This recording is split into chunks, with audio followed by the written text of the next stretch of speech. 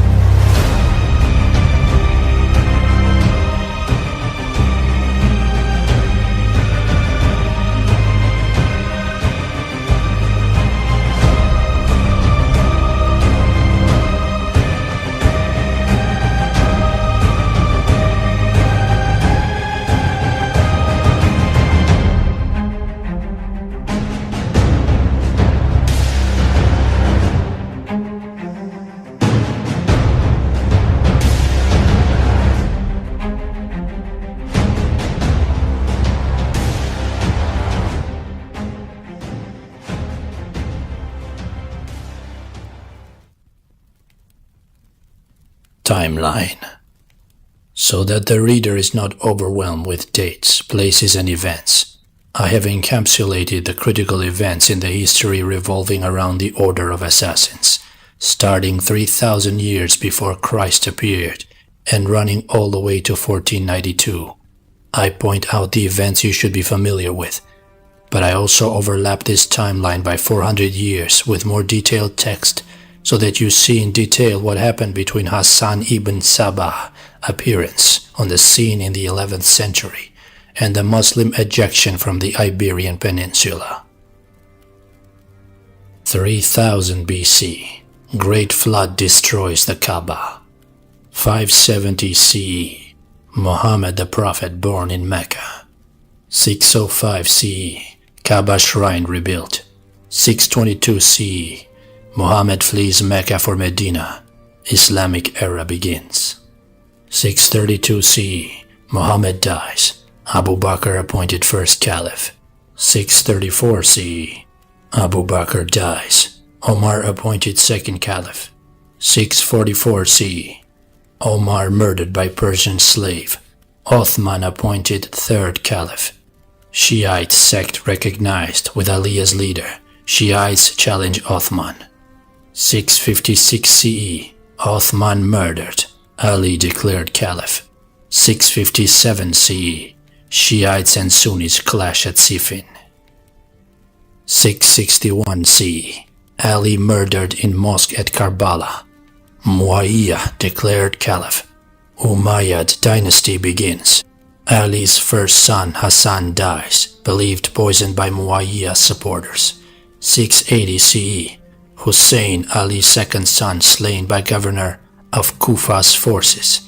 Hussein's head said to Yazid. 732 CE, Muslims defeated by French army under Karl Martel at Battle of Tours. 750 CE, Abbasid dynasty succeeds Umayyad dynasty.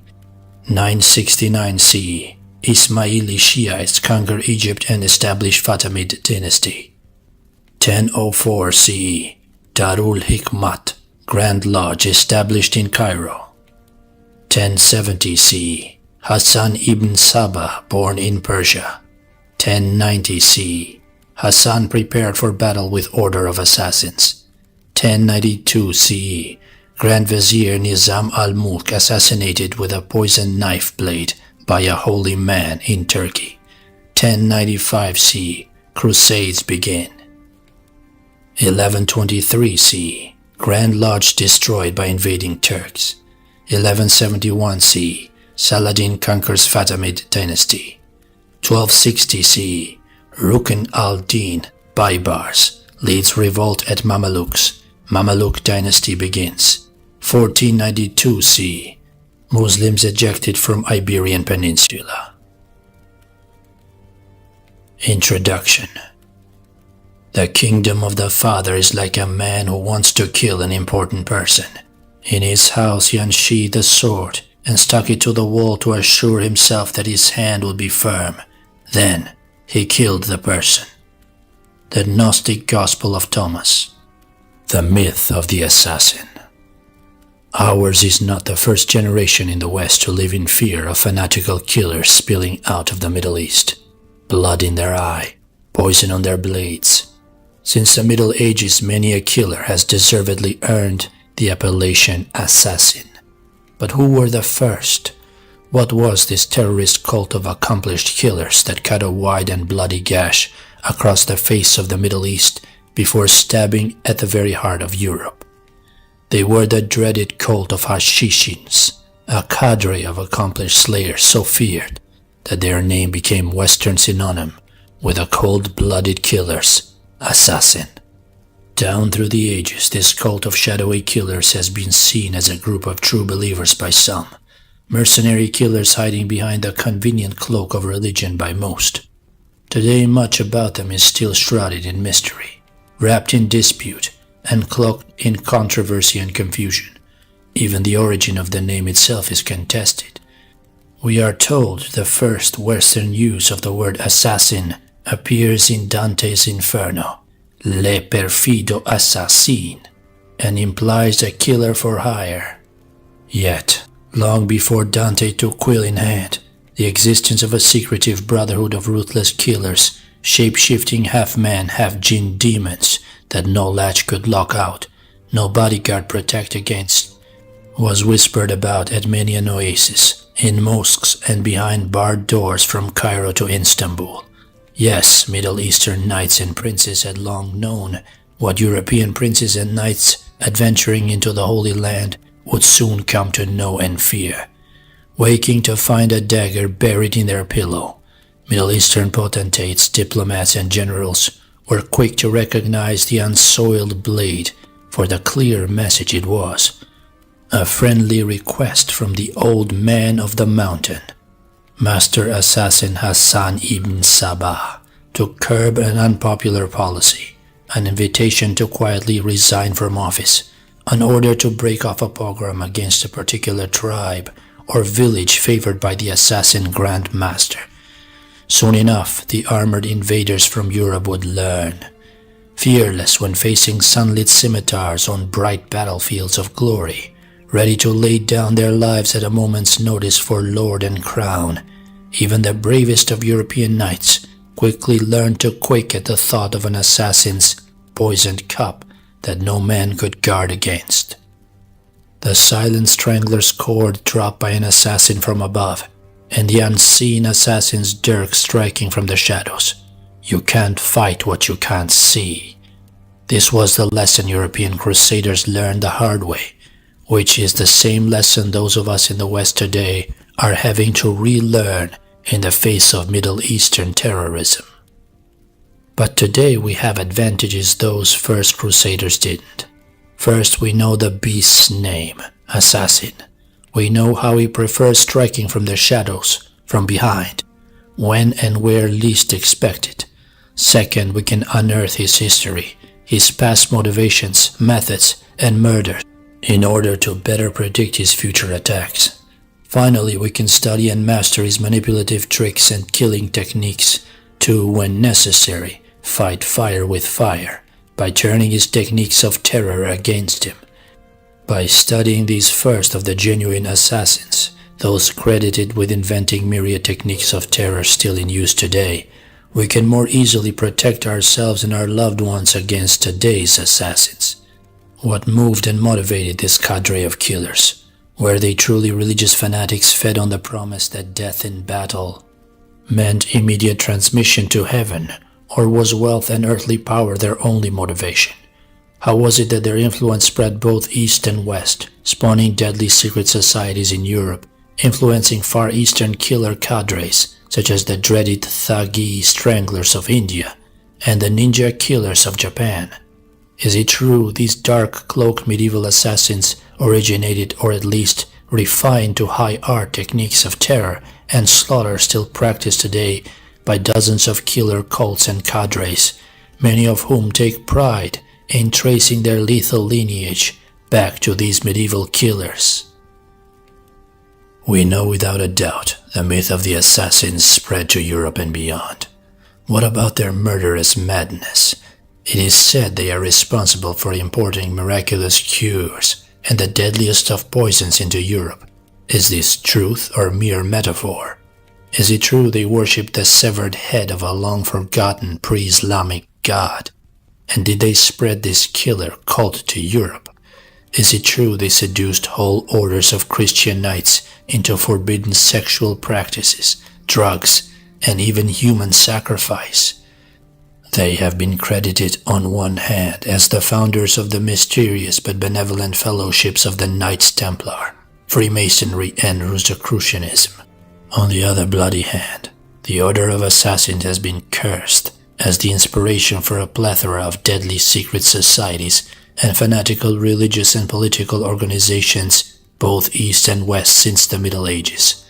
The cult has been cited as creators of magicians' staples of the levitating body, Houdini's metamorphosis, and sewing the woman in two illusions that, in the hands of the assassins, were harnessed to goals far more sinister than mere entertainment.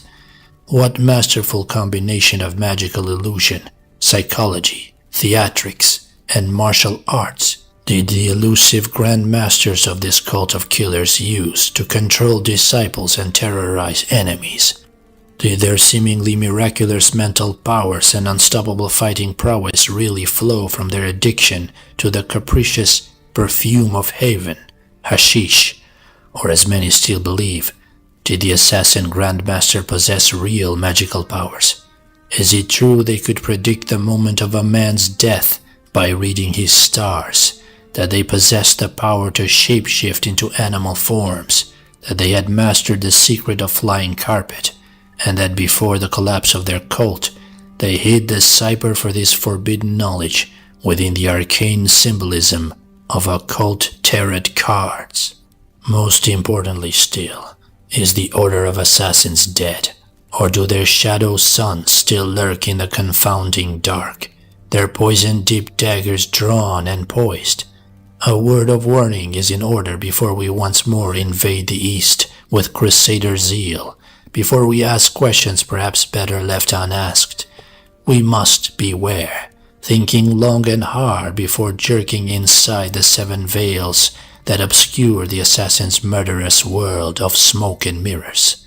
Smoke no blade can cut, darkened mirrors designed to reflect back our own fear.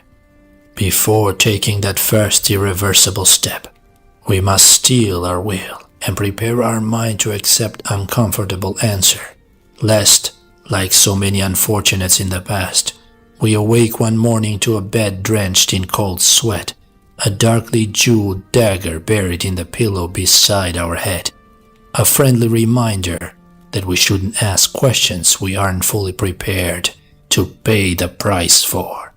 That is, if we wake up at all. Part 1.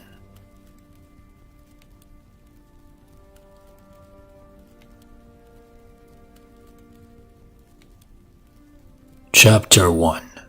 The Brotherhood of the Blood Lickers. Assassins.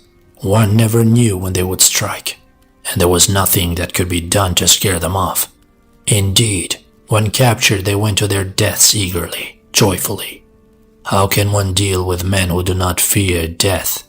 What was the power the old man of the mountain had over his followers, that they obeyed his every wish without consideration of their own lives? Barry Sadler, Casca 13, The Assassin.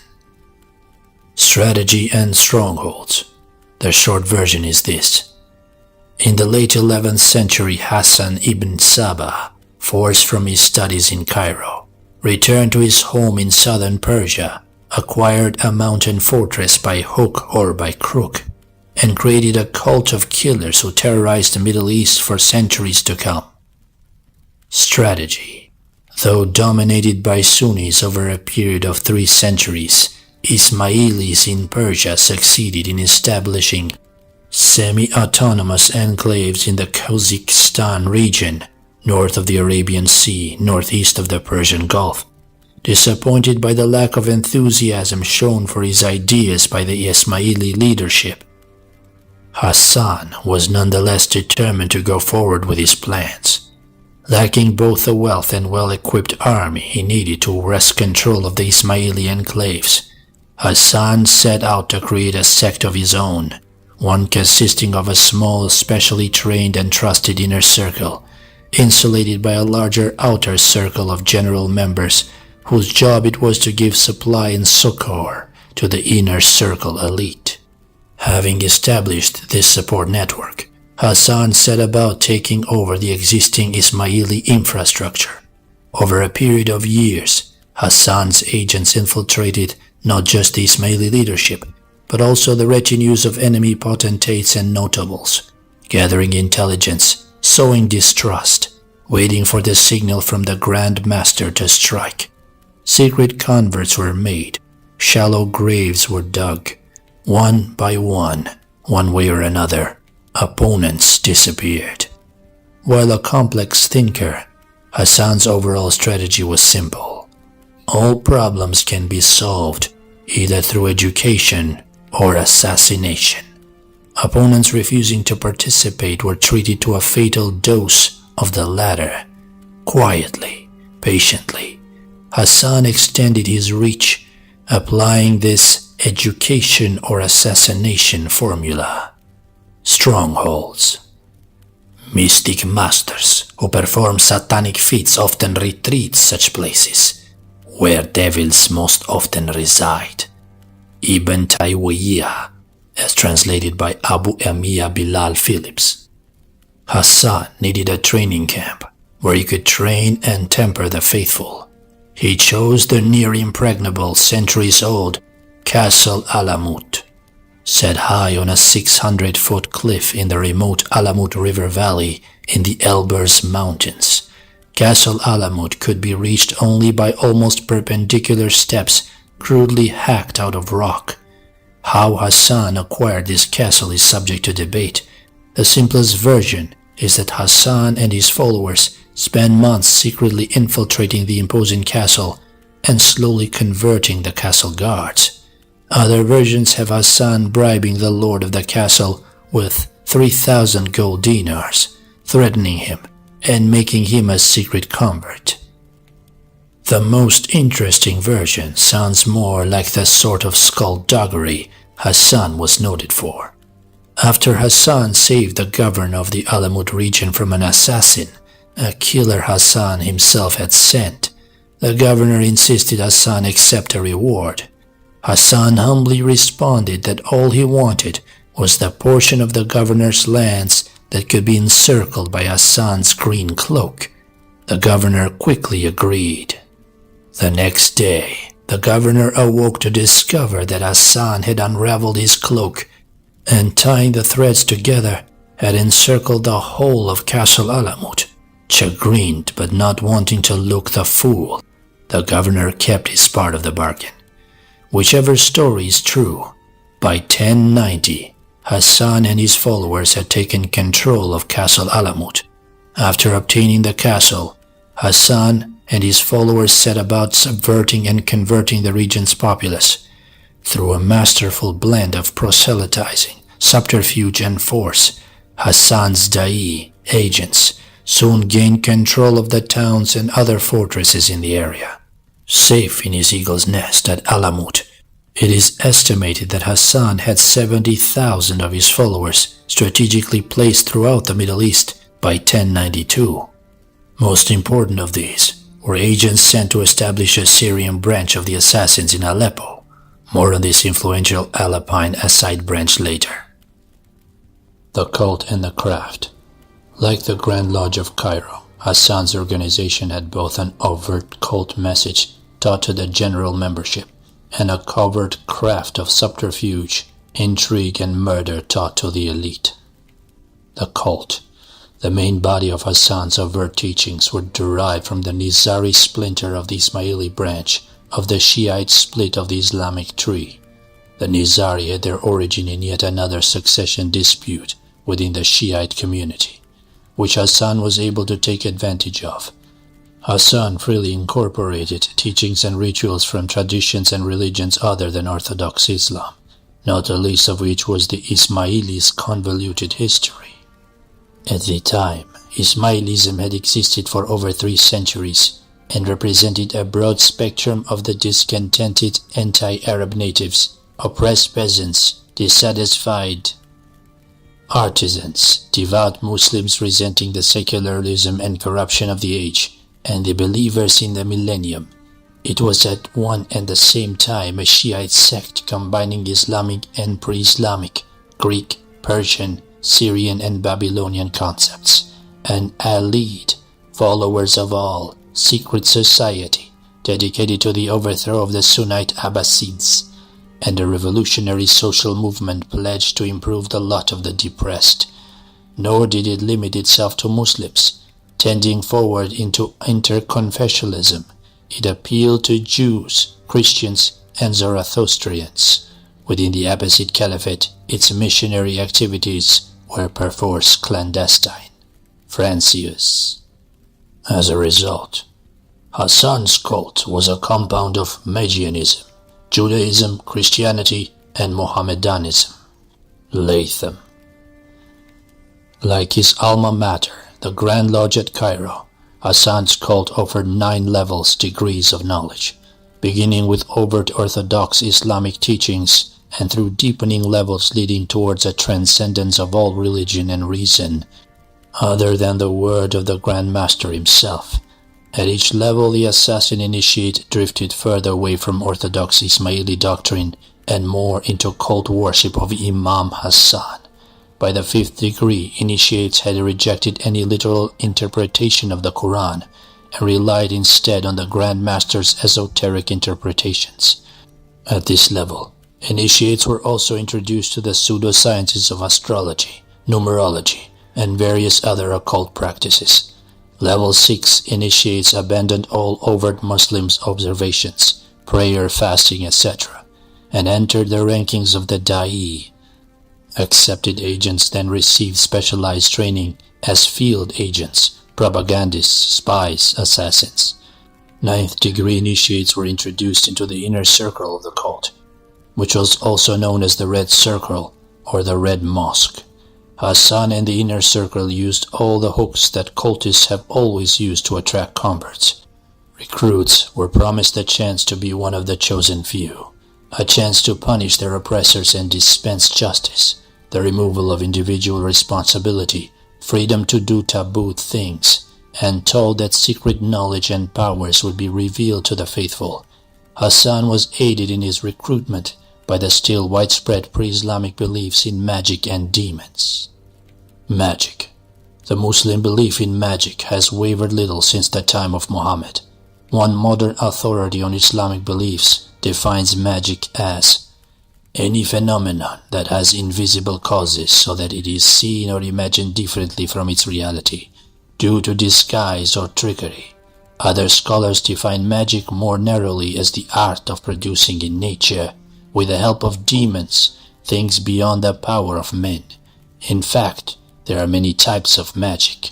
Some are all illusions and trickery, Others are real and occur with the help of the devil, al-Juma. So widespread was the practice of magic, the use of spells, talismans and charms, etc., in the early days of Islam, that Muslim leaders passed edicts and conducted witch hunts against such practices. Umar ibn al-Khattab, the second Khalifa, ordered his governors to kill any magician in the Muslim territory, as they were considered disbelievers and harmful. For these reasons, sorcery was rarely practiced in the first centuries of Islam, but as the Muslim Union became weaker, and as deviations and sins became a common feature of Muslim communities, the practice of magic reappeared again, al-Juma. In order to exploit this widespread belief in magic, Hassan developed elaborate stage illusions, levitation, shape-shifting, escapology, designed to mimic real magical powers. Hassan also went out of his way to encourage any belief that he had been given magical powers from jinn demons, or that he and his da'i were actually jinn in human form. Jinn. The word jinn comes from the verb jana, which means to hide. Jinn became genie in English, according to one authority on the subject. The jinn are beings created with free will, living on earth in a world parallel to that of men, and are invisible to human eyes in their normal state. Ibn Taymiyyah, as translated by Abu Amiya Bilal Phillips. A jinn may possess a man if invited by sensuous desire. At other times, demonic possession occurs as a result of horseplay, jest, or plain evil on the part of the jinn, just as evil and mischief occurs among humans for similar reasons. Ibn Taymiyyah. Jinns were thought to dwell in shadowed valleys, a point not lost on Hassan as he sat in his castle in the valley of Alamut. Jinn were shapeshifters, able to take the form of animals, especially venomous ones such as snakes and scorpions. Jinn were tricksters, who sometimes aided humans but most often tempted them, according to Islamic scholar Ibn Taymiyyah. The evil jinn revealed to their human allies hidden knowledge, which the ignorant masses assume to be among the miracles given only to pious God-fearing saints, when in fact they are only satanic deceptions, manifest in devil's helper on whom is Allah's displeasure and who have gone astray, as translated by Abu Amiya Bilal Phillips. Like all cult leaders, Hassan encouraged superstitions that further added to his mystique and that of his agents. Often the best cloak in which to wrap yourself in your enemy's superstition, the best of masks to hide behind your enemy's fear. Potential assassin converts were told that the green cloak Hassan always wore, the one he had unraveled to obtain Castle Alamut, was the same green cloak the Prophet himself had used to lift the sacred black stone into place at the rebuilding of the Kaaba, that Hassan's followers were themselves descended from the bloodlickers who had bound themselves to death during the rebuilding of the Kaaba, and that Hassan had been given secret knowledge and powers from the jinn. Or maybe Hassan and his killers were jinn in human form. This would not be the first nor the last time a killer cadre encouraged the superstitious awe of outsiders. Thuggy stranglers of India encouraged the belief that they were Bengal tigers transformed into men by the goddess Kali. The feared leopard cult of Africa spread the rumor that they were men possessed by the vengeful leopard spirit, and the dreaded ninja of Japan encouraged the belief that they were descended from Tenyu, half man, half crow forest demons. Craft. Know ye that for him who follows the way of the Hashishi, death is but the opening portal into paradise, a foretaste of what will be yours on the other side of the tomb, and that ye may know the saying is true, put on now the robes of resurrection before you enter this tomb. Drink now the elixir that promises paradise before you enter the darkness. Come now, Hashishi. Barry Sadler, Casca 13, The Assassin. Often much is said when so little is certain. So much about Hassan's secret society remains shrouded in mystery, Even the origin of its name is disputed. Crusaders took the word assassin back to Europe with them. Assassin is a corruption of Hashishin and refers to the widespread belief that Hassan doped his recruits up on hashish before sending them out on suicide missions. For those unfamiliar with hashish and its effects, hashish is the resin of the cannabis plant, which is removed by crushing and boiling the leaves and stems in water. The resulting residue, when dried, is a semi-solid and can be smoked, chewed or mixed with food, as can any other form of marijuana. Hashish oil is obtained by extracting it from the plants with organic solvents. It has a very high THC content, up to 30%. It too can be eaten in food or sprinkled on tobacco or marijuana leaves and smoked. Duke and Cross. The effects of hashish range from a feeling of lackadaisical euphoria to one of fear, hardly the drug of choice for a killer. Hassan is also said to have used hashish to place recruits in a stupor before showing them his ersatz garden of paradise. Marco Polo was the first to tell the tale of the assassin's pleasure garden. The story goes that the recruits were first doped up with hashish, the perfume of heaven, before being escorted to an idyllic hidden garden in the valley of Alamut, where they were provided with all manner of forbidden pleasures such as food, wine, and sex. After hours or days spent in this garden, sobering recruits would awaken back to Castle Alamut, were then told that what they had experienced was but a foretaste of the paradise that awaited them should they die in Hassan's service. Whether or not the assassin cult actually used hashish to seduce recruits is a matter of debate. The true origin of the word assassin was a misinterpretation of either Hashimite, persons having common ancestry with the Prophet Muhammad, from Hashim, Muhammad's great-grandfather, or Hassanites, followers of Hassan. Given the suicidal dedication of the Hassanites, it is easy to understand how Europeans gasped at the idea that the only possible explanation for the ferocity of the assassins was that the killers were high on drugs. So far as needing a drug to trick his fida'is into throwing away their lives, there was no need. Once a follower had reached the coveted degree of fakir da'i, he was ready to gladly die for the order. In our tepid age, it is as impossible for many people to understand the mindset of a suicide car bomber as it is for them to comprehend the motivations of an ancient Viking berserker, the doomed defenders of the Alamo, or a World War II kamikaze pilot. While the motivation and politics of each of these differs, they share one thing in common: fanatical dedication to an ideal, to a worthy cause, or a respected leader. Such was Hassan's fame and such the Ismaili zeal that there was ever an excess of applicants for admission to the ranks of fida'is. Although it was known that their training would be stern and rigorous, and their lives would in all likelihood end early and in torture. In seeking to understand the stoic abnegation of the fida'is, it is perhaps important to remember that they were chosen with circumspection, not only for strength of mind and body, but also for that of character, and were expelled at the slightest sign of weakness or levity. Moreover, they entered Alamut at a young and impressionable age, some as young as 12, and believed themselves to be under divine guidance. Indeed, beside their instruction in weaponry, particularly in the use of the dagger, in disguises, in languages, and in court etiquette, they were carefully indoctrinated. Francius. For an Ismaili youth, the honor of wearing the coveted white tunic and red sash of the assassin elite, the same colors as Knight Templars initiates, by the way, was comparable to a young soldier today earning the honor of wearing the coveted green beret of the Special Forces. Merely to survive assassin training was an accomplishment. Initiates were taught not only physical disciplines and killing craft, but also mental disciplines designed to focus the mind, which were mental gymnastics similar to Hindu yoga and meditation.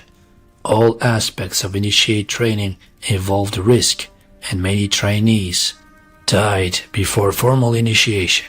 Even when a trainee made it to graduation, there was a chance of sudden death. In the assassin initiation ceremony, 10 initiates would stand in a circle while the green-robed Grand Master walked counterclockwise around the outside of the circle. Former initiates stood at a larger outer circle chanting. On his left hand, the Grand Master wore a white glove. His black-gloved right hand gripped an ornate silver dagger, said to be made from the silver nail once struck in the wall of the secret tomb of the Prophet. On cue, the chanting stopped, and the Grand Master would plunge the dagger into the back of one of the initiates, killing him instantly. The rest were welcomed as full brothers in blood. In assassin lore, the number 9 is held to be sacred. A new circle, large, could only be founded by 9 initiates. As we will see in the section on assassin offshoots and imitators, much of the ritual and symbolism originated or was at least pirated by Hassan and passed into European Freemasonry via the Knights Templars, for example. In Masonic symbolism, the number 9 is almost of unspeakable importance, and it represents the union of understanding of the material and spiritual. El Amin. The art of assassination. Kill the brain of a snake and the most potent venoms is rendered useless. The idea of assassination offends our modern Western sensibilities. We are told that Western governments no longer sanction the assassination of foreign leaders, no matter how dangerous, no matter how loathsome. This policy has its origin not in practicality, but in the fear of Western politicians that they will be targeted in retaliation.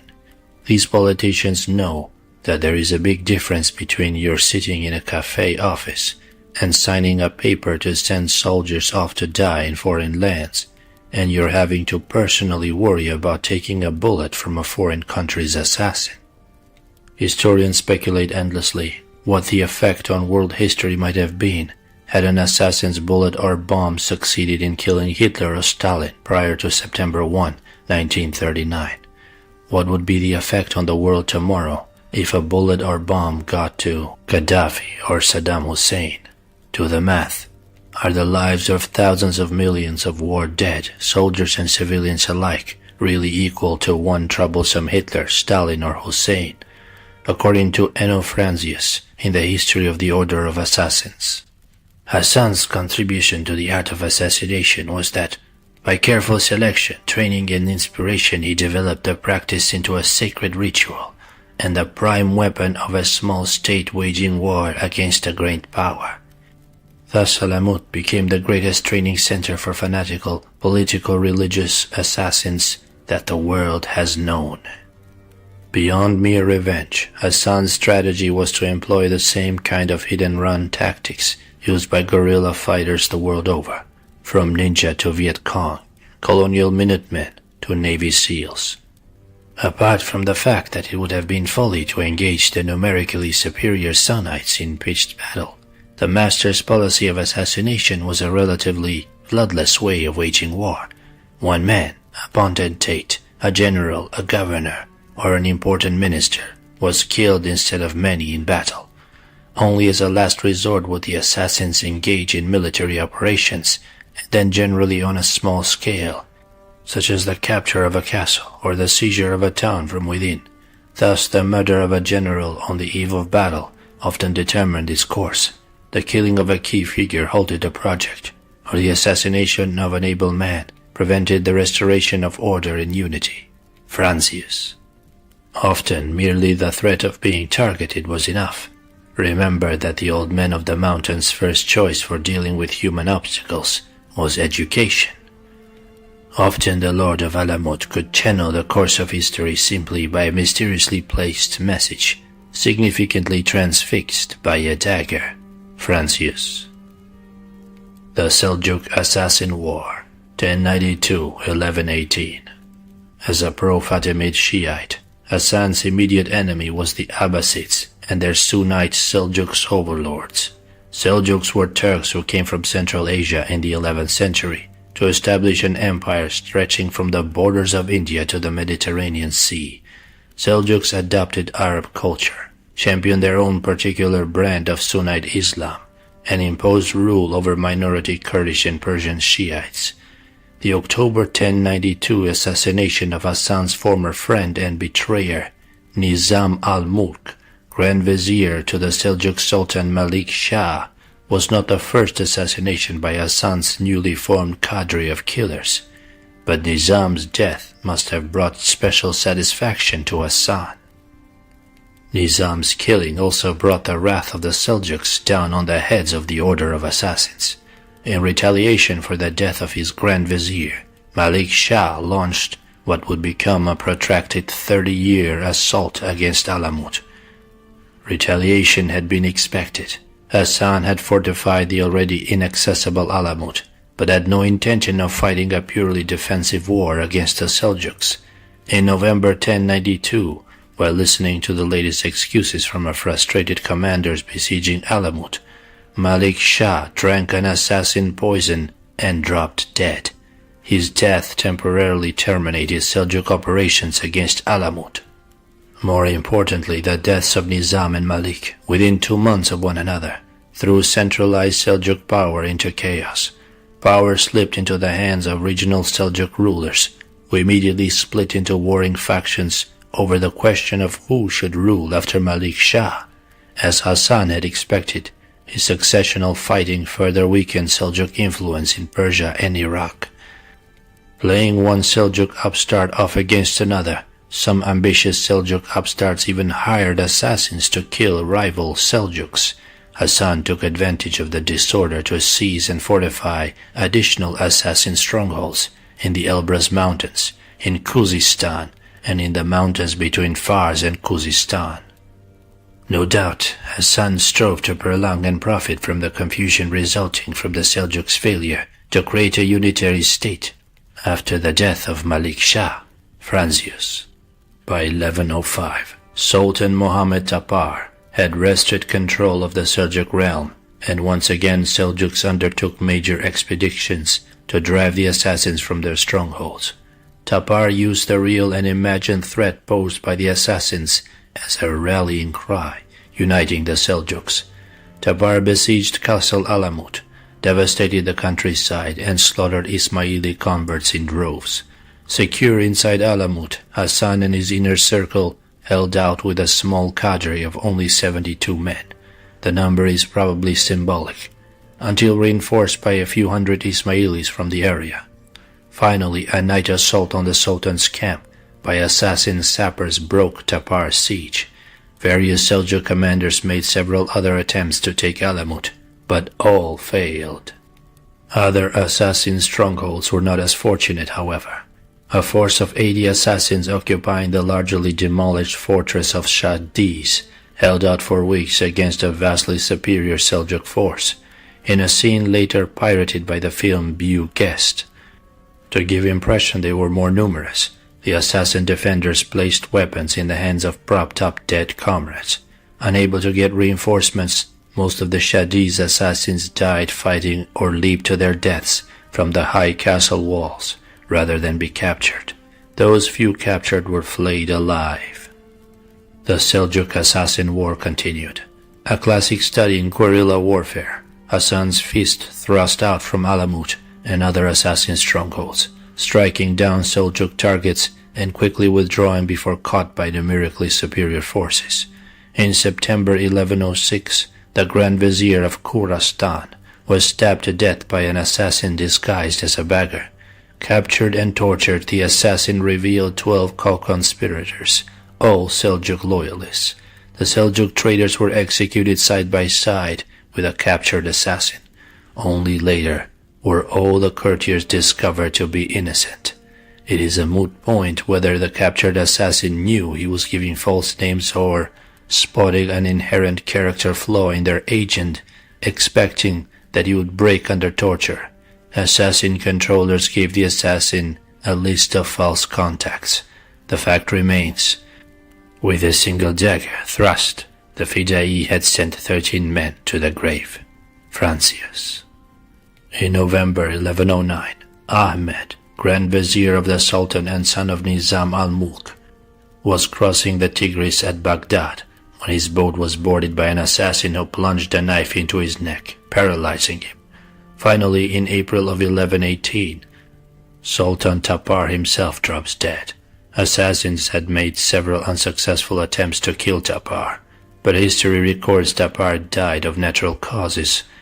However, Middle Eastern and later European governments often listed successful murders committed by the assassins as natural causes, lest confidence in the government's ability to combat assassins' terrorists be undermined. Sultan Tapar was succeeded by Sanjar, son of Malik Shah. Sanjar loudly declared his determination to carry out the Seljuk war against the assassins. That is, until he awoke one morning in his campaign tent to find a dagger on his pillow along with a note from the old man of the mountain, requesting that Sanjar send envoys to Castle Alamut for negotiations. First, the envoys were feasted. Then, in a demonstration of his power, the Grand Master had one Fidai cut his own throat and a second hurled himself to death off Alamut's high walls. Hassan casually informed the shocked envoys that he had 60,000 such assassins prepared to likewise sacrifice themselves in the assassin cause, killing Seljuks. When terror-stricken envoys relayed this to their sultan, Sanjar agreed to withdraw troops from the assassin territory and agreed to pay tribute to the assassin chief. In return, Hassan agreed not to proselytize in the sultan's domain. The Seljuk assassin war was over. Hassan lived 34 years after taking Alamut. He had sacrificed much to establish his dream, and had suffered persecution and imprisonment. On several occasions he had barely escaped the executioner's axe. He had survived numerous attempts at his own life, several from fellow Ismailis, and had spent years of hardship traveling, calling the chosen from the frozen. Then came years in hiding, shaping and sharpening the weapons of his will.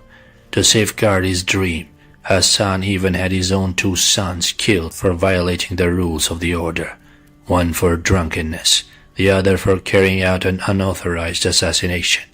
Yes, the old man of the mountain had sacrificed much for his dream. Now, as he lay dying, his plans for the continuance of the order firmly in place, the old man of the mountain smiled, knowing that his dream would one day become the world's nightmare.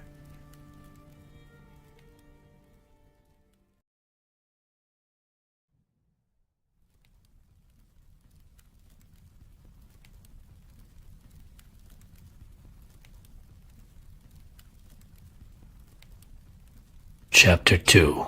Grand Masters and Grand Schemes.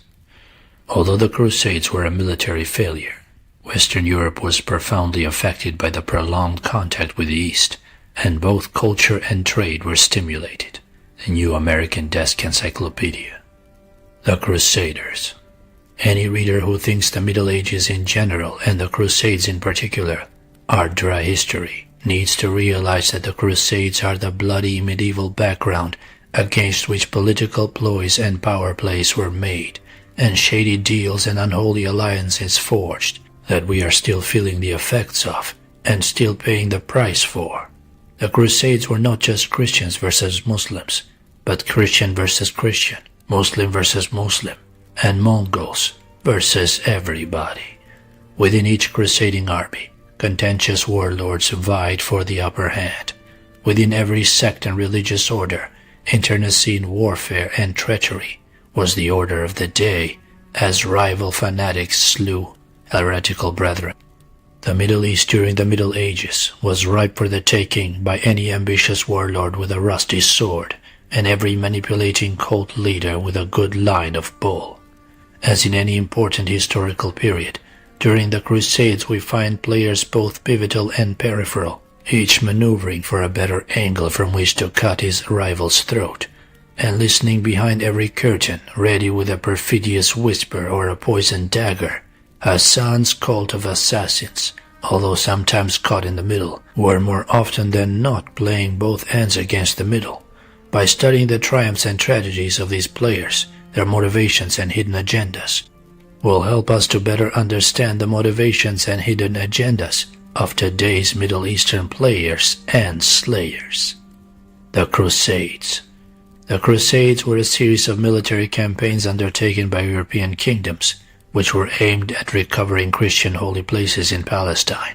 Islam had threatened Europe for hundreds of years, but internecine fighting between rival European kings had prevented any concerted effort to combat the encroaching Muslims. Lacking leadership and beset by raids, Europe could barely hold the Muslims in check.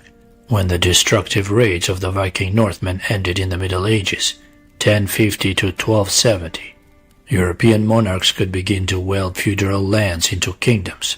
The population was increasing and the economy growing.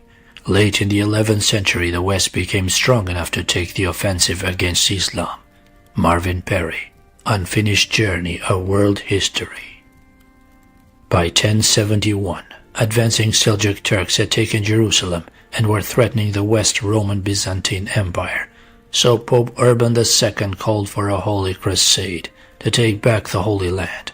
Beyond mere piety, Pope Urban II had several reasons for calling for a mass mobilization against the Muslims, not the least of which was strengthening the power of the Vatican. As Perry puts it, instead of warring amongst themselves, lords were fighting together with the Pope as their leader. This strengthened papal power. Crusading also appealed to Europe's royalty. It cost a lot of money to maintain feudalism, and raping the Holy Land held a promise of booty. Europe's feudal laws of primogeniture, whereby only eldest sons inherited lands, produced a surplus of young men, princes and lesser nobles, with a lot of idle time on their hands to plot against their elder brothers.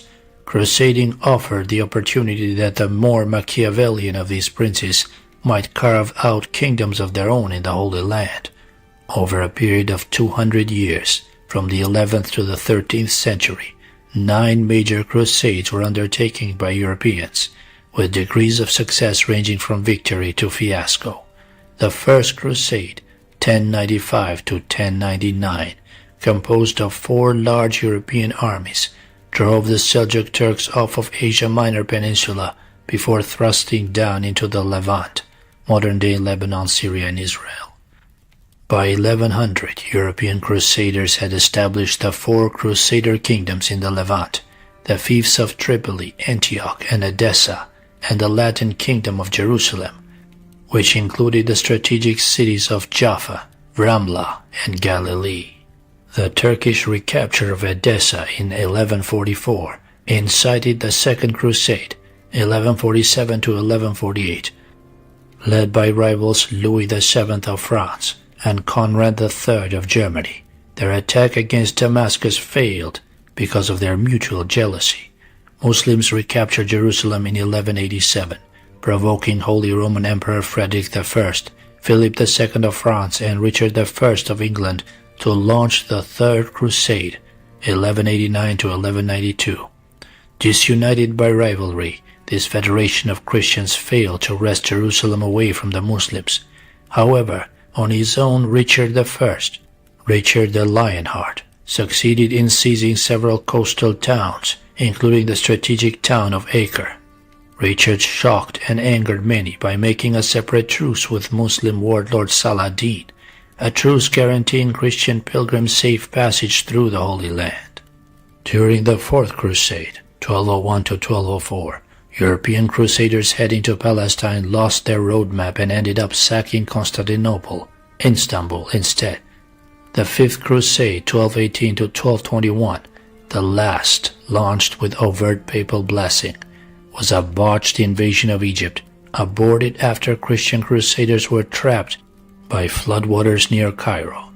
The Sixth Crusade, 1228 to 1229, brought Jerusalem under the control of Holy Roman Emperor Frederick II, but by 1244 Jerusalem was again in Muslim hands.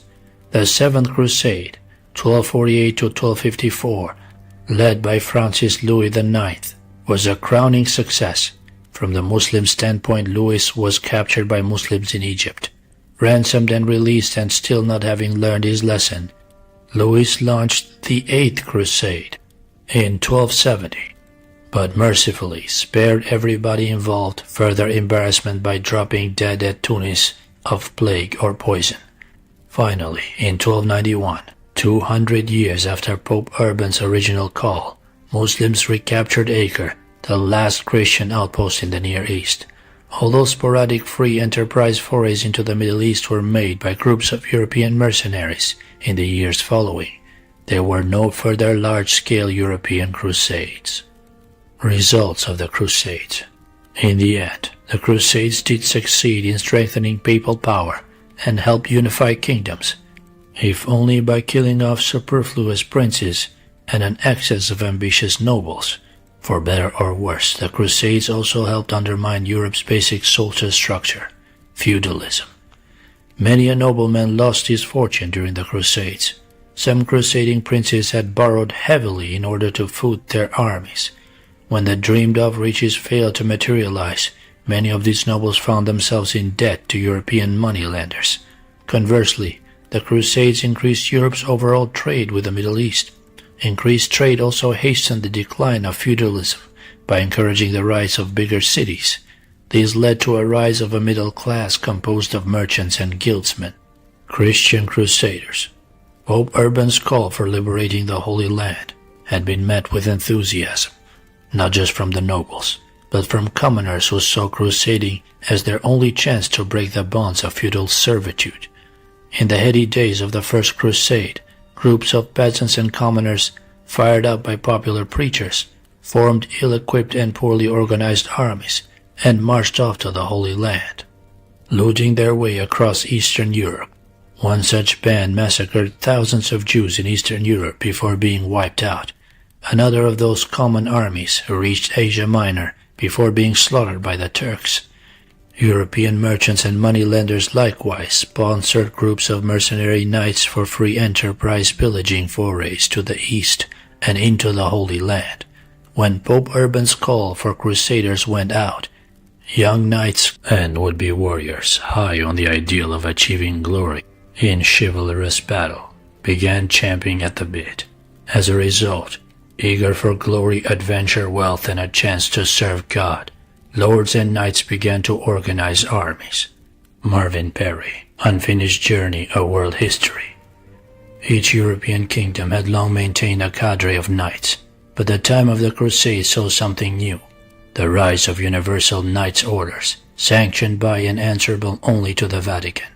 Many European rulers feared the idea of these international knights' orders, since young men, many of them nobles, who joined these orders came from all over Europe, and had to put aside petty nationalist loyalties and intrigues in favor of serving the Vatican and/or the aims of the international orders. Knights Templars. One of these universal order of knights was the Militia Templi, the soldiers of Solomon's Temple, better known as the Knights Templars.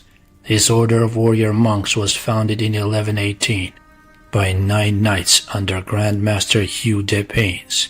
Initially a poor order, they chose as their emblem 2 knights riding a single horse.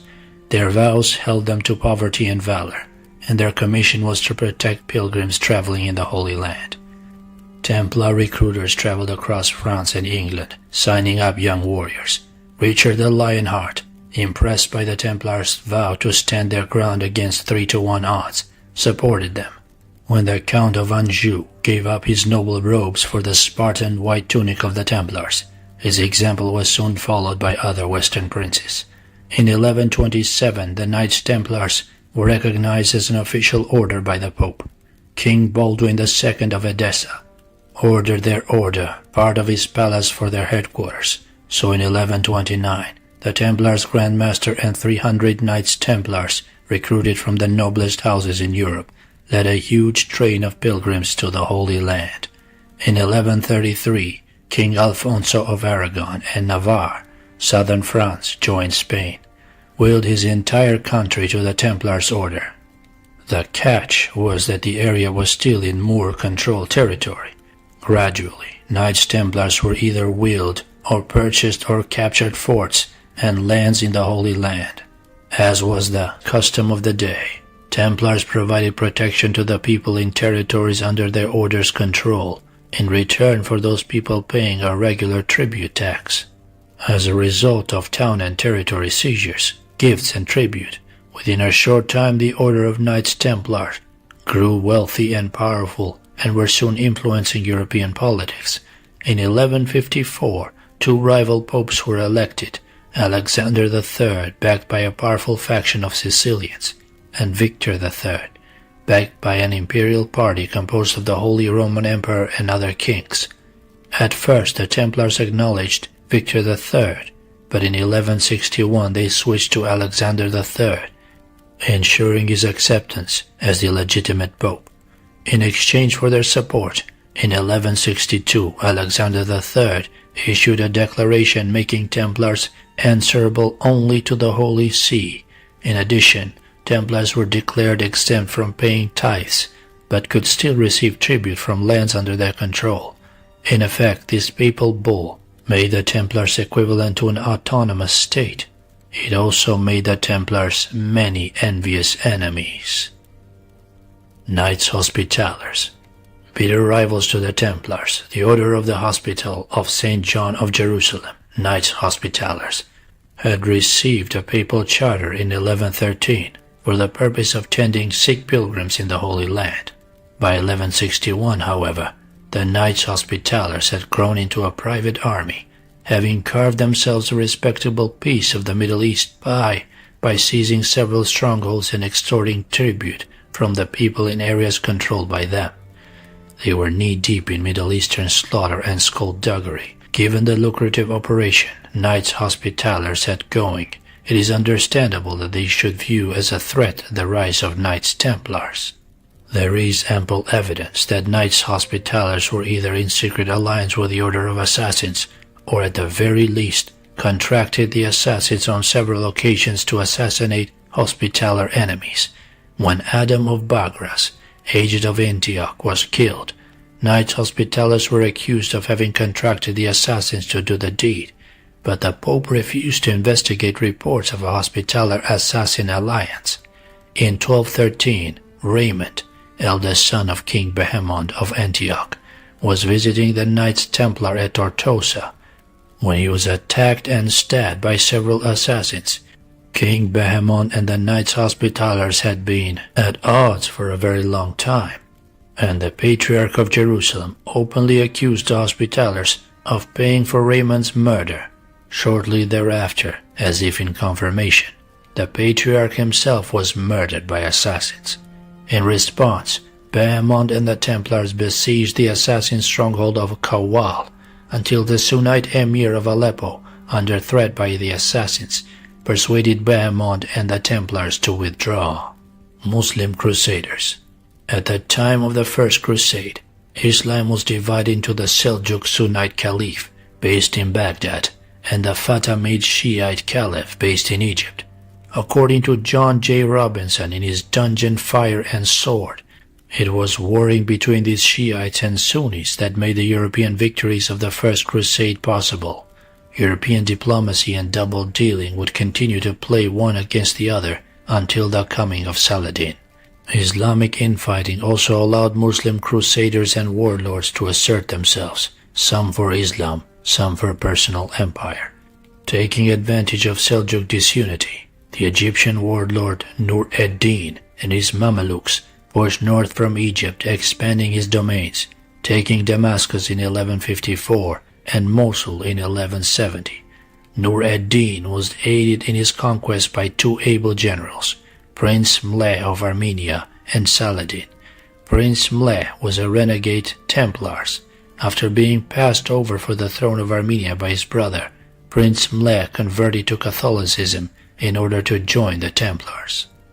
Discovered to be behind a plot to assassinate his brother, Prince Mleh fled to the court of Nur ed-Din, converted to Islam, and was given command of Nur ed-Din's Turkish cavalry. Proving the worth of Templars in training, Prince Mleh took the Armenian Principality of Cilicia and captured the towns of Tarsus, Adana, and Marmistra for Nur ed-Din before sweeping south towards Antioch to lay siege to his former Templars' comrade's castle at Bagras. Mleh was finally forced to retreat in the face of Templars' reinforcements. In 1174, Nur ed-Din died of disease or poison, and this led to the rise of Saladin Yusuf ibn Ayyub, known to Europeans as Saladin, 1138 to 1193. Arguably the greatest military mind Islam had ever produced, it was Saladin who crushed once and for all any dream of a Christian crusader empire in Palestine. With the death of Nur ad-Din, several groups and principalities, formerly under his control, revolted. However, Nur ad-Din's forces backed Saladin when he seized power in Cairo. Despite a formidable array of Syro-Mesopotamian Sunnites, Shiites, Latin crusaders and assassins all united against him, by April 1175, Saladin was in control of most of northern Syria. Unable to counter Saladin in open combat, the regent of Aleppo hired Sinan, Grand Master of the Syrian assassins, to kill Saladin. Shortly thereafter, a group of assassin fida'is slipped into Saladin's camp and killed a visiting emissary whom Saladin had graciously insisted spend the night in his tent, in his bed. Saladin escaped harm. In May 1176, while besieging Aza, northwest of Aleppo, Saladin alone in his tent was attacked by 3 assassins, all trusted members of his bodyguard. An officer coming to Saladin's aid was wounded and the 3 assassins killed. But Saladin again escaped harm. In August 1176, Saladin advanced on Maysaf, south of Cadmus. As he passed beneath a large tree, an assassin leaped from an overhanging branch, but was killed by Saladin's bodyguard. Again, Saladin escaped without a scratch. In April 1183, Saladin sacked Aleppo, and to everyone's surprise, instead of punishing the assassin sect for their numerous attempts on his life, Saladin made a deal whereby he agreed to leave assassin lands and property intact. In return, Sinan agreed to stop assassination attempts against Saladin and even agreed to provide Saladin's army with assassin troops. Each assassination attempt Saladin survived increased the widespread belief that he was chosen by Allah. In order to foster this belief, it is widely believed that Saladin made a secret pact with Sinan, wherein the assassin chief would deliberately send compromised agents against Saladin. Attackers Saladin could easily defend against, whatever the truth of the matter. From 1183 on, assassin special forces troops fought in Saladin's army as sappers and a specific counter-threat to Knights Hospitallers and Templars. By all accounts, Saladin hated Templars, whom he accused of being truce breakers. When Saladin captured Grand Master Gerard of Richford and several Templars at the siege of Hittin in 1187, he ordered them all beheaded. Ironically, one of Saladin's best commanders, Robert St. Albans, was a renegade English Templar who had left the order, become a Muslim, and led forces for Saladin against the French on Jerusalem. In 1187, when Saladin took Jerusalem, he was aided by assassin sapper infiltrators. In August 1192, Saladin and Richard the Lionheart signed their infamous treaty ending the Third Crusade, leaving Christians the coastal cities as far south as Jaffa. On March 3, 1193, Saladin fell ill from poison and died. His mighty empire fell apart within weeks of his death. While just as many Muslims as Christians rejoiced at the death of Saladin, their celebration was short-lived. A new, more ominous threat loomed on the horizon. Both Christian and Muslim crusaders were about to encounter a horde of crusaders more forceful and more fanatical than themselves, fighters with no concept of Christian chivalry and no patience for Islam. More importantly, the Order of Assassins was about to be run up against a group of killers even more ruthless, more bloodthirsty than themselves. Mongols. In 1194, a young warrior named Temujin, having succeeded where none before him had in uniting the warring Mongol clans of Central Asia, took the title of Genghis Khan, Lord of Lords. By 1215, Genghis Khan's huge, well-disciplined and swiftly moving horde had conquered northern China, was pushing through southern Russia into the Middle East, and was licking its lips every time it looked west towards Europe proper. Mongol conquest continued even after Genghis Khan's death in 1227. In 1251, Genghis' son Hulagu took Persia and gave his brother Jagatai control over Turkestan and Persia, including the assassin's territory around Alamut.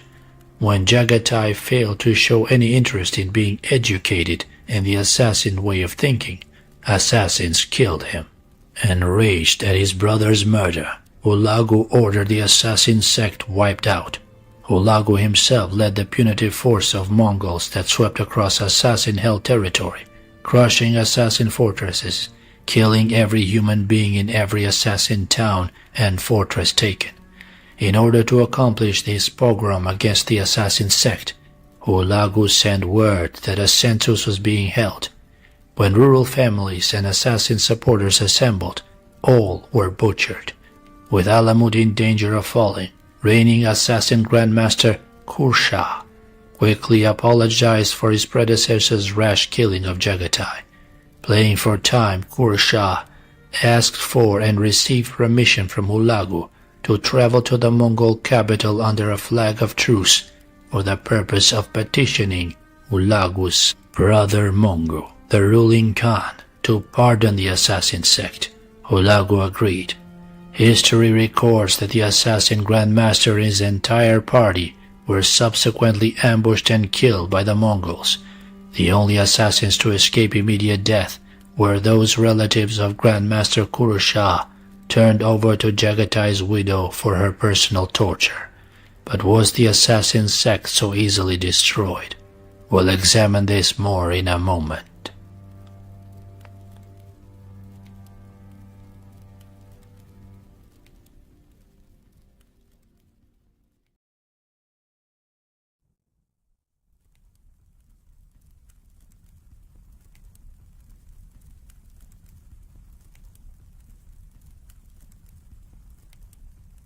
Chapter 3. Ploys and Power Plays.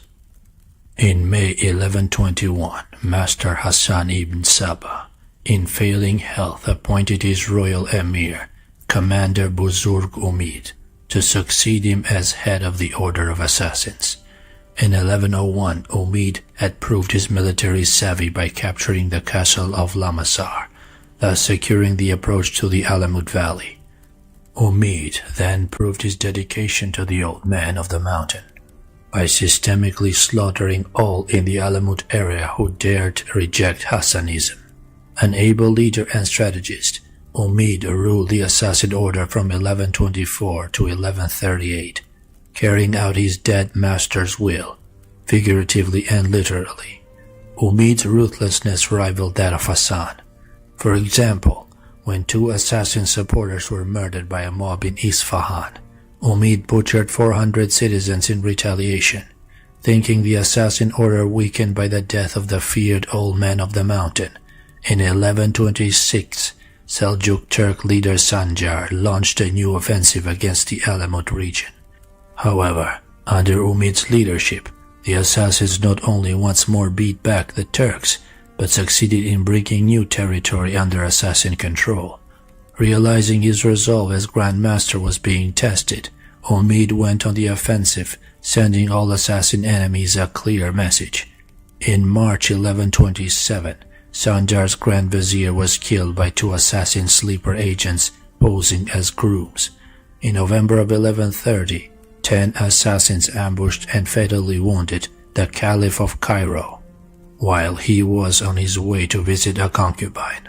In 1135, taking advantage of the fact that one of their enemies had captured another of their enemies, Umid sent 10 assassin sappers to infiltrate a heavily guarded camp where Abbasid Caliph Mustashid was being held for ransom by the Seljuks. After killing his guards, the assassins stabbed Mustashid 25 times, slit open his abdomen, cut off his nose and decapitated him. As a final insult, departing assassins make a symbolic show of trampling on Musashid's corpse on their way out the door. All 10 assassins are eventually cut down by Seljuk troops. 3 years later in Isfahan, Mustashid's son Rashid was killed by assassin sleeper agents who had infiltrated his court. It didn't take long for the enemies of the assassin sect to realize that Hassan ibn Sabah might be dead. but it was business as usual so far as Umid, the New World man of the mountain, was concerned. As adept at skullduggery as he was at slaughter, one of Umid's most ambitious schemes involved a secret deal he made with King Baldwin II of Jerusalem in 1128. Their plan called for the Grand Vizier of Baghdad, an assassin supporter, to open the gates of the city to Baldwin's Christian crusaders. In exchange, Baldwin agreed to give the assassins control of the fortified city of Tyre. The plot was discovered, however, and the Grand Vizier and 10,000 suspected assassin supporters in Baghdad were massacred. Under Umid's leadership, the Order of the Assassins flourished. After Umid, the Order went straight to hell. Grand and not so grand masters. Umid was succeeded by his son Muhammad I, who ruled as assassin Grand Master from 1138 to 1162. Muhammad's elevation to Grand Master led to open rebellion within the assassin ranks. Many accused Umid of trying to establish a bloodline dynasty and openly challenged Muhammad's right to succeed his father. Graciously, Muhammad agreed to meet and discuss grievances with all those within the sect who opposed his leadership. When 500 challengers to his rule assembled for the meeting, Muhammad had his royal troops kill the first 250 and then tie their corpses to the backs of the second 250, whom he then drove from Alamut. Muhammad I ruled as Grand Master for 24 years, without any further internal challenge to his leadership. He was succeeded by his son Hassan II, who ruled for very long years, 1162 to 1166. Also known as Hassan the Mad, Hassan II removed Islamic ritual obligations from the assassin sect, even to the point of permitting the consumption of alcohol forbidden to Muslims, a taboo Hassan ibn Sabah, you will recall, had killed one of his own sons for breaking. Hassan the Mad also made public secret doctrines formally restricted to the elite Red Circle and declared himself the long-awaited Mahdi, the Shiite Messiah. Hassan's bizarre behavior, open debauchery, and orgies led to dissension within the Order of the Assassins, resulting in a split between Persian Alamite assassins and Alpine branch of the sect centered in Aleppo, Syria. Sinan and the Alpine assassins. In 1106, Hassan ibn Sabah dispatched trusted Emir Tahir the goldsmith to Syria to establish a branch office for the order. Tahir was a typically efficient assassin commander and did much to establish a permanent assassin presence in Syria. One of Tahir's many successful operations involved the seizure of the walled city of Apima for the order. The first part of Tahir's plan called for 6 assassin operatives to gain entrance to the city by integrating themselves with the town's ruler. To accomplish this, the operatives brought the ruler of Apima the horse and weapons of a Christian crusader they claimed to have killed.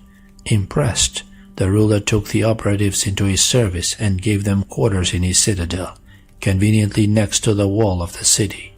Later that night, the 6 infiltrators burrowed through the town's wall from the inside, admitting more assassin sappers.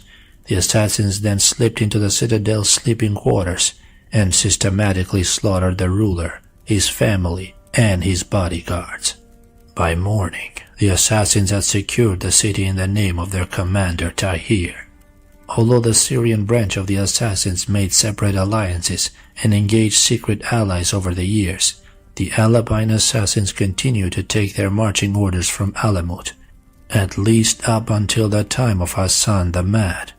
During the period of the First Crusade, assassins in Syria allied themselves with Ridwan, the Seljuk ruler of Aleppo, against Ridwan's rival Atabek Jena al-Dalwa. Ridwan offered the Alpine assassins autonomy in exchange for the death of Jana. In May of 1103, Atabek Jana and several of his command staff were attacked and killed while observing the mandatory Friday prayers in a mosque near Tripoli. To gain entrance, the assassins disguised themselves as Sufi holy men. Then in December of 1113, Ridwan, patron and ally of the assassins, was murdered. The son of Ridwan, believing the assassin sect responsible, moved against them, executing Tahir and other leaders and exiling thousands of assassin supporters from Aleppo. The new leader of the Syrian assassins, Bahram, made allies with Tunganin, regent of Damascus. Assassins sealed the pact in September 1113 by assassinating Tunganin's foe, the Seljuk emir of Mosul. In 1125, assassins came to the aid of Tunganin when Damascus was threatened by crusaders. In appreciation, Tunganin installed assassin ambassadors and advisors in Damascus. In 1129, Tunganin's son and successor, Buri, discovering Grandmaster Umid plans to betray Damascus to the Christians, turned on the assassins, slaying the pro-assassin Grand Vizier and initiating the slaughter of upwards of 10,000 assassin supporters in Damascus. Fearing reprisals after the Damascus massacre, Buri never left the palace except under heavy guard. Finally, in May 1131, assassins who had infiltrated his bodyguard attacked and mortally wounded Buri as he was leaving his bath. By 1140, the Syrian branch of the assassins were operating from a near autonomous territory with its center in the wild Ansarius range, bordering by the Orontes River west to the Mediterranean coast, Antioch to the north, and Beirut to the south. Between 1132 and 1140, the assassins gained control of several castles and strategic towns in the area. Some they purchased, such as Cadmus and Kaf. Others, Kariba and Maisaf, they conquered from crusaders or from other Muslims respectively. In 1162, shortly after the ascension of Hassan the Mad as Alamut's Grand Master, Sheikh Rashid el-Din Sinan, chief imam at the castle of Kaf in Syria, became the leader of the Alpine assassins. As chief assassin at Kaf, Sinan, also known as the physician for his mastery of poisons, had already proven his leadership ability.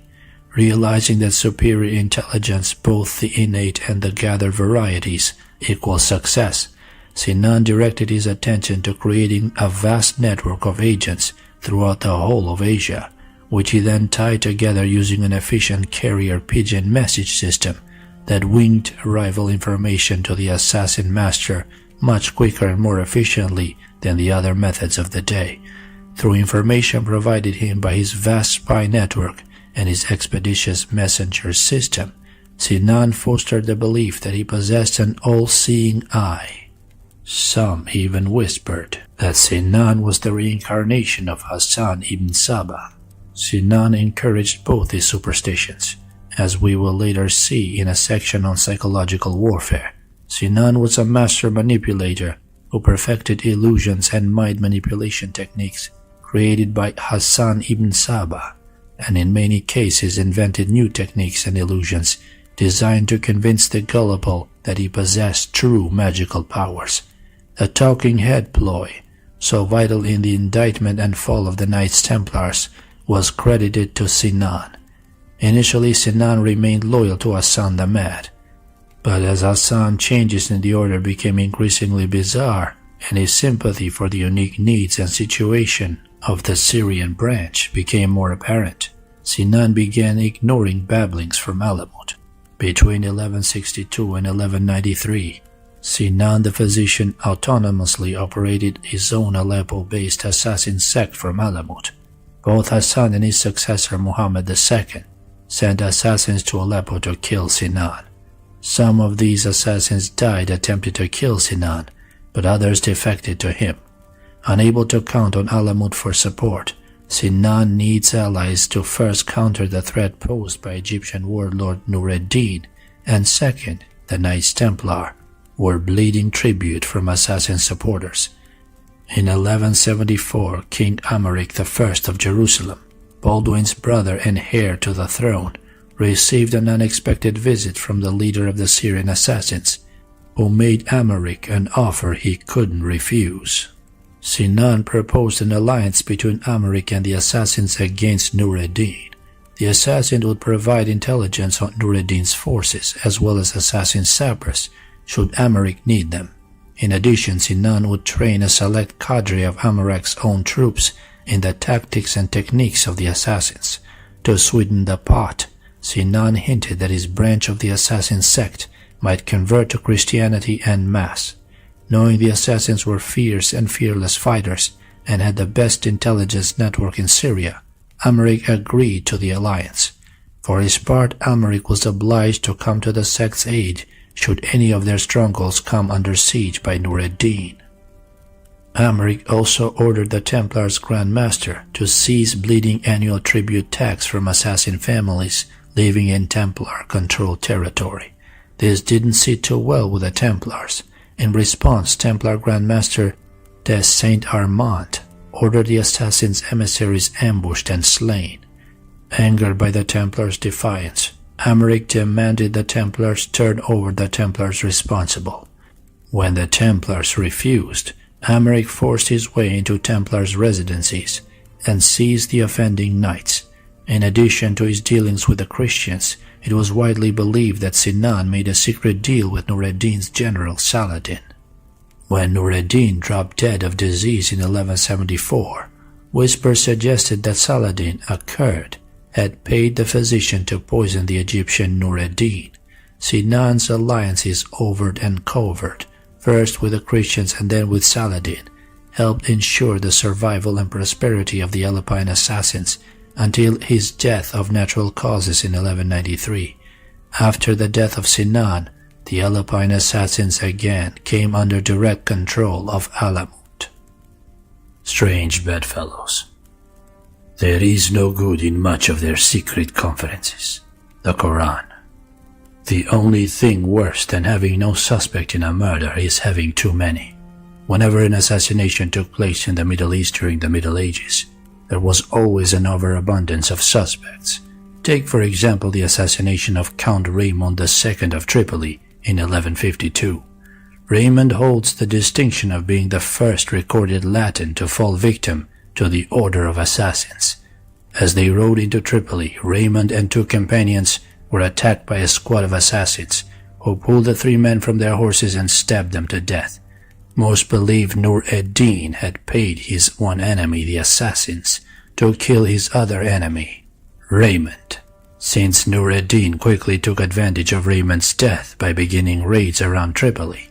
However, there were also rumors that Raymond's uncle, Baldwin III of Antioch, had ordered the assassination in order to settle a family succession dispute. In April 1192, Conrad of Montferrat, Lord of Tyre, King-elect of Jerusalem, was slain by two assassins who had feigned conversion to Christianity in order to get close to him. One assassin stabbed Montferrat and was captured. The second escaped the scene, only to attack Montferrat a second time in a church, where Montferrat had been taken for treatment of his wounds. The first theory was that an angered assassin Grand Master had ordered Montferrat killed, in retaliation for Conrad having pirated a ship carrying assassin property. However, under torture, the captured assassin claimed Richard the Lionheart had paid for Conrad's murder. As a matter of fact, a week after Conrad's assassination, Count Henry of Champagne, Richard's nephew, did become king of Jerusalem. Over the years, the Order of Assassins had, at one time or another, made pacts and treaties with, or at least had been accused of making pacts with, rival Muslims, opportunistic crusaders, and godless Mongols. But despite a reputation for treachery and immorality, when it came to choosing strange bedfellows, the assassin sect was no more whorish than all the other opportunists and special interest groups making and breaking alliances and treaties on a daily basis, as fit their self-interest or the needs of survival. During the Middle Ages, it was not surprising to find Christians allied with Muslims against fellow Christians, and brother Muslims betraying brother Muslim. A few examples. 1129, assassins conspired with Baldwin to betray Damascus. 1149, assassins allied with Prince Raymond of Antioch against Nur ad-Din. 1152, Baldwin II of Antioch conspired with assassins to murder Raymond of Antioch. 1174, Aleppine assassins and King of Jerusalem signed treaty against Nur ad-Din and Templars. 1174, assassins hired by Saladin to poison Nur ad-Din. 1183, Aleppine assassins openly allied with Saladin. 1192, Richard the Lionheart signed separate peace treaty with Saladin. 1194. King Henry of Jerusalem allied with assassin sect. 1213. Pope refused to investigate allegations that Knights Hospitallers have allied with assassins. 1221. Assassin leader Grand Master Muhammad II converted traditionally Shiite assassin sect to the Sunnite branch of Islam. Muhammad died shortly thereafter, believed murdered by assassin Shiite purists. 1227. Assassin signed peace treaty with Shah of Khorasan against encroaching Mongols. 1228. Assassins allied with Mongols after treaty with Shah of Khorasan collapsed. 1228. Frederick II, Holy Roman Emperor, King of Sicily and leader of the Sixth Crusade, sends tribute to the Grand Master of Alamut. Planning to assert his claim to Jerusalem, Frederick cannot afford to have the assassins at his back. 1231. Assassins implicated in murder of Shah of Khorasan. 1238. Assassin envoys visited courts of England and France to propose alliance against Mongols. 1251. Assassins killed Mongol leader Jagatai. 1261. Following the ill-fated Seventh Crusade, in an extraordinary summit, Louis IX of France, Grand Master to both the Templars and the Hospitallers, and envoys from the assassin Grand Master met. The true agenda discussed at this meeting has been subject to endless speculation by conspiracy theorists. One version has envoys from the assassin sect giving Louis a choice.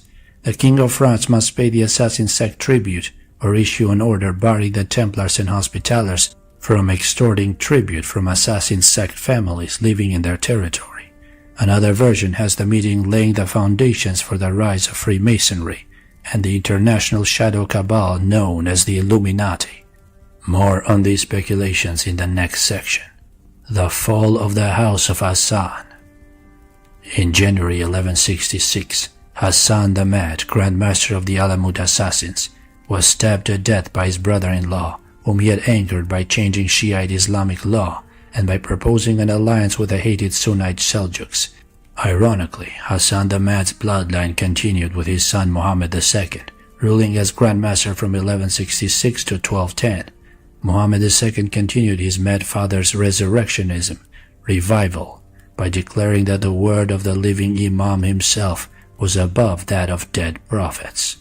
Muhammad II was succeeded by his son Hassan III, during whose reign, 1210 to 1221, the Mongols invaded Persia.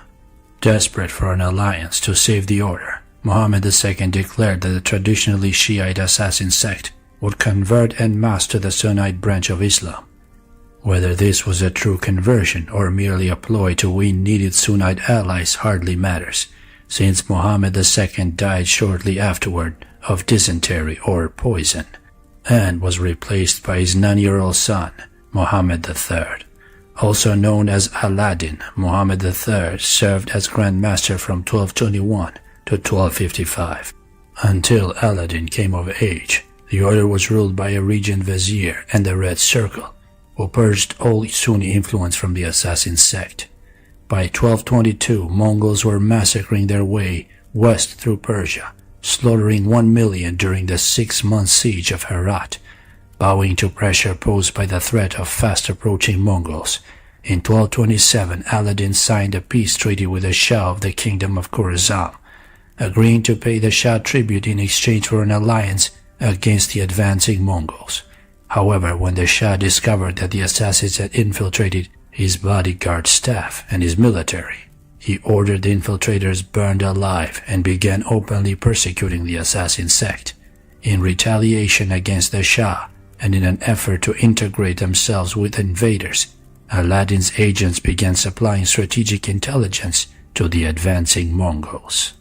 Aladdin's plan was a classic get a dog to eat a dog, i.e., get the Mongols a looming threat to destroy the immediate threat posed by the rampaging Shah. Unfortunately, after the Khuzam Shah was murdered in 1231, the Khuzam kingdom ceased to exist, and the Mongols no longer needed the assassins' intelligence. As a result, Mongol tolerance for the potentially troublesome assassins waned. Proposing a formal alliance between his sect and the Mongols, Grandmaster Aladdin sent envoys to the Mongol capital in Karakorum, but the envoys were refused an audience because it was feared they plotted murder. Insulted by the snub, Aladdin struck back, killing Mongol leader Jagatai in 1251. Enraged by the murder of his brother, in 1252 Mongol leader Hulagu invaded the Alamut region and besieged Castle Alamut, intent on wiping out the whole of the assassin sect. Playing for time, Aladdin's successor, Rukn al-Din Khusha, Grand Master from 1256 to 1276, petitioned the Mongols for peace. Hulagu refused and ordered Khusha to destroy all assassin strongholds and submit himself to Mongol justice. There is evidence Khusha started doing as ordered as a ploy, all the while making plans to go underground. In November 1256, Khusha and his entourage submitted to Hulagu after being guaranteed safe passage to the Mongol capital. A month later, Castle Alamut fell and was leveled by the Mongols. Other assassin strongholds continued to hold out.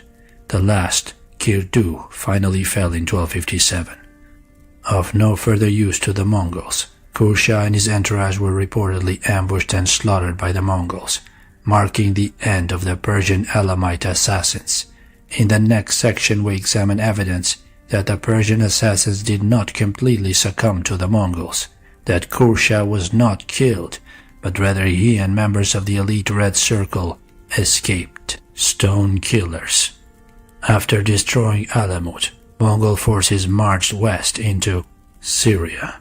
By the close of 1258, Hulagu took Baghdad and Aleppo, where he massacred all Muslims but spared the Christians.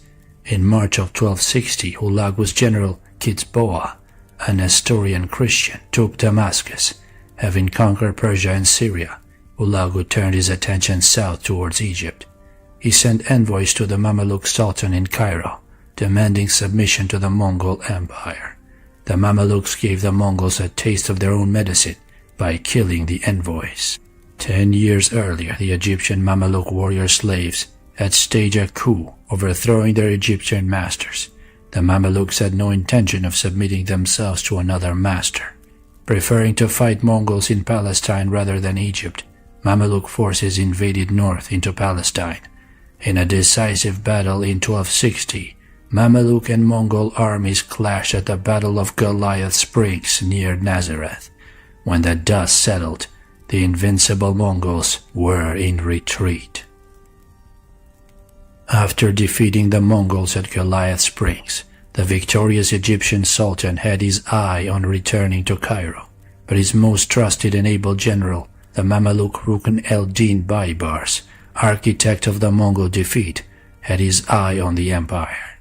In October 1260, Rukn Stone Baibars stabbed the Sultan in the back, literally, and seized the Egyptian throne. Still flushed from victory over the Mongols, his fellow Mamelukes rallied behind Baibars' banner. By 1268, they had conquered Syria, taken first Damascus, then Antioch, and finally Aleppo, center of the Syrian assassins. Most assassin leaders had actively fought against the Mongols, but a few assassin cattle masters had surrendered their strongholds to the advancing horde. As Baibars consolidated his power in Syria, assassin lands and castles recaptured from retreating Mongols were returned to the sect, but those castle masters who had surrendered to the Mongols were executed. Baibars then ordered that tribute from assassins formerly going to Knights Hospitallers be given to the Mamelukes. Baibars also cut in half the tribute to be paid. These actions made Baibars very popular in assassin circles, as was his intention. Unlike Hulagu, Baibars had no plans for either exterminating the assassin sect or living in fear of their poisoned blades. Instead, Baibars planned to employ the assassins to do what they did best, spy on his opponents and exterminate his enemies.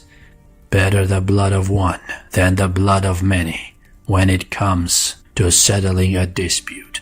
Like any able commander, Baibars preferred the economy of deciding a dispute with the death of a single enemy, rather than deaths of thousands on both sides in a protracted war.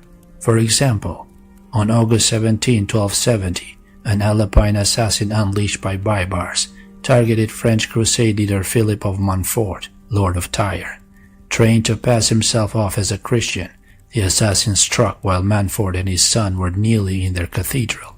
In June 1272, Prince Edward, soon King Edward I of England, was stabbed 5 times in Acre by an assassin disguised as a Levantine Latin, pretending to be a Christian.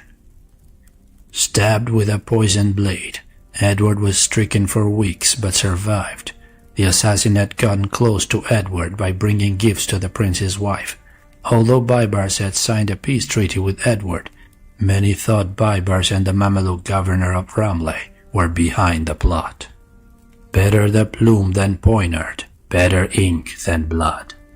Though born and bred a warrior, Baibars had buried enough friends and comrades to prefer making alliances and treaties rather than having to watch men die on the battlefield. When the Knights Hospitallers who resented Baibars seizing the tribute they had previously squeezed from assassin supporters openly defied Baibars, he decided to teach them a lesson, but didn't want to have to fight the Knights Templars as well. As a result, in 1271, Baibars made a secret deal with the Knights Templars via assassin contacts, whereby the Templars would voluntarily abandon their Castle Blanc at Safita, thus opening the way for Baibars' unrestricted assault on nearby Crac des Chevaliers, the Knights Hospitallers' castle fortress. In addition to preventing the needless loss of Templars' blood, the destruction of their rival's castle also suited the Templars' agenda. Baibars subsequently attacked Crac des Chevaliers with a large force including a contingent of Syrian assassin sappers. Any Hospitallers captured were beheaded in full view of the castle's defenders. After 10 days of bombardment and undermined by assassin sappers, the castle fell.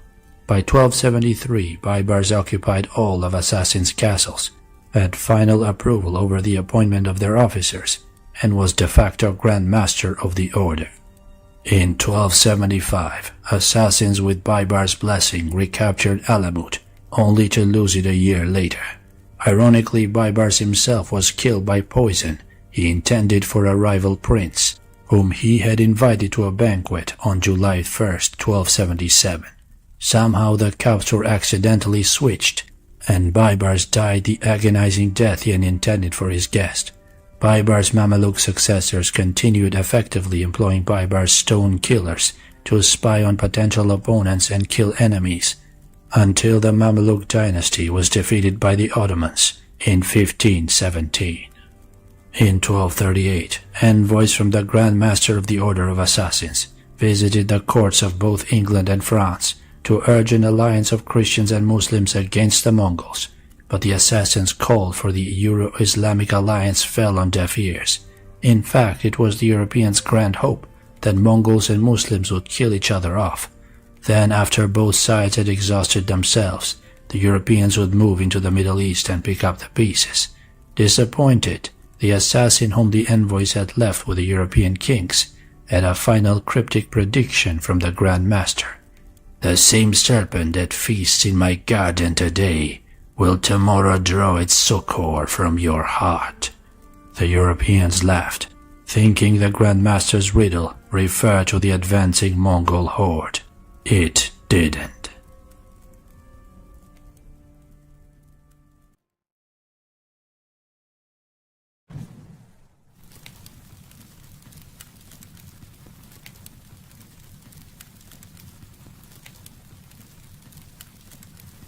Chapter 4. The Evolution of the Assassins, from freebooters and Freemasons to modern-day terrorists. He who fights with monsters, let him be careful lest he thereby become a monster. Nietzsche. At this point, the reader should have a solid grasp of the history of the Order of Assassins, up until the time the Mongols were defeated. The reader should also have a good idea of how treacherous the assassins were, and how they would spend years lying in wait to strike if that was necessary, and how committed assassins were to their masters and their craft. In this chapter we will simply note the most important and interesting of events from the 12th century up until 1996, with commentary on especially critical events and people. The important dates, facts, and events. 1147 to 1270. European infighting largely hamstrings many nations and factions' ability to crush the Order of Assassins in a kind of early Cold War. 1180s. Sicilian authorities wage war against the Avengers, a Sicilian secret society specializing in nocturnal assassinations.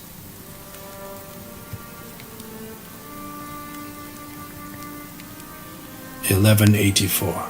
English knight Robert of St. Albans defects from the Templars and becomes a Muslim. He later leads an army for Saladin against the French in Jerusalem. 1186. Avenger Grandmaster is hung. Order of Avengers believed wiped out.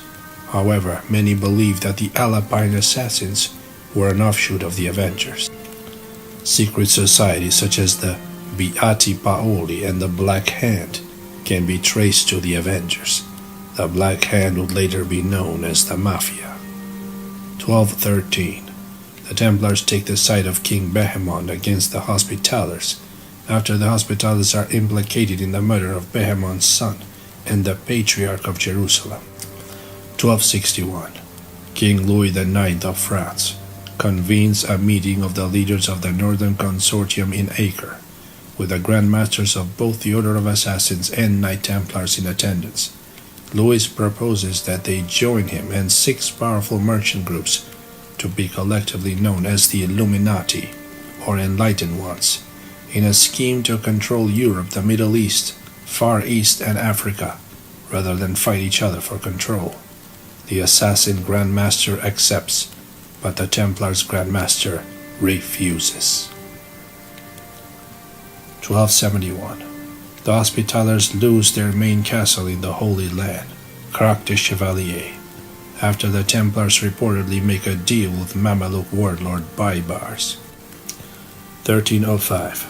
King Philip IV of France seizes Pope Boniface VIII and installs a puppet pope, Clement V. Popes remain under direct French control until 1377, the period becoming known as the Babylonian Captivity. 12 September 1307. Royal officers throughout France receive 2 sealed letters from King Philip. The first instructs the recipients to prepare their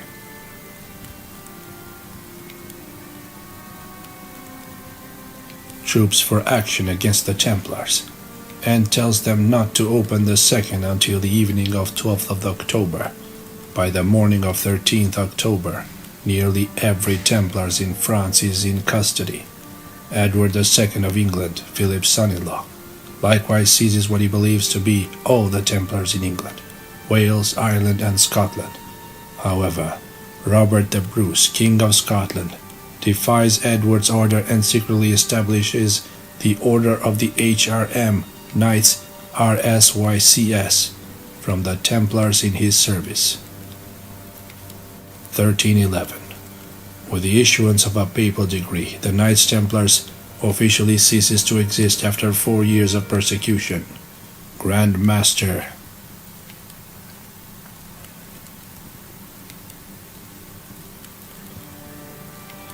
de Molay and his lieutenant Guy of Avenue are burned at the stake, still proclaiming their innocence.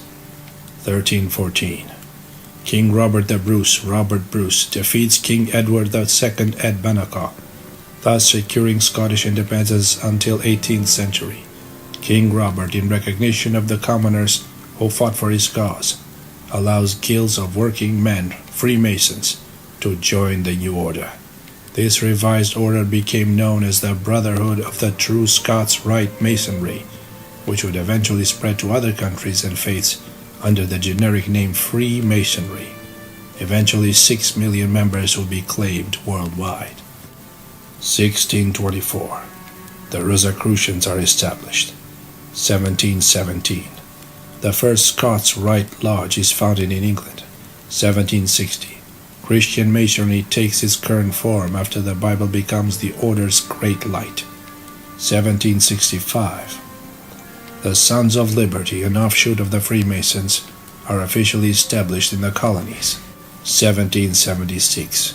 The Illuminati of Germany are established by Adam Weishaupt. 1780. The Brotherhood of Asia is established in Germany. 1781. The Asiatic Knights of Hamburg are established. 1810. Modern Ismailism, established when the French consul at Aleppo discovered descendants of the Order of Assassins living in Persia. The council recognizes as their leader a man claiming to be a direct descendant of the fourth assassin Grand Master Hassan II. 1836. The first Muslims are accepted into the Brotherhood. 1865. The first Jews and Hindus are accepted into the Brotherhood. 1928. The Muslim Brotherhood is established. It will become the foundation of all modern Islamic terrorist groups. 1931. Elijah Muhammad founds the Temple of Islam in Detroit. Many suspect he was an initiate of Prince Hall Masonry and the Moorish Science Temple, African-American offshoots of Scots Rites Masonry. In 1946, Jewish terrorists used the assassin tactic of mass killings by blowing up the King David Hotel, killing 91. They also slaughtered 254 Palestinian civilians in the village of Deir Yassin. 1952. Anwar Sadat suspected of being involved in the overthrow of King Farouk by Muslim Brotherhood. 1954. Muslim Brotherhood banned in Egypt. 1956. Muslim Brotherhood begins Fedayeen attacks into Israel. 1965. Malcolm X, heir apparent to Elijah Muhammad, is assassinated by a black Muslim hit team. 1971. Palestinian Arabic terror period begins with the unleashing of the Palestine Liberation Organization's PLO Mad Dog Black September. 1972. Black September terrorists massacre Israeli Olympic team in Munich. 1975. Elijah Muhammad dies. Black Muslims split into two factions, with the Reverend Louis Farrakhan leading the Radical Nation of Islam. 1977. 12 Hanafi black Muslim members seized 3 buildings in Washington, D.C., killing 1 and taking 134 hostages. 1981. Egyptian President Anwar Sadat assassinated. Muslim Brotherhood believed behind the assassination. Early 1980s. FBI discovers Libyan agents are funneling large sums of money into Chicago-based pseudo-Islamic group known as El Rukn, the Stone. 18th of October 1983. U.S. Embassy in Beirut destroyed by suicide car bomber. 50 killed. 23rd October 1983. U.S. Marine Amphibious Unit barracks destroyed by suicide truck bomber. 241 killed. 1995. June. Egyptian President Hosni Mubarak survives assassination attempt by Muslim Brotherhood. August. More than 300 members of Muslim Brotherhood arrested by Egyptian security forces. 1996. Sheikh Omar Abdel Rahman, a Muslim cleric, and 9 members of his Queens-based terrorist organization are convicted of the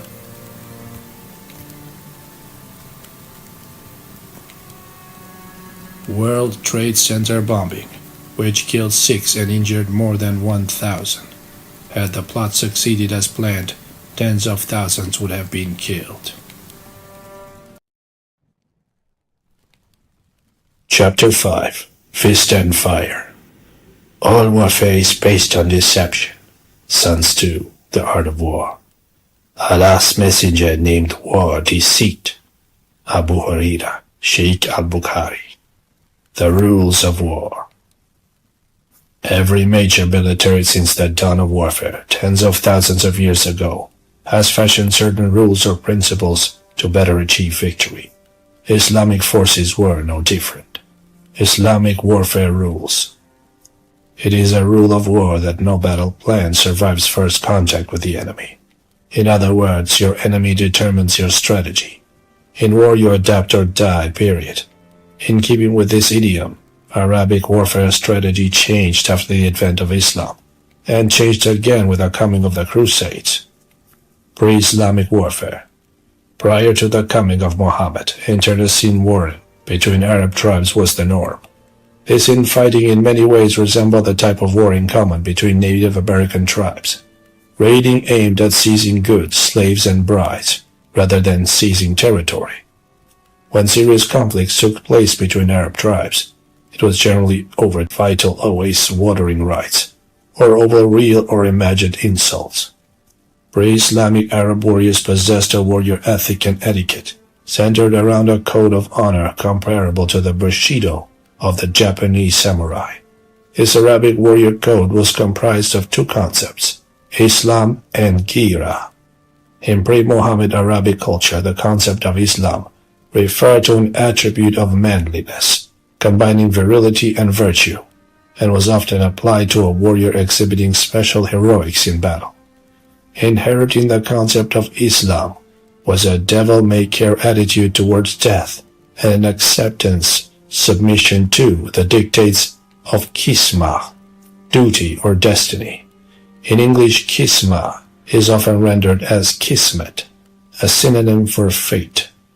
Only after the 6th century coming of the Prophet Muhammad did the meaning of the word Islam take on the more specific religious meaning of submission to Allah, the God of Muhammad. The second major motivating concept for pre-Islamic Arabic warriors was Gira. Gira, respect, is in many ways similar to the Asian concept of face. A warrior failing to defend his honor or avenge a wrong against his person or his tribe was considered lacking in Gira. An affront to Gira required that reparation be paid, often in blood. Predictably, real or imagined affronts to Gira led to long-standing blood feuds. Slights between individuals often escalated to involve whole tribes. Of course, like the chivalry of the Christian knights or the Bushido code of the samurai, the Arabic warriors' adherence to the ideals of Islam and Gira often fell short. Despite these ideals, Arab warriors were not above resorting to guile and treachery to accomplish their aims.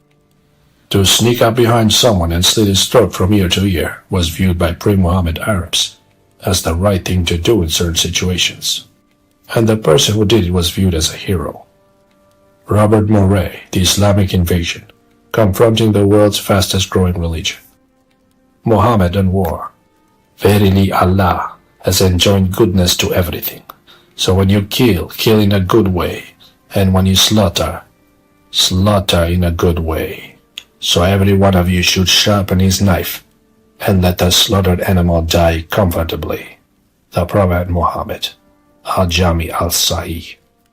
Despite all too common Western depictions of Muhammad as a wild-eyed, bloodthirsty desert demon, he was in fact a man who preferred diplomacy to destruction, talking to taking heads. Yet when the time came to take scimitar in hand, Muhammad held no illusions about the nature of warfare.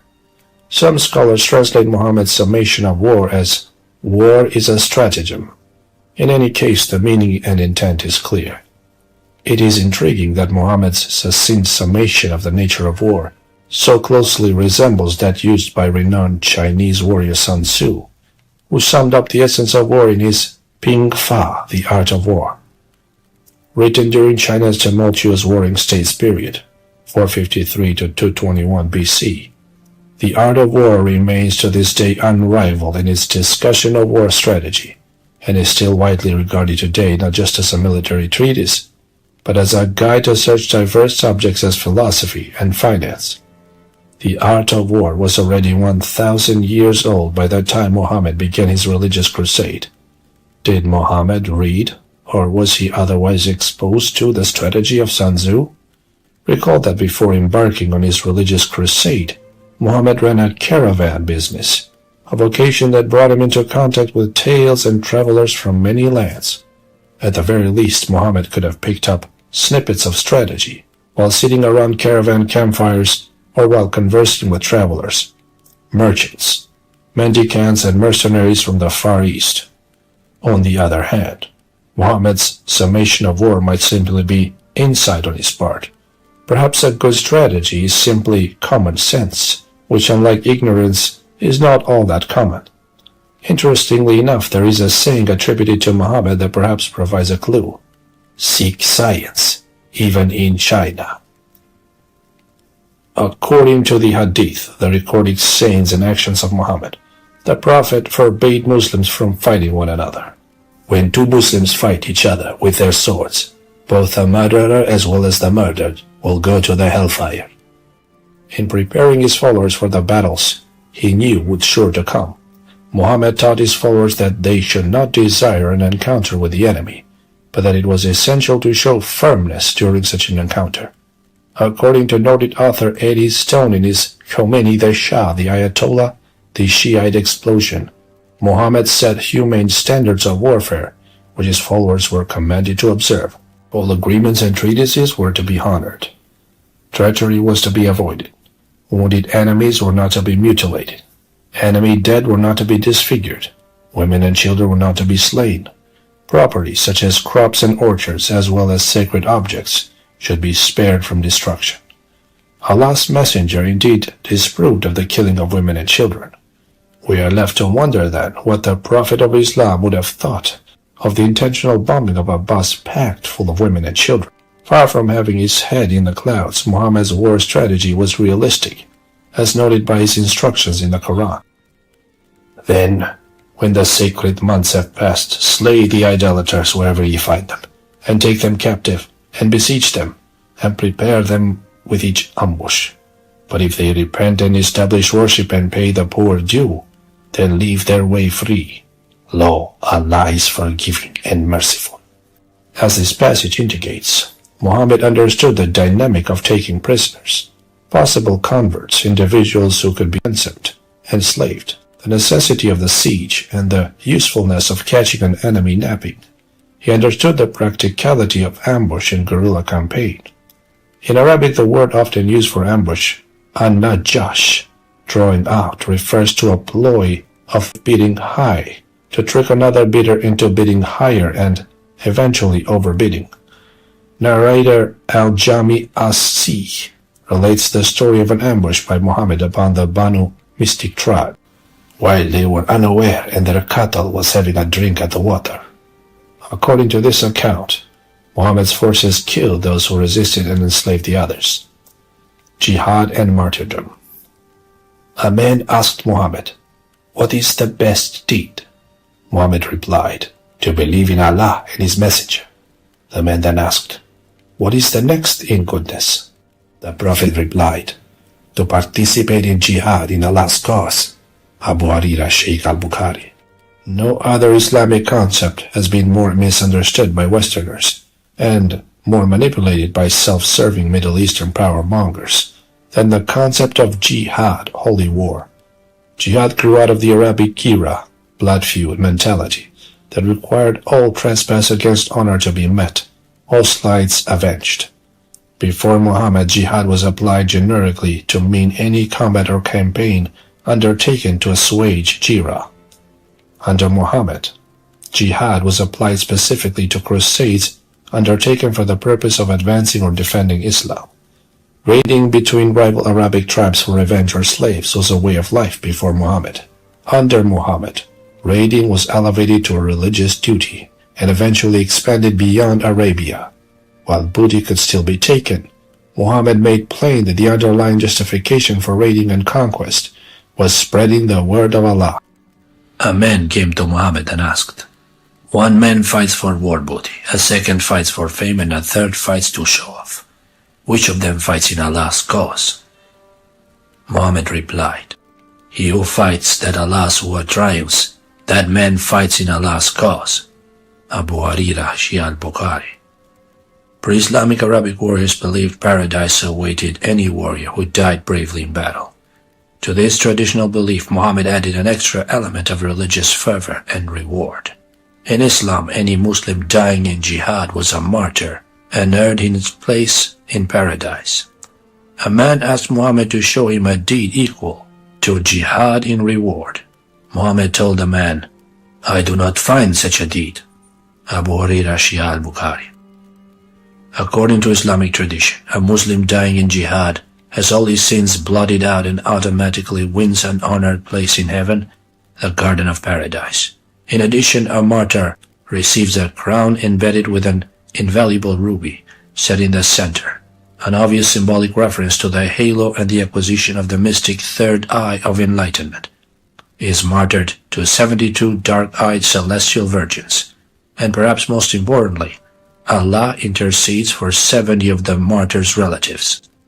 Islam is not the only culture to promise its warriors reward in the next world if they but give up their lives in this one.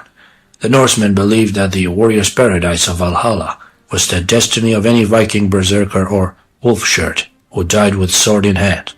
Later, Christian knights were likewise promised heavenly reward if they died during a holy crusade.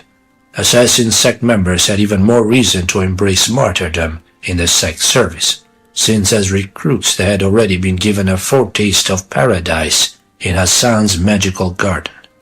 Jihad has been manipulated down to the present day as an excuse for Islamic crusade and conquest. Today, terrorists throughout the Middle East and the world use jihad as a call for the creation of a one-world trans-Islamic empire. However, moderate Islamic scholars dispute that Muhammad's original call for jihad was meant as a perpetual cry for constant war. Actually, the Quran's call to arms or jihad, holy war, relates to a specific episode when the Prophet prepared to attack his enemies from the city of Mecca. It was never intended as a prescription for permanent warfare against the rest of the world. Sayyid al-Shawi, Islam's Real Agenda. These moderates go on to point out that suicidal actions, such as suicide bombings, are expressly forbidden to devout Muslims. Allah said, "My slave has caused death on himself hurriedly, so I forbid paradise to him." Abu Hurairah, Shi'ak al-Bukhari. Perhaps someone should inform such fanatical groups as Hamas and Hezbollah about this. Assassin rules of warfare. The only rule to the order of assassin strategy for war was, there are no rules. Assassin indoctrination led recruits step by step through a transcendental of moral qualm. Assassin indoctrination led recruits step by step through a transcendence of moral qualms and restraints towards a mindset that allowed assassin agents to act without hesitation. The dagger's duty is not to ponder, but merely to remain firm when plunged forward. Religious fanatics and psychopaths share one thing in common, the belief that the end justifies the means. Al-Jabr. The assassin's overall fighting strategy, which included battle tactics, is known as Al-Jabr, calculation. It is from this word that we get our English word for mathematical calculation, algebra. Algebra consists of 4 steps. Understanding self. This is a tactic, a realistic assessment of your strengths and weaknesses, honing both your mental and physical reflexes. Understanding others. Deciphering intent in others is what it is, i.e., discovering weaknesses that can be exploited. Understanding flux of circumstance. Here the warrior is making a realistic assessment of situational factors, such as time, place, and terrain. Effective execution. This is your understanding of the first 3 steps. Action without knowledge is foolishness. Knowledge without actions is cowardice. Danger increases with proximity. The closer an enemy can get to you, the more danger you are in. Consequently, the closer an assassin could get to an enemy, literally getting inside an enemy's physical defenses, or figuratively getting inside his mind, the easier the accomplishment of the assassin's mission. Intelligence, strategy, and execution. Al-Jabr aims at penetrating even deeper into the enemy's fortress of mind by employing 3 successive steps. 1. Intelligence gathering. 2. Strategy development based on intelligence gathered. 3. Execution of that strategy. These 3 steps require not only the deployment of physical factors, troops, traps, etc., but also a studied consideration of psychological factors, both your enemies and your own. Psychological warfare. Assassin grandmasters use psychology to determine an enemy's intent, as well as when and where an enemy was most vulnerable. Assassin psychological warfare considers two aspects, the psychology of self and the psychology of others. The more you know about yourself, the better prepared you'll be to deal with others. Conversely, by uncovering the weaknesses of others, secret fears and obvious foils, the better you become at perfecting and protecting yourself against such weakness. In other words, algebra aims at the systematic penetration of an enemy's mind, circumventing impressive mental facades and defensive rationalization barriers to discover his secrets, hidden fears and desires that can be manipulated to an assassin's advantage. An enemy's fear, greed and arrogance, and other weaknesses are exploited through the use of the 9 gates philosophy, discussed more fully in a moment. Defeating a foe using a psychological ploy is always preferable to having to kill him.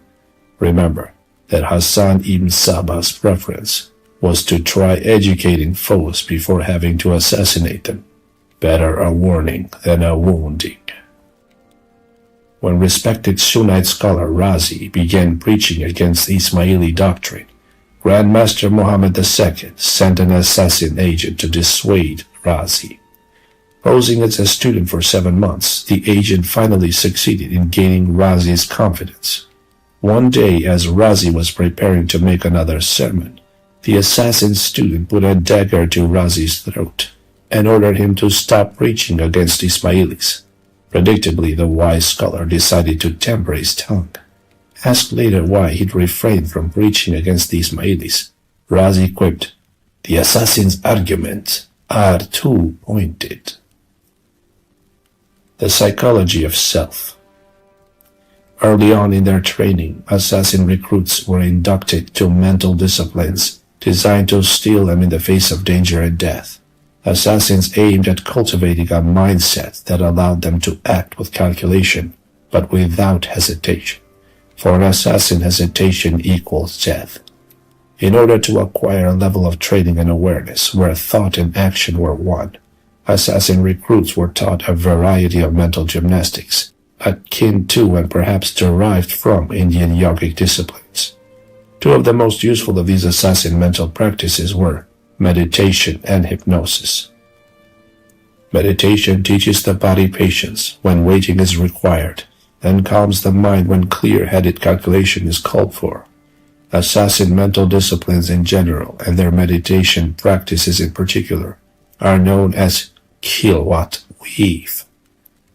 Arabian tales of magic carpets, carrying adventurers aloft to any climate or dimension, are actually thinly disguised references to Sufi Muslim mystics meditating on their prayer rugs.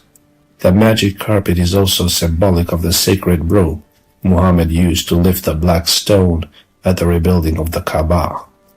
Kilowatt meditation is practiced by sitting with 2 legs crossed in a comfortable position, back straight, head slightly bowed. The meditator's hands are held approximately 3 inches out from the chest at heart level, with the fingers entwined to form one of 4 mystic weaves.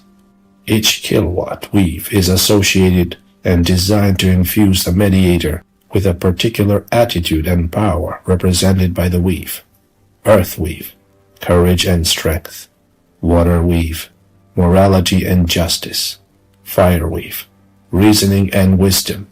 Air weave, temperance and spirituality. Hypnosis and self-hypnosis were taught to recruits as methods for improving control over self and for manipulating others. Self-hypnosis taught recruits how to relax physically and calm their mind in preparation for going on a mission. During a meditation, recruits were given a keyword, for example, calm, which they would chant when meditating. In stressful situations, by invoking the keyword, they trained their body and mind to associate with relaxation. Assassin would trick their mind and body into relaxing. For combat training, recruits were taught a trigger word that they would shout, audibly or internally, each time they threw a punch or kick or thrust a weapon. Faced with life or death situations, assassins could then invoke this trigger word in order to ignite their fight-flight adrenaline response and release their power. Hypnosis was also mastered by assassins as a method of manipulating others. The same kind of hypnosis techniques used by today's stage magicians to dazzle audiences were employed by assassin grandmasters, with many sinister goals in mind. To induce or augment control over a hypnotized subject, assassins often used a variety of drugs to make their subjects more pliable. Hypnotized individuals could then be given post-hypnotic suggestions designed to be triggered when an assassin agent whispered a specific trigger word into the subject's ear, or when the subject saw a trigger word in a written message. While the rule of thumb is that a hypnotized person cannot be made to do anything they wouldn't normally do, a post-hypnotic suggestion could be framed in such a way as to work to the assassin's advantage. For example, whereas a hypnotized servant would balk at the post-hypnotic suggestion, "You will kill your master while he sleeps," that same hypnotized servant would obey the post-hypnotic suggestion that at a prescribed time you will open the locked window in your master's bedroom so that your master can enjoy the night breeze. The assassin agent would then take advantage of that open window to do what he did best. Sinan the physician was a master at infiltrating agents in the court and retinues of influential leaders. Visiting with his court, Sinan would often exhibit his powers of mind control by instantly hypnotizing one of his host's guards. Sinan could then order this hypnotized guard to commit suicide or some other outrageous act, all to the shock and chagrin of the guard's master. Of course, the hypnotized guard was really one of Sinan's faithful agents who had infiltrated the court some time before. This same ploy is still used today by stage magicians and hypnotists who invite members from the audience up to the stage to help them with an illusion. The audience member picked at random is really a confederate. The psychology of others. Psychology and propaganda were used routinely within the order of assassins to inspire and otherwise manipulate followers. Young assassin recruits were eager to throw their lives away after tasting the forbidden fruit of paradise in the Old Man of the Mountain's magic garden of delight. Today's young Islamic fanatics are likewise all too eager to detonate the bomb strapped to their chest, having been promised paradise by their masters. This kind of psychological manipulation is not limited to the Middle Eastern countries and culture. Throughout history, religious figures and cult leaders have used superstition and the promise of paradise both to control followers and to galvanize them into throwing away their lives. As previously mentioned, the belief that the blood of Christ flowed through the veins of European royalty helped to keep Europe's feudal populace in line. For example, trapped in a losing battle, 4th century Emperor Constantine rallied his troops, winning the day and converting all of Rome to Christianity after claiming to have seen the sign of the cross hovering over the battlefield. At the March siege of Antioch in 1098, the flagged morale of Christian crusaders was revitalized by the all too convenient discovery of the Holy Lance, the spear believed to have been used to pierce the side of Christ. Muslim Caliph Omar, facing overwhelming odds, outfitted his troops in silken robes designed to reflect the dawning sun. To the opposing army it appeared that they were angels among Omar's hosts. In the assassin's bag of tricks, such ploys are known as namima, false information designed to create chaos and calamity. Namima covers ploys, propaganda, and deception of all sorts, from making the enemy think you have more troops than you do, to feeding a list of phony contacts to a compromised or otherwise unreliable agents. An individual or agent dealing in Nanima is called a Qatat. As an example of this, the Old Man of the Mountain needed to remove the loyal captain of a particular king's guard in order for an assassin infiltrator already planted in the king's guard to move into the captain's position. Not wanting to arouse suspicion by simply murdering the captain, assassin decided that a Nanima ploy was called for. Discovering the captain's wife to be a regular patron of local soothsayer, the assassin grandmaster convinced, bribed or threatened the Assad's psychic to give the captain's wife a special reading. The next time the woman visited the psychic predicted that the woman's husband was going to divorce her. Distraught, she asked what she could do to prevent the divorce. As instructed by Hassan, the psychic gave the woman a magic dagger and told her that on the night of the full moon, she must use that dagger to cut off a lock of her husband's hair, and while he slept. The wife was then to bring the lock of hair to the psychic, who promised to cast a spell designed to prevent the divorce. Around the same time, the psychic was telling the captain's wife to cut off a lock of her husband's hair. The captain received an anonymous warning that the night of the full moon, his wife planned to murder him. Predictably, come the night of the full moon, the captain, feigning sleep, sees his wife sneaking up on him, dagger in hand. Enraged, he kills his wife on the spot and is subsequently executed for a murder. And as planned, the assassin agent becomes the new captain of the guard. The similarities between this true story and Shakespeare's Othello, written in 1604, are striking. Whereas lying was universally despised in Arabic culture, Namima, disinformation, was a vital weapon in the assassin's arsenal. The 9 gates to the city.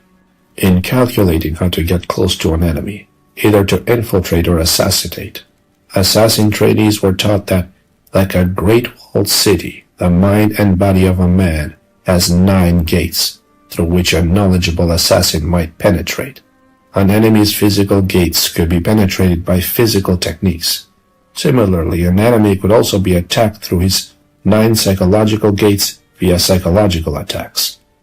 Physical gates include the eyes, 2, ears, 2, nose, 2 nostrils, mouth, 1, urethra, 1, and anus, 1, totaling 9. Psychological gates consisted of sight, hearing, attraction, distraction, appetite, needs, sex, wants, and predictability, again, totaling 9. Physical penetration. Assassin students were required to master the subject of human anatomy. What parts of the body were more susceptible to blows and dagger thrusts? How particular drugs and poisons worked in preparation for physical assault. The eyes of an enemy can be attacked by blinding him with the toxic liquids and powers. Eyes can be blinded by too much light, as well as can be rendered almost useless with too little light. An enemy's ears can be startled by loud noises. A person's ears also control his balance. Strong blows to the ears can shatter the eardrum, thereby unbalancing an opponent, producing pain, disorientation, and even death. Can't breathe, can't fight. Mace and other toxins can interfere with an opponent's breathing, nose. Sharp blows to the nose can interfere with breathing and cause temporary blindness through tearing of the eyes.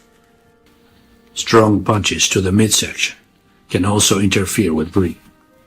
Medieval assassins concocted special perfumes that, separate, were harmless, but when combined produced deadly gas.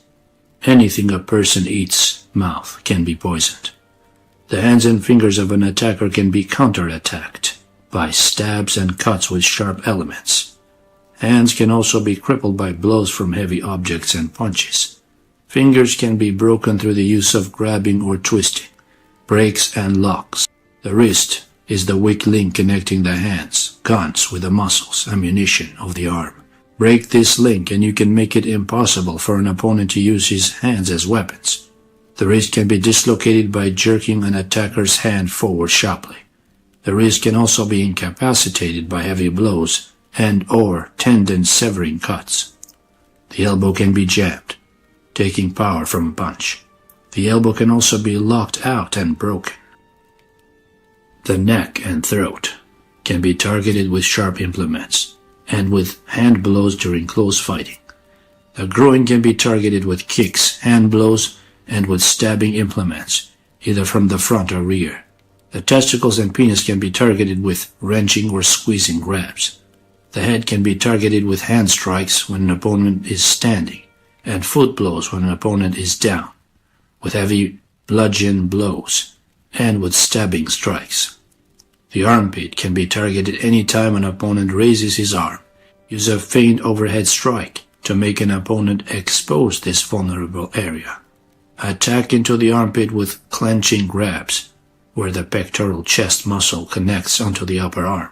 Stab into the armpit with stabbing implements and with stiff finger strikes. The solar plexus can be attacked with punches, horizontal elbow blows, and with stabbing implements. The knee can be targeted with sweeping kicks and with stomps. The shin can be attacked with kicks and with painful downward scraping attacks. The foot and ankle can be attacked with stomps designed to impede strikes and with kicks designed to force an opponent off balance. The Achilles tendon at the back of the ankle can be attacked with debilitating stomps and with kicks, again designed to throw your opponent off balance. The kidneys can be attacked with a variety of hand and foot blows, as well as with stabbing implements. The spine offers targets all along its length. The seventh vertebrae is susceptible to forceful hammer blows from the fist and from bludgeons. This is also a major stabbing target when attacking from the rear. Psychological penetration. The Nine Gates philosophy is also used to plot psychologically based attacks, such as when an enemy's eye and ear gates are tricked through the clever use of camouflage and disguise.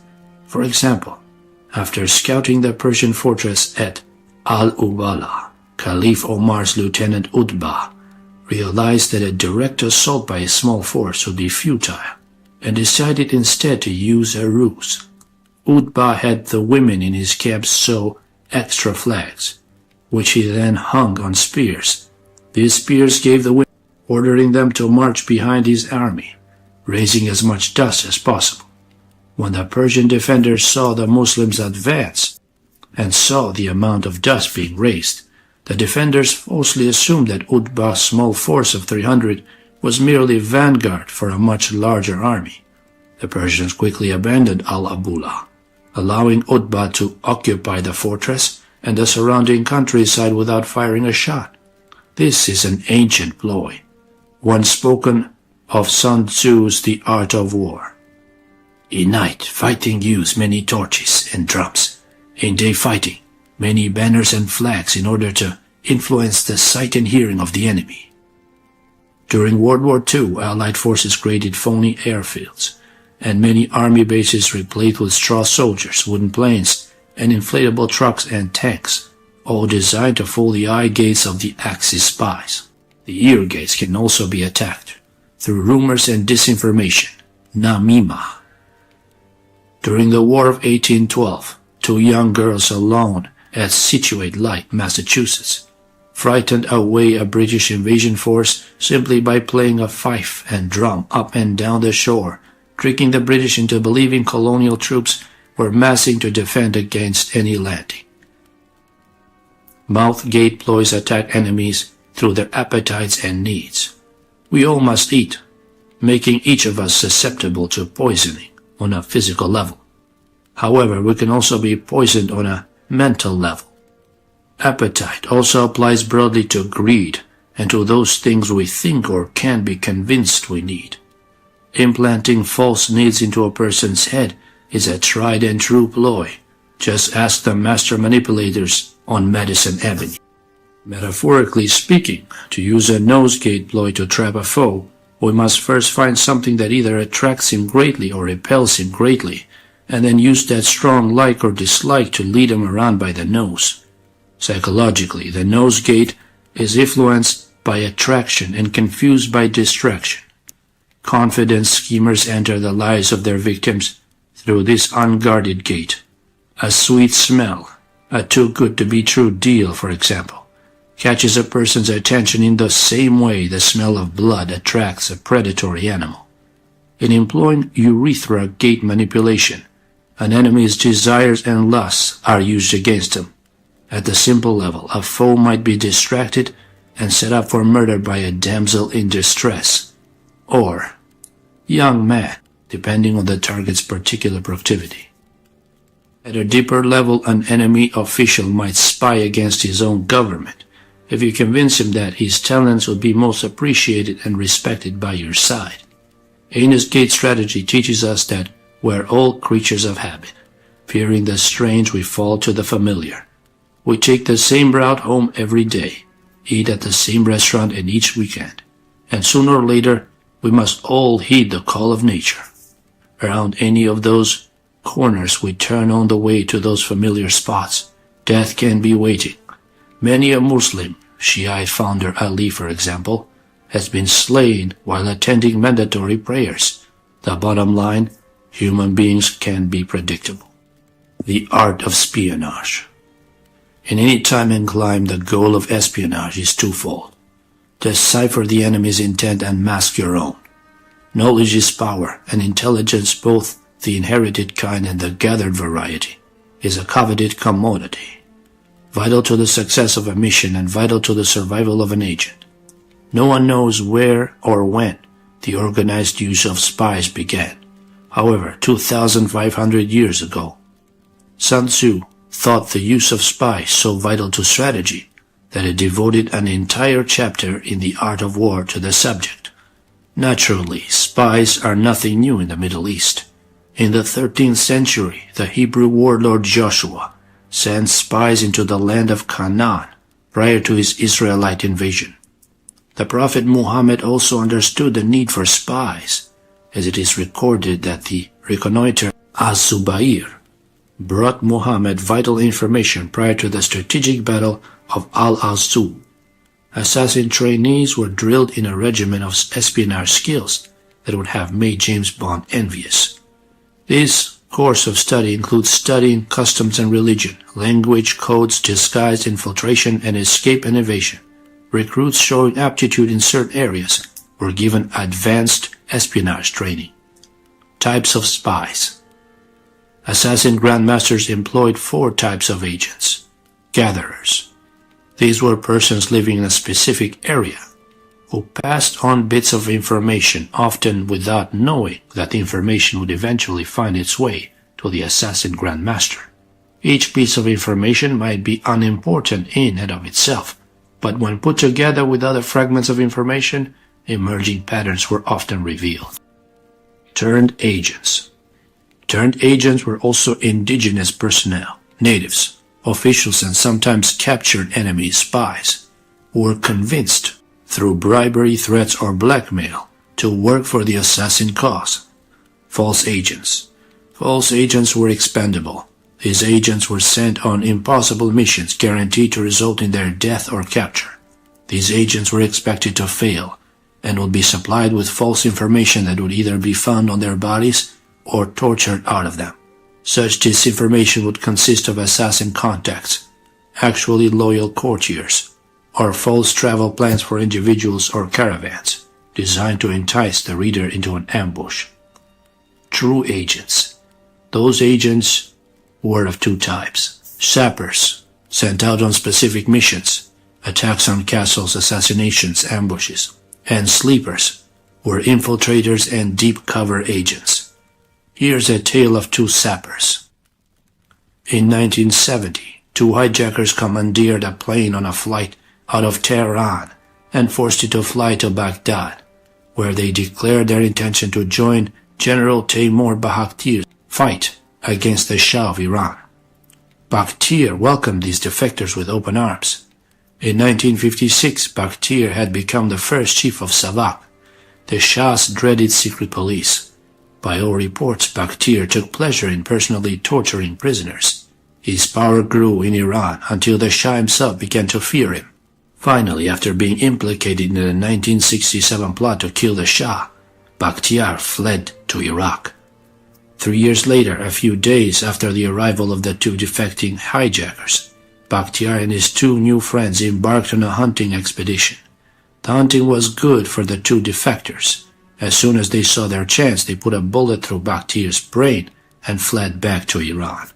To this day, whether the 2 assassins were sent by the Shah himself or by the Iranian terrorist group Sikla, whom Bakhtir had ruthlessly suppressed, is not known.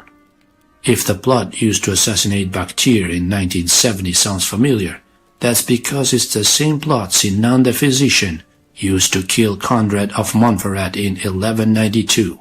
See The Art of Disguise later in this chapter.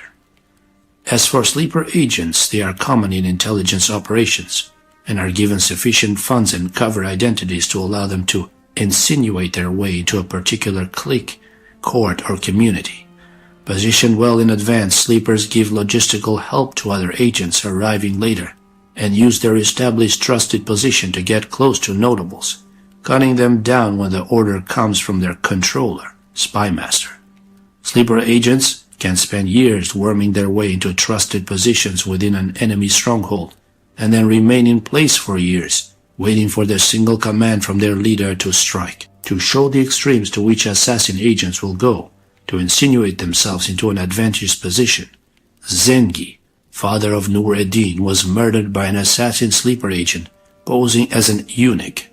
We need not ask how this assassin successfully passed himself off as eunuch. Obviously, the agent had been chosen for the mission because he was a cut above other agents. Assassin grandmasters went as far as to purchase young European slaves, raise them in assassin doctrine, then send them out to spy among the Christians. It has been alleged that after the breakup of the Order of Assassins, these assassin-trained European sleepers helped found several European secret societies and Freemasonry lodges. Assassin sleepers were skilled in all aspects of imposture, and assassin sappers were drilled in all manner of stealth in preparation for infiltration, and in case they needed to escape or evade capture. The art of stealth. The assassin art of stealth, called kasafat, eclipsed, included not only silent movement but also the breaching of barriers, walls, moats, etc. Assassin sappers slipping into crusader camps past guard dogs often did so naked, since it was believed that dogs never bark at a naked man. This also let sappers know that anyone they touched was wearing clothes was the enemy. In modern times, Arabs infiltrating French Foreign Legion posts in Algeria also used this ploy. Before infiltrating a fortress, sappers oiled their bodies. This not only helped them to squeeze through small openings, but also allowed them to wiggle free if attacked. The art of disguise. The jinn may take the form of animals like snakes, scorpions, camels, cows, goats, sheep, horses, mules, donkeys, and birds. They may also assume the form of humans. Ibn Tawiyah, Essay on the Jinn. Called Chayiyah, the art of disguise can be as simple as turning a reversible jacket inside out and pulling a cap down over your head in order to lose yourself in a crowd. To a sleeper agent spending months or years creating a deep cover story, insinuating yourself into a community, court, or clique in order to get close enough to kill the target meant nothing. In 1192, two well-educated and wealthy Syrians, from all outward appearances the very image of Muslim nobility, settled in the city of Tyre. Expressing an interest in converting to Christianity, the two quickly made friends among the Christians, including the leader of Tyre, Conrad of Montferrat, next in line for the King of Jerusalem. Convinced of the two's sincerity, Conrad himself sponsored the two Muslims' baptism as Christians. Conrad was very proud of his part in the conversion of the two godless Muslims. As a result, the two converts soon became permanent fixtures in Conrad's court and were often seen in his company. Months passed. Then one day, Conrad was approached on the street by his two new friends. As Conrad heartily greeted them, one pinned Conrad's sword arm, while the other repeatedly plunged a dagger deep into Conrad's body. The two converts were, of course, assassin agents unleashed by Sinan the physician, whom Conrad had angered by pirating a merchant ship carrying assassin cargo. The more things change, the more they stay the same. In November 1991, an assassin disguised as a journalist repeatedly stabbed the former king of Afghanistan in a failed assassination attempt.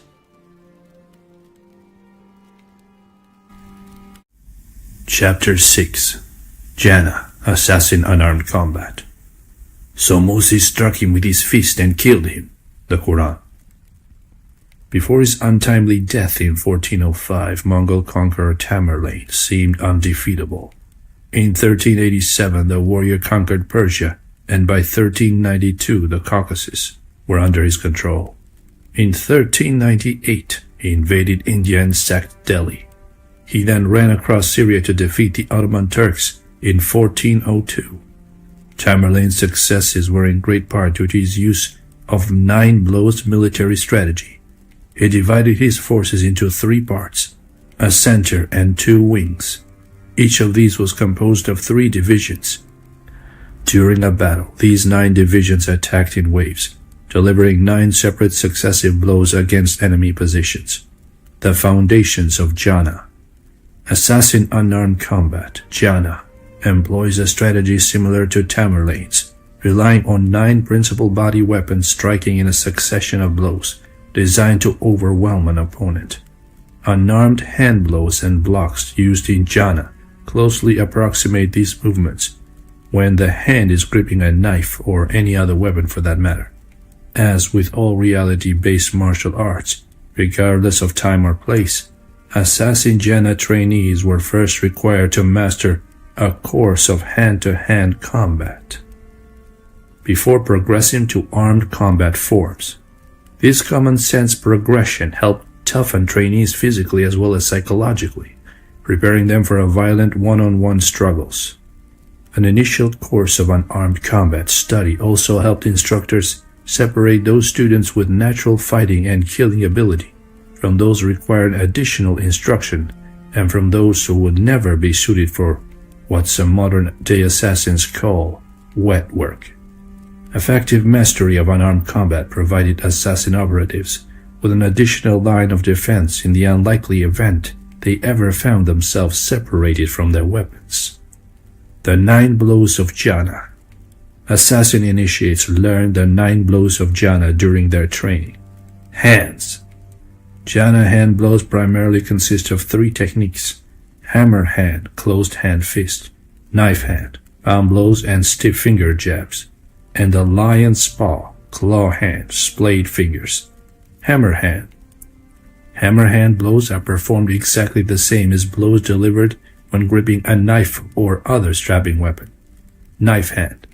These strikes are extended finger jabs mimicking the stabbing of a real knife blade into soft targets, eyes, the front of the throat, solar plexus. In addition, knife hand, open hand palm blows give the added advantage that once the palm blows makes contact, the hand can easily be closed and used for grabbing, jerking an opponent off balance, pulling him into another strike, etc. Lion's paw. These clawing hands are also used to attack soft targets such as the eyes and throat. Feet. Unlike most Far Eastern unarmed combat styles, karate, kung fu, Jana unarmed combat does not emphasize high kicking, concentrating instead on low-level kicks, including covered toe strikes forward and up, targeting the groin and bladder, sweeps and strikes with the instep, and heel stomps forward and down, designed to deliver the coup de grace to an opponent once he is knocked to the ground. Elbows and knees. These are used in Jana as secondary close-in weapons and as finishing off weapons. An opponent's head can be pushed down to meet a rising knee. An elbow strike to the temple can kill an opponent. The head. Headbutts and strikes can be employed in both offensive, the forward headbutt, and defensive, the rear headbutt, one grab from behind maneuvers. It must be remembered that assassin recruits were not trained to be unarmed fighters per se, but rather they were trained to kill unarmed. It was vital that an assassin finish off a foe as quickly as possible, especially one encountered unexpectedly, such as when escaping from a castle. An assassin sapper entering or exiting a castle had scant seconds to disable an unexpected entry before an alarm could be sounded. As a result, Jana emphasizes striking a foe with a single forceful blow designed to kill him, or at the very least knock him unconscious. Barring a single decisive blow, assassins struck with a succession of 3 rapid blows designed to first stun and then kill a foe. Anything less would delay the assassin's ingress or egress. When you escape depends on quick action, delay equals death. Unarmed blocking techniques. Whenever possible, it is preferable to block any attack with a weapon in your hand. This applies whether your attacker is armed or unarmed. Any stout kick, rolled-up magazine, or similar weapon can be held flush with the forearm, using the inside grip to augment blocking. See illustration 7. It is especially important to protect the blocking deflecting arm when defending against attack by a heavy bludgeon or blade.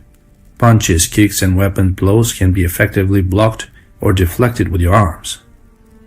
Rising forearm block. Similar to the rising forearm blocks of karate, the jana rising forearm block is designed to catch or deflect descending blows, unarmed or armed. This block can also be used to block a high kick aimed at your head. Your blocking forearm surface can be reinforced with a blade or stout stick held with the inside grip. Two rising forearm blocks crossed create an X block. Rising half moon block. Similar to the rising forearm block, the rising half moon block travels in a half moon semicircle that allows it to first deflect an attack aimed at the head and then, by completing the half circle, trap the attacking arm before it can be withdrawn. The half moon sweeping arm block can be used with the blocking arm moving outwards from the body, or to augment a turning inward block. Cross body block. This block is used to press an attacker's thrusting forward arm inwards towards his center line, in effect blocking the body off balance. It is best utilized in conjunction with the angled avoidance stepping. The same basic movement employed in this block is used in an empty hand palm blow counterattack to an enemy's ribs or solar plexus. A solid first strike, targeting an opponent's midsection, can be made using the same basic striking movement. However, blocking or striking with the open palm has the advantage of making it easier to seize the attacker's arm once it has been shocked by a forceful palm block or blow. Descending forearm block. This powerful block is used to counter attacks, punches, kicks, or knife to your lower body, and downward body blows aimed at your solar plexus. When countering kicks, use this same descending arm movement, targeting the attacker's extended leg with a hammer hand strike. Low-level half moon block. Similar to the rising half moon block, this block circles down and then up in a half circle. This block is ideal for deflecting and trapping an attacker's kicking leg. Blocking striking elbow. For close infighting, elbows can be used to both block or deflect a punching attack and for counterattacks. Any block can double as a blow. Forcefully striking an attacking arm or leg with a block can send enough referral shock into the offending limb to paralyze muscles and break bones, in effect rendering the attacking arm or leg useless. Knee and leg blocks. The rising knee and lower leg shins can be used for blocking, not only against kicks, but depending on your flexibility, to block attacks to the abdomen. It is preferable to block an attacker's blade with a foot kick or with a deflecting knee, since legs and feet are usually protected by thick pants and shoes. In addition, feet and legs themselves can generally take more punishment, stabs and cuts than the arms, which will be needed for grappling should an attacker close in.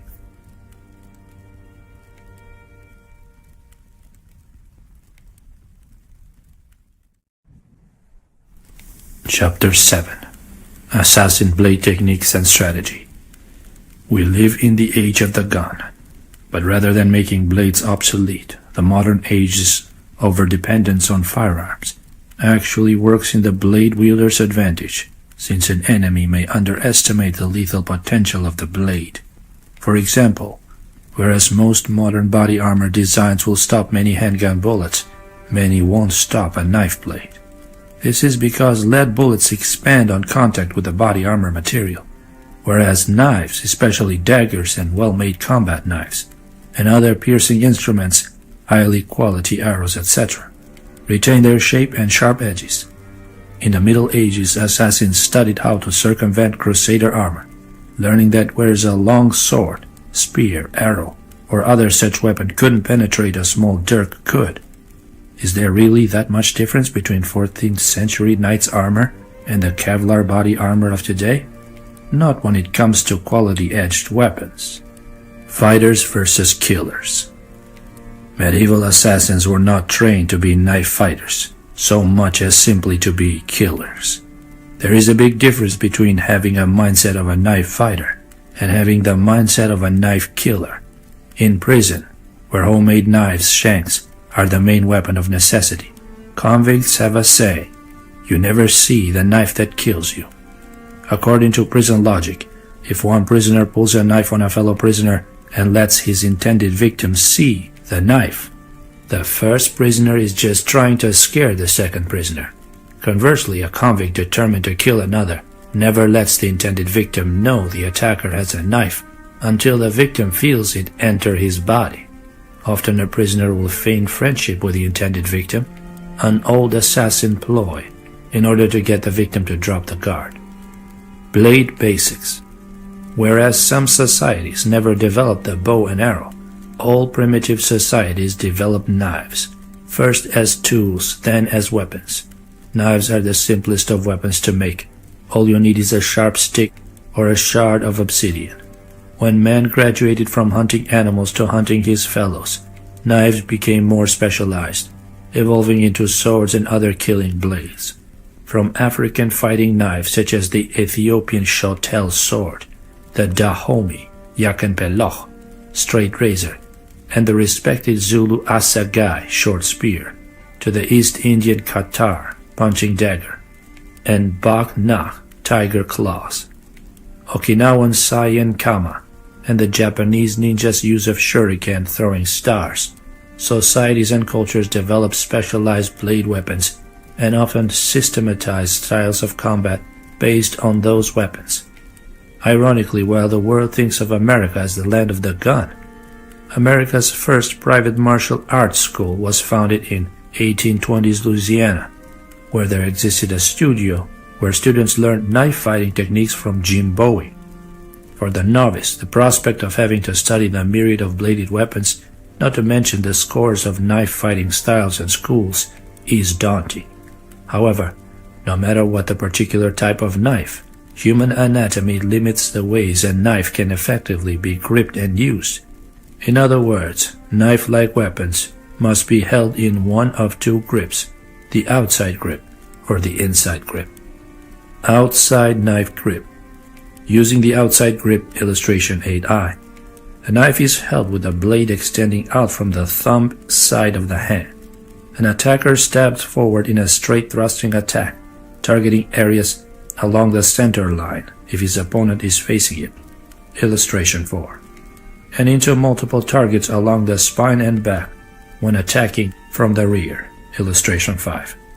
The outside grip also allows for upward rising stabs along the center line, targeting the groin, solar plexus, or throat, illustration 16, and slashing back and forward towards his center line and outward away from his center line, along a horizontal plane, as well as up and down diagonally in an X pattern, illustration 9. Inside knife grip.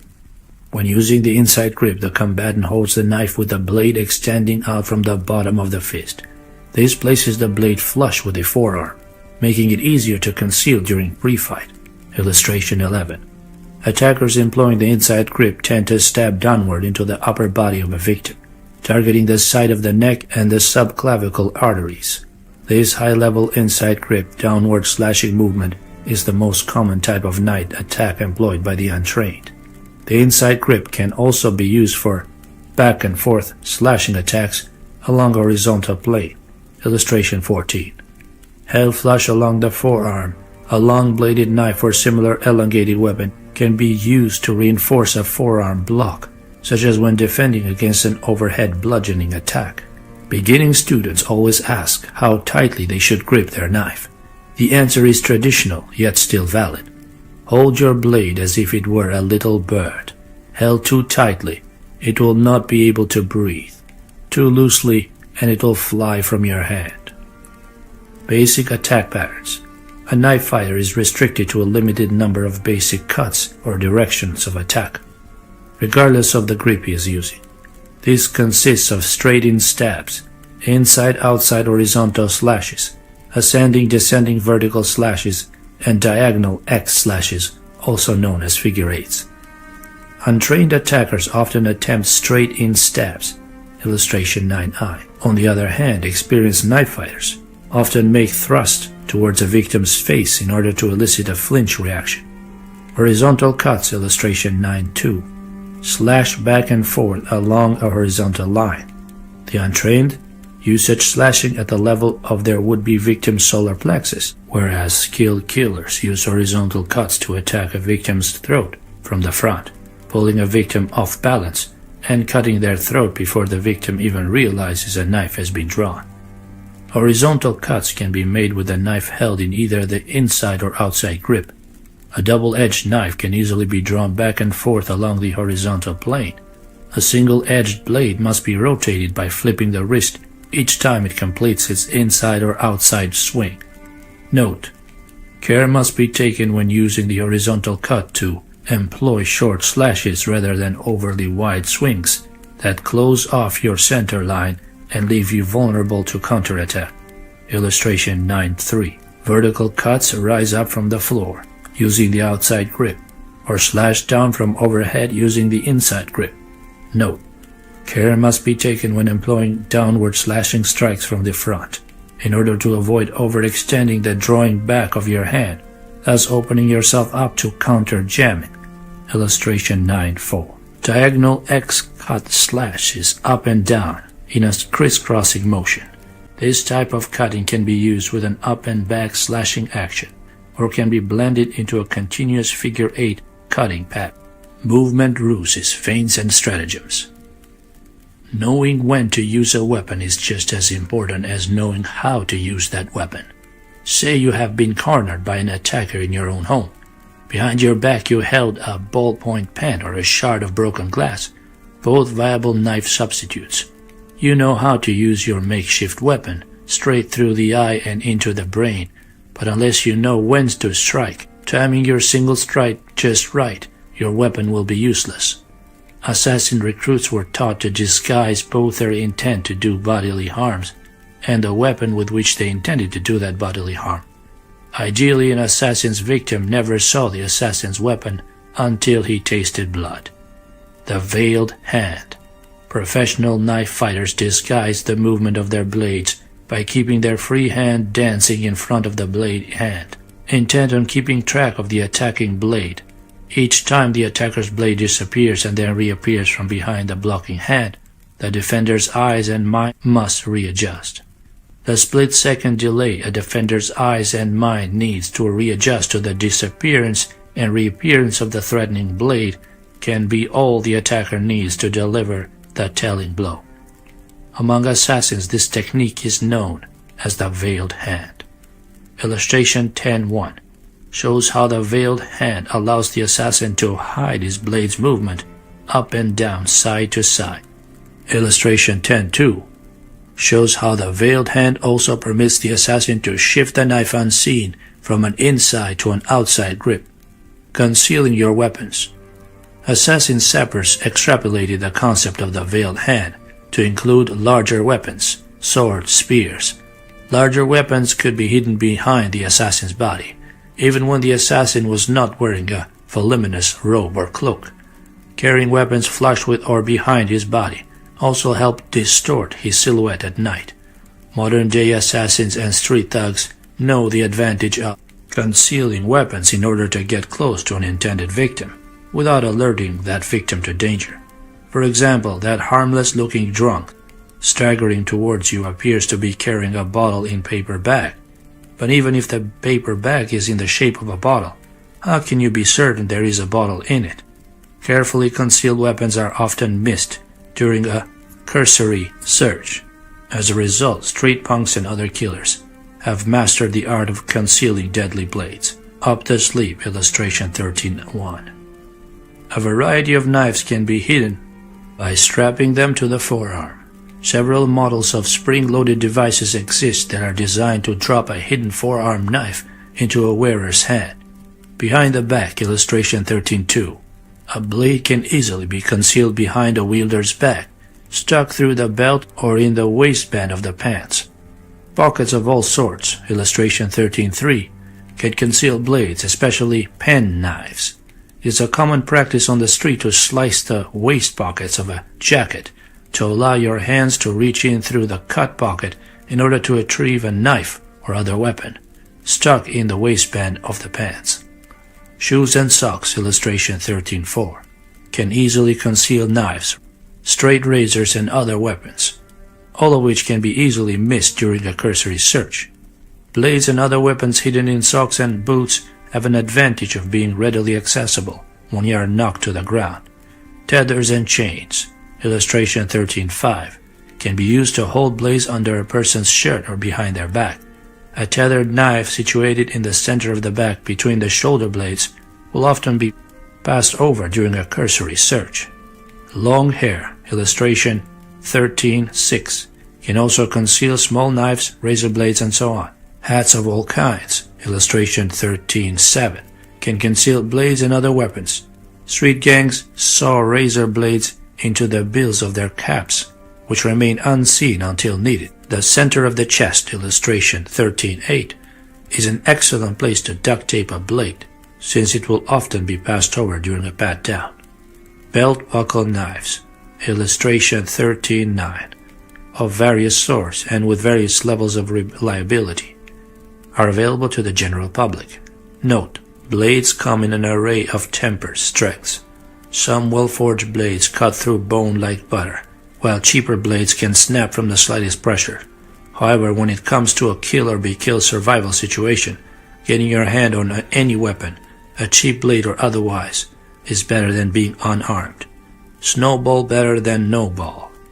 The groin area, illustration 13.10, is an excellent place to hide a blade, since most security personnel will pass over the groin rather than grope it during a pat-down search. Note, this does not apply to security personnel in San Francisco. Canes and umbrellas, illustration 13.11, can make excellent disappearing weapons.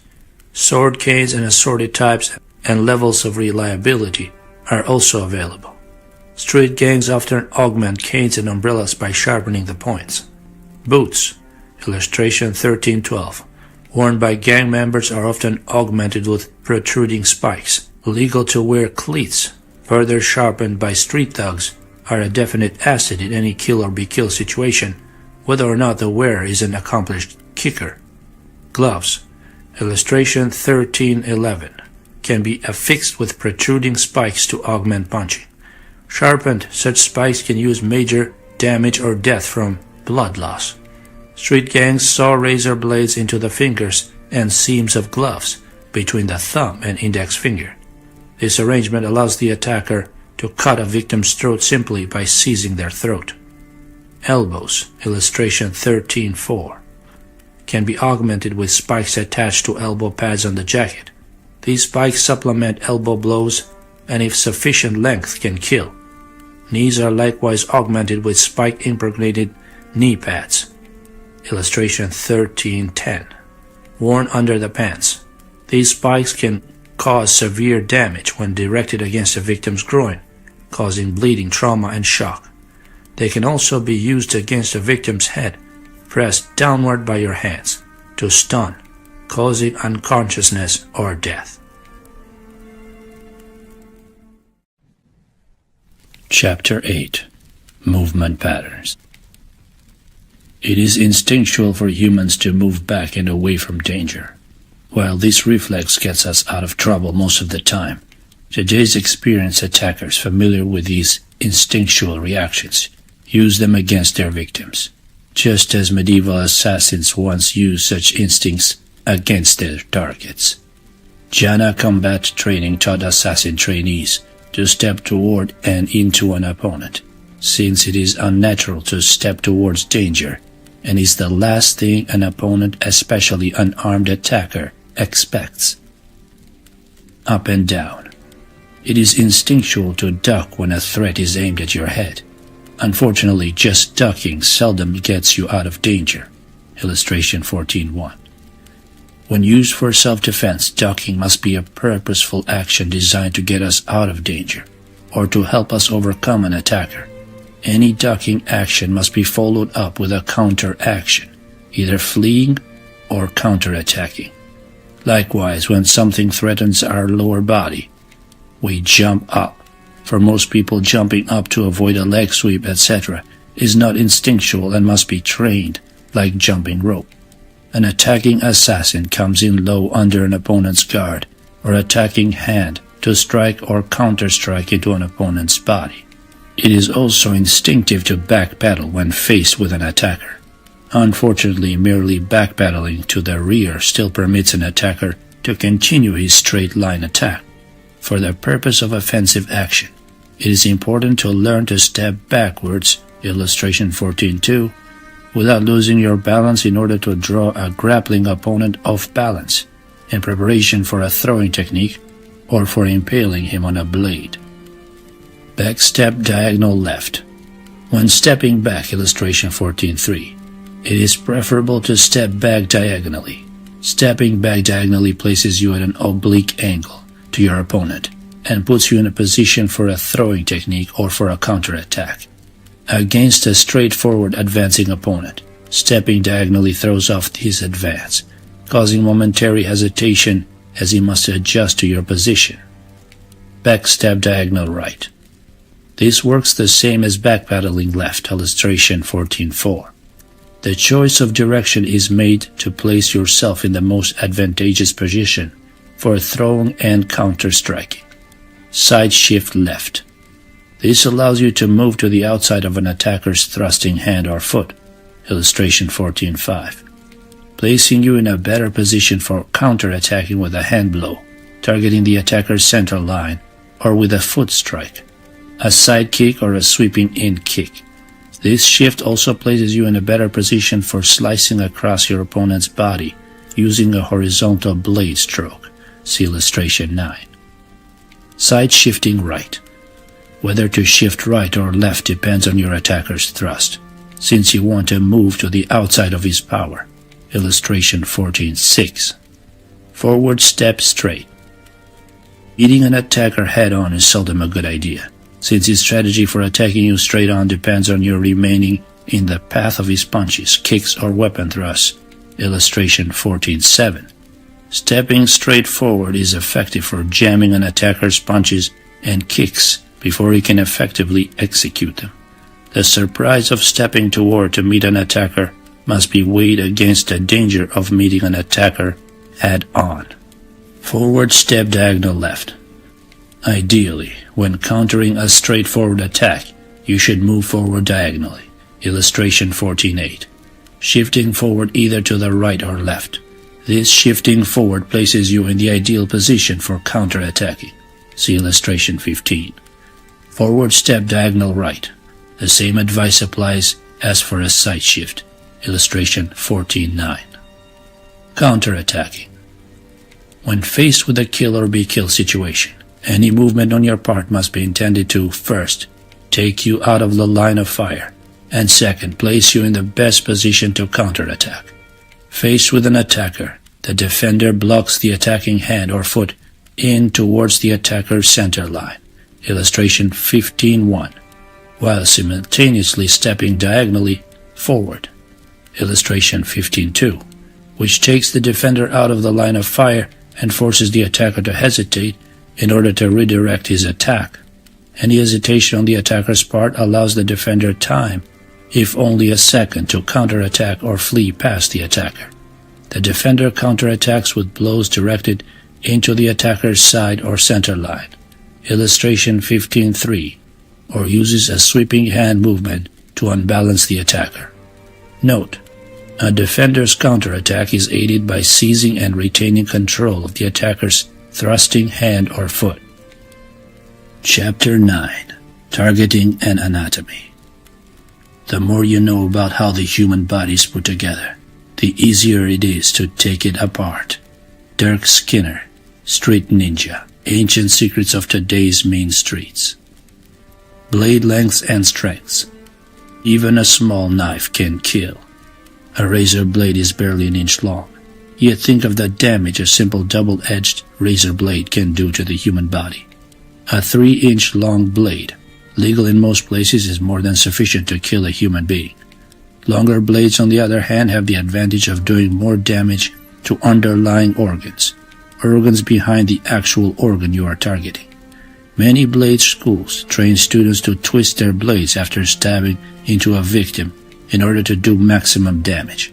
However, twisting a knife in a wound should only be done when you are assured of the quality of the knife. A well-tempered blade will stand up to such twisting, while a cheap blade will snap in two in the wound. Snapping a blade off in a victim's wound is counterproductive, since it helps prevent blood loss by blocking the wound. If you hit what you aim at in the first place, there is no need to twist your blade. Frontal targets. The front of the body offers many viable and effective targets. Center line. Martial artists envision an imaginary line running down the center of their bodies. Illustration 16:1. Running between the eyes down the front of the torso to the testicles, balanced on both sides. Martial arts students are taught to guard their own center line while attacking their opponents. Throat and neck. Attack the throat and neck area, illustration 16:2, from the front using a stabbing thrust and horizontal slashes. Refer to illustration 17 for a more detailed discussion of the inner organs of the throat and neck. Larynx. See illustration 16:3 and 17:6. Aorta. The aorta, illustration 16:5, and the arteries branching off from it carry blood away from the heart to the brain and extremities. The ascending aorta, situated at the top of the heart, is attacked using a rising vertical stroke, stabbing in and up at the solar plexus. This target can also be attacked by striking down into the hollow of the neck between the clavicles. Severing it causes unconsciousness in 30 seconds and death within 3 minutes due to the interruption of the blood flow to the brain. Any major trauma to the heart, sudden penetration, forceful blow, can stop it from beating. When the heart, illustration 16:6, stops beating, blood ceases to flow to the extremities, such as the brain, which cease to function. Surprise, you're dead. The heart is well protected by the rib cage and the sternum, and is further insulated by the lungs. It is best attacked by striking, hand blow or knife, up and into the solar plexus.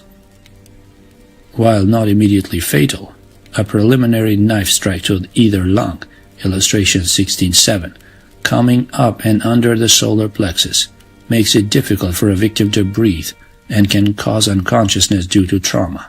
Lung strikes are used as softening blows designed to make the victim susceptible to the coup de grace.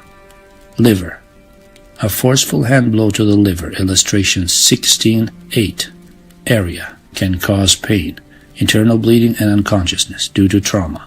A knife strike to the liver can cause unconsciousness and death. Stomach. Stomach wounds, illustration 19:9, are painful but not immediately fatal, though victims have died from trauma and shock. For assassins, the stomach is more of a softening up strike.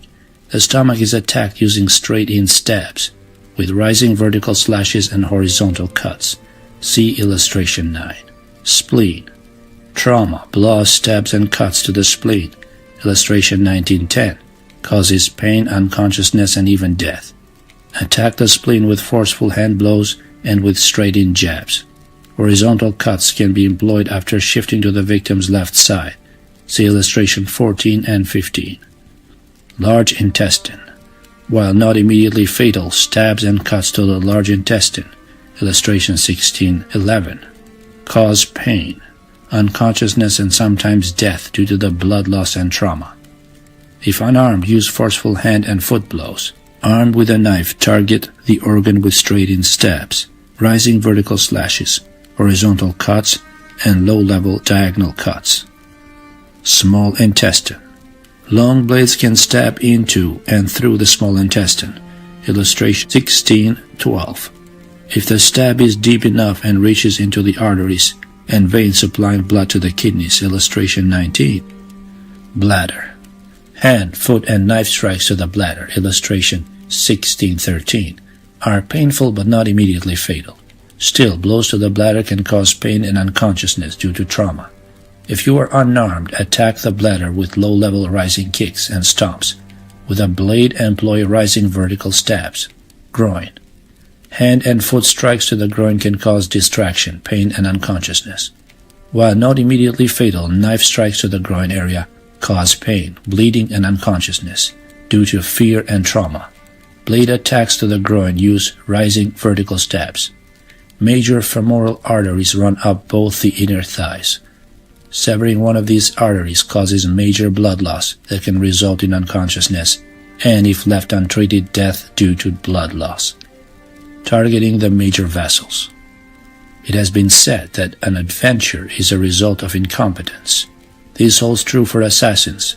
If an assassin has to struggle with an opponent, something has gone wrong. Let's examine how this applies to knife fighting. A knife fighter can afford to wear an opponent down by fencing with him until the opponent drops from a loss of blood or until authorities arrive to break up the fight. With few exceptions, even striking into a major artery will not instantly kill an opponent.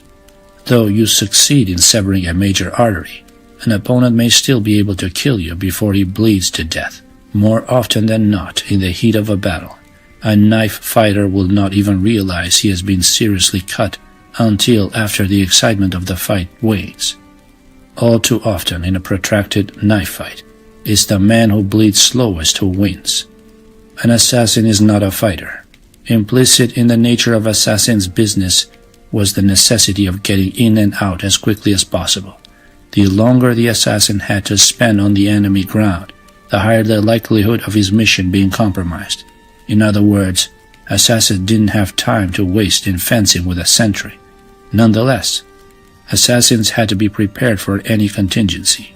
If a single telling cut could be delivered, the assassin might have to settle for inflicting a fatal wound on his target, severing a major artery so the victim would bleed to death, or allowing the poison on the assassin's blade to do its job.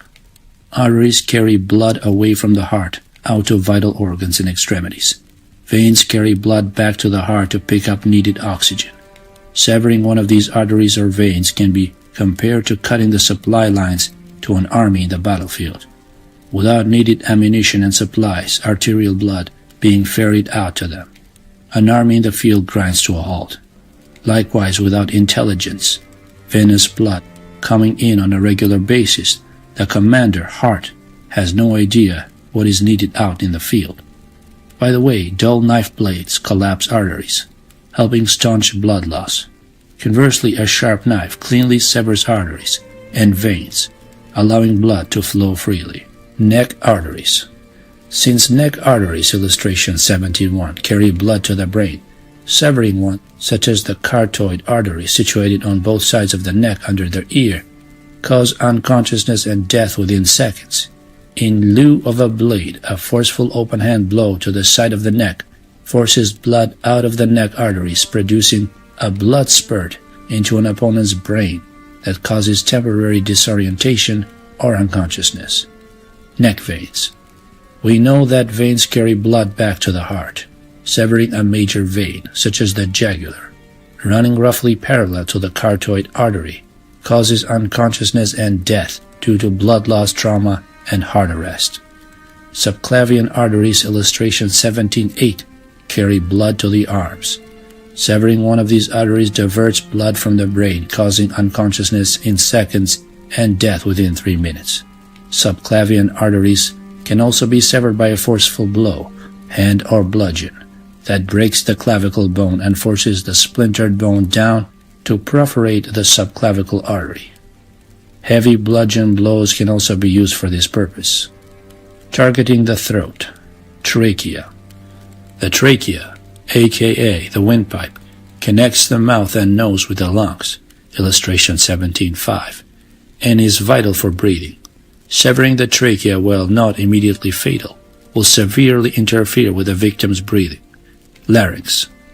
Attack the larynx, aka voice box and Adam's apple, illustration 17.6, with forceful hand or bludgeon blows designed to crush the larynx, and with slashing knife strokes designed to sever the larynx. A crushed larynx blocks the trachea, preventing the victim from breathing. Unconsciousness and death from asphyxia occurs within minutes unless an emergency tracheotomy is performed to open the trachea below the blockage. Note: crushing the larynx is one of the most effective ways of strangling a victim. Esophagus. Slashing deeply into the throat can sever both the trachea and the esophagus. Food tube to the stomach, illustration 17.7. Severing the esophagus, while not in and itself fatal, causes trauma and blood less sufficient to produce pain, unconsciousness due to trauma and shock, and death due to blood loss. Targeting the head. Though protected by the helmet of the skull, the brain can be attacked through several openings, gates. Assassin recruits were taught that the proper way of striking a victim was to visualize a target behind the actual target. For example, if you intend to stab into the intestine, visualize your blade coming out of the victim's back. Likewise, when punching into an opponent's face, visualize your fist driving through the victim's head and coming out of the back of the skull. Eyes. Any rigid object, a conventional knife, blunt stick, rigid fingers, can be shoved through the eye, illustration 18.1, and into the brain to kill a victim. Even a half-hearted strike to the eyes can elicit a flinch reaction, pain, and temporary blindness. Target the eye socket with straight-in knife jabs, downward vertical stabs, when a victim's head has been pulled back, and rising stabs, when a victim's head has been pressed down. Nose. During close-in grappling, target the nasal socket, illustration 18.2, with stiff fingers, causing pain, tearing of the eyes, and choking due to bleeding. Target up through the nasal opening with rising vertical knife stabs, or with straight-in stabs when the head has been pulled back. Mouth. Target the mouth, illustration 18.3, with forceful unarmed and bludgeon blows, designed to break teeth, cause pain, bleeding, and possibly choking from broken teeth lodging in the throat. Stab through the mouth opening up into the brain. Note: any stab into the open mouth can cause severe damage to the tissue of the palate and the pharynx, back of the throat, resulting in trauma and shock, bleeding, and choking, asphyxiation. Chin. Target up under the chin into the upper throat, illustration 18.4, with rising vertical stabs and with straight-in stabs when the head has been pulled back to expose the neck. Ears. Target the brain by stabbing in through the ears with a thin stabbing weapon, ice pick, ballpoint pen, etc. Even if the weapon isn't of sufficient length to penetrate the brain, stabbing into the delicate muscles of the inner ear causes great pain, disorientation, and unconsciousness. Note: the center of balance in the human body is in the ears. A forceful, open-hand slap to the ears can unbalance a victim. Attackers often use just such an unbalancing slap as a softening up preliminary strike. Jawbone. Attacking from the rear or from the side angle when a victim's head has been pulled back to expose the throat, stab up under the jawbone. Illustration 18.6, to penetrate into the spine or into the medulla oblongata, brainstem. Skull-spine juncture, see illustration 19. Rear targets. It is always preferable to attack a victim from behind. Not only does the element of surprise work to the attacker's advantage, but most of a person's natural weapons and natural defensive motions are oriented towards the front, making approaching a victim from behind safer for the attacker. In addition, few people train to defend themselves from attacks from the rear. These lapses in defense work as much to the advantage of today's street mugger as they did assassins in the Middle Ages. The base of the skull. This is an excellent target for hand blows and weapon strikes. Any forceful hand blow, hammer blow, or palm blow, or heavy bludgeoning attack to this area, illustration 19.1, will result in pain, unconsciousness, and possible death from blunt trauma or a broken neck. Thrust through this gate with a blade to sever the spinal cord, where it meets the brainstem, or pierce the brain itself. This is a much prized target when removing a sentry. The seventh vertebrae. See illustration 19.2 and 22. The kidneys. A forceful unarmed blow or bludgeoning strike to the kidneys, illustration 19.3, produces pain, unconsciousness, internal bleeding, and sometimes death, with a blade strike up into the kidneys with a rising vertical strike outside grip to cause instant unconsciousness or death. Renal artery and vein. Target the major renal artery, illustration 19.4, and major renal vein, illustration 19.5, situated between the two kidneys under the spine, by cutting through the spine, damaging the spine in the process, or at an oblique angle, avoiding the bone of the spine. Severing either of these blood pathways results in the death of a victim. Additional spinal cord targets. The brain sends marching orders to the rest of the body via the spinal cord. Attacking the spinal cord nerves is analogous to guerrillas cutting telephone lines in preparation for attacking a garrison. Without the ability to call for reinforcements and with no way to receive orders, the garrison is lost. In the same way, any damage to the vital spinal cord destroys the brain's line of communication to the rest of the body. Any forceful intrusion into a spinal area destroys the functioning of the area, muscles, organs, etc., controlled by those particular spinal nerves. In other words, damage to the spinal cord causes loss of body function below the injury level. For example, a man fracturing his fifth cervical vertebrae might lose the use of his triceps, hands, chest, leg, and lower body muscles. Damage to the fourth cervical vertebrae can paralyze respiration, can't breathe, can't fight. Victims of spinal trauma become subject to secondary systems, shutdown, such as kidney failure, once the communication lines from the brain that kept them functioning are severed.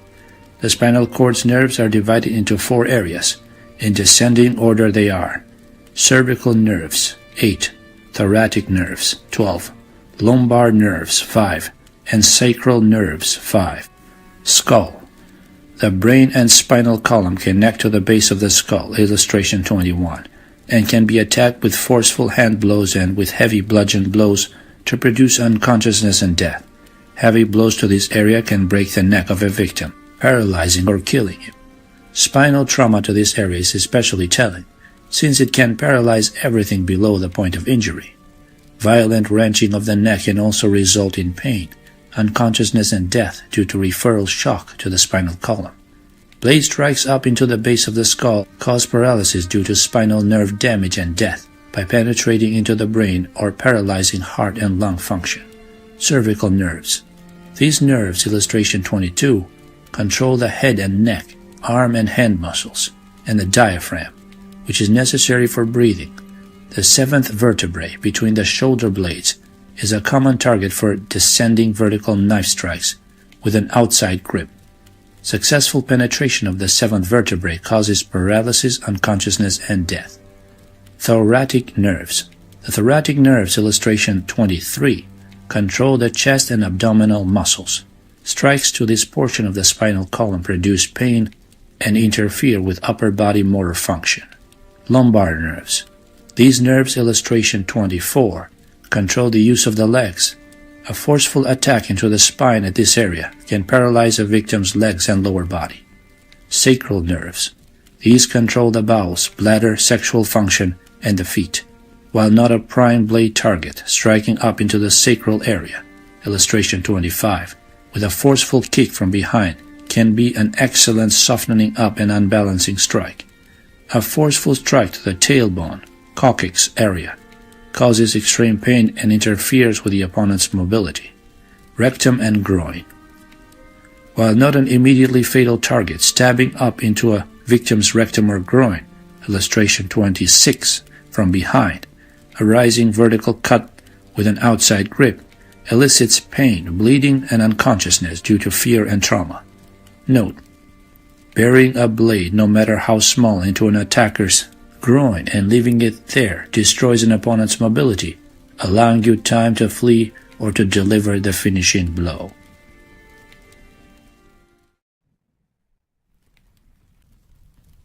Chapter 10. Knife Attack Techniques. The perfect knife victim stands completely still, arms spread wide, allowing you to bury your blade up through his solar plexus to his heart, killing him instantly. Unfortunately, from the assassin's point of view at least, the perfect victim seldom presents itself. Human beings instinctively protect themselves by backpedaling, thrashing their arms about or running like hell, so that only near targets present themselves to your blade. Infused with a rush of adrenaline, fighting for survival, the body of even an untrained human being is capable of putting up formidable resistance, even when the mind of that human being is drowning in panic. How much more so the body of a trained fighter? Frontal attacks. It is always preferable to approach a victim from the rear. However, there are times when targeted individuals must be attacked from the front. No matter how undesirable, a trained assassin must study for any and all eventualities. Approaching a victim from the front, the victim will not know the assassin intends him harm until the assassin's blade has tasted his blood. When attacking into an opponent's front, use softening up techniques, illustration 20I, to distract and unbalance your victim, setting him up for the final blow. Softening up techniques include feinting high while striking low, throwing something into the victim's eyes, eliciting a flinch reaction or blinding him, attacking him with stomps and sweeps to the legs, and with the old tried and true knee to the groin.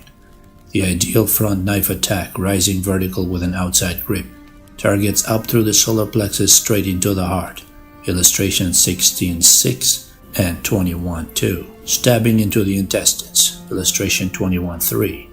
With an outside grip, draw the knife upward, in effect bisecting the victim's abdomen. It is often necessary to seize a hold of the victim's clothing or body, hair, head, arm, illustration 21.4, in order to prevent their backpedaling or to draw them forward onto your blade. Seizing the victim's head allows you to pull his head down into striking range, facilitating you to attack through one of the openings in the head. A solid palm blow under the opponent's chin, illustration 22.5, forces his head back, exposing the vulnerable throat and under chin area to attack. Rear attacks. The rear approach increases the likelihood of surprise and shock to the target, while decreasing danger to the attacker. The respected technique for approaching a target, such as a sentry, is to approach to within 3 to 5 feet of the victim by employing a zigzag pattern, illustration 23.1. Trainees are warned not to look directly at the enemy sentry as they creep close to him, since many believe that humans have a sixth sense about being watched.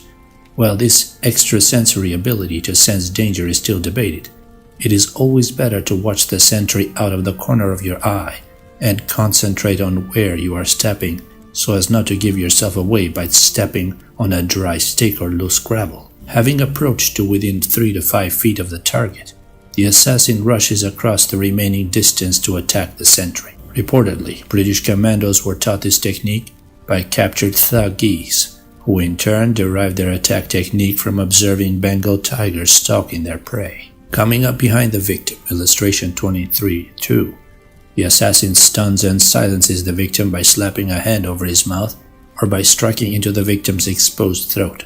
Slapping your hand across the victim's mouth also allows you to pull the victim backward and off balance. Note: clasping your hand over the victim's mouth and nose causes him to instinctively raise his hands towards his face, which in turn opens his abdomen, sides, ribs, and armpits to attack. Having secured a hold of the victim, illustration 23.3, draw him back off balance and at the same time drive your blade into a primary rear target. Note: in lieu of the bladed weapon, unarmed blows, fists, palm blows, elbows can be used to target the kidneys, spine, and other targets along the back. Having secured a hold on the victim, illustration 23.4, draw him off balance by moving slightly back and dropping your weight while simultaneously pulling him with your other hand, the one covering his mouth or gripping his throat. For recalcitrant victims, stomp into the back of the knee. Over-the-shoulder rear attack. Approaching the victim from behind, illustration 24I, slap your hand around the target's mouth and nose, and then violently jerk his head back and to the side. Note: jerking the head in this manner can wrench the neck, resulting in unconsciousness from trauma and death from spinal separation. Jerking the head to the side, illustration 24.2, exposes the neck and throat to descending vertical stabs targeting the veins and arteries of the neck and the inner organs of the throat. Stab down in front and behind the clavicles, illustration 24.3, to sever the subclavian arteries and veins. Target the aorta and heart veins by attacking down into the exposed hollow of the throat, illustration 24.4, between the clavicles. After pulling the victim back, illustration 24.5, the heart can be attacked directly by thrusting down through the hollow of the throat or by thrusting upward from under the solar plexus. Butt and slash rear attack. Approaching undetected from behind, illustration 25.1. The assassin, holding his knife with the inside grip, smashes the pommel butt of his knife into the right temple, stunning the victim and driving him to the left. The force of the pommel blow, illustration 25-2, drives the victim's head left and into the grasp of the assassin's left hand, which immediately clasps over the victim's mouth and nose and wrenches the head back and further to the left, exposing the victim's throat, simultaneous to his left hand wrenching the victim's head left.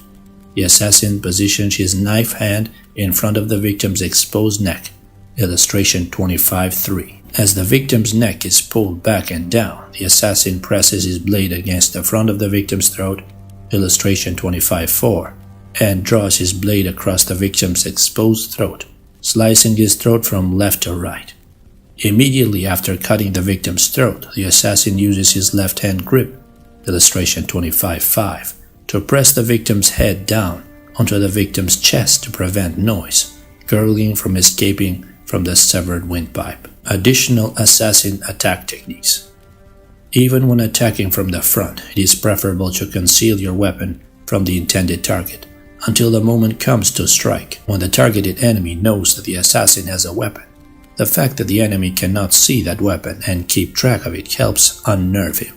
While the enemy is trying to find the assassin's hidden weapon, the victim is less likely to notice a subtle shifting of the feet. The snake technique.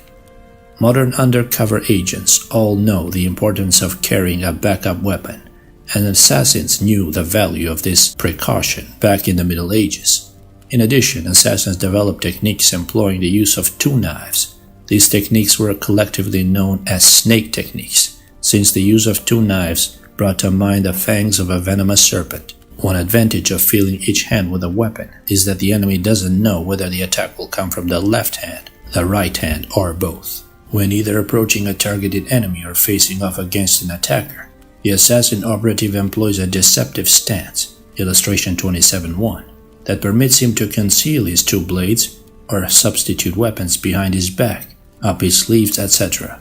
Responding to an enemy's thrusting attack, the assassin brings his hand forward and up to form a cross at the forearm's X block, illustration 28-2, that deflects the enemy's thrusting attack and forces the enemy's arm higher, exposing his trunk to attack.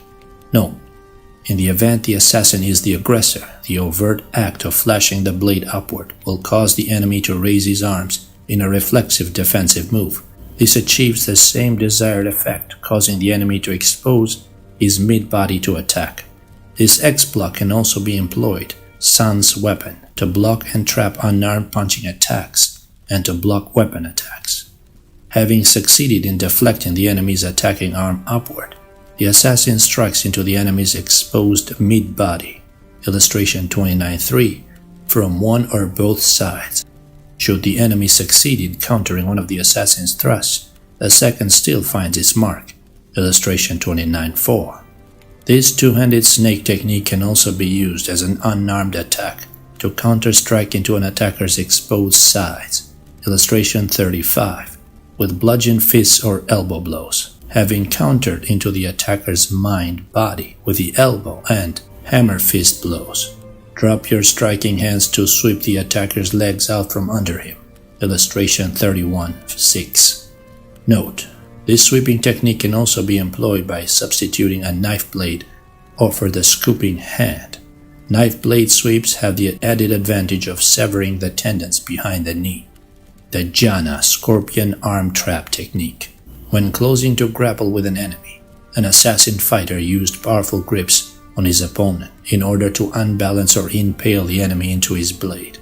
Assassin Jana Combat classified these grappling, trapping, and locking techniques as scorpion techniques, a term derived from the scorpion's use of a claw to hold prey while striking with its venomous tail stinger. This scorpion technique has a parallel in overall assassin strategy, where the assassin works in two-man teams, with one assassin acting as the claws of the scorpion, seizing the victim, while the second assassin, the venomous tail, delivers the coup de grace. The attacking or defending assassin adopts a deceptive behind-the-back outside knife grip, illustration 32-1. Once the attacking or defending enemy commits himself to a thrusting attack, The assassin counters by turning into the attacking arm, illustration 32-2, with a blocking striking forearm blow. Simultaneous to the blocking forearm blow, the assassin seizes a grip on the enemy's thrusting forearm, illustration 32-3. When defending against a leading hand or leading foot attack, the assassin must always be aware of an enemy's rear follow-up hand, illustration 32-4, or foot, since his leading hand attack might be a feint for his true rear hand attack. Using the momentum of his turning inward for the forearm block, the assassin pivots on his lead foot, illustration 32-5, bringing his trailing foot around on the outside of his leading foot. If necessary, the assassin uses his leading foot, illustration 32-6, to upset the balance of an attacker by employing an inward sweeping kick targeting the enemy's leading leg.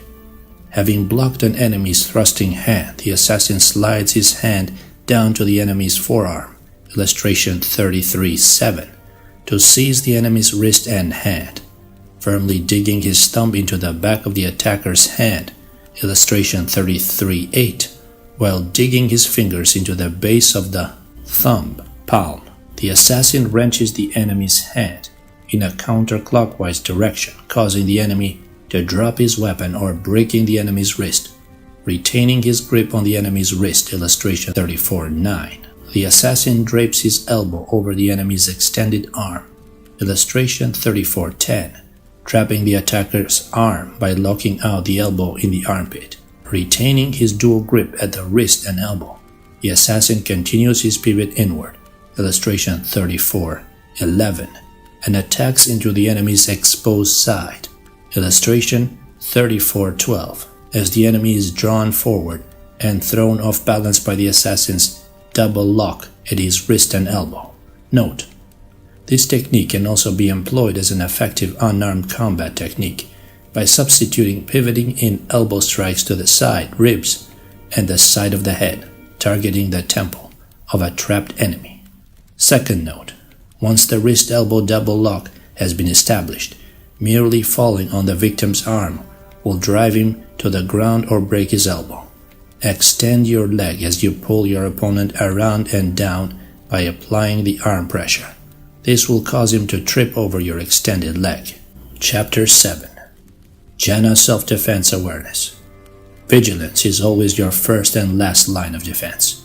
Being aware of yourself and your surroundings is the key to survival in any time and climb. The number one thing all human predators look for in a potential victim is a lapse in awareness. When street predators do not spot natural distraction in their targeted victims, they create distractions by asking their victims for the time or asking for directions and then sucker punch the victim when the victim glances away. There are three aspects to awareness: awareness of self, awareness of your surroundings, and awareness of your enemy. Awareness of self. This entails a realistic assessment of your mental and physical abilities. Do you have the physical skills and cunning to defeat an attacker?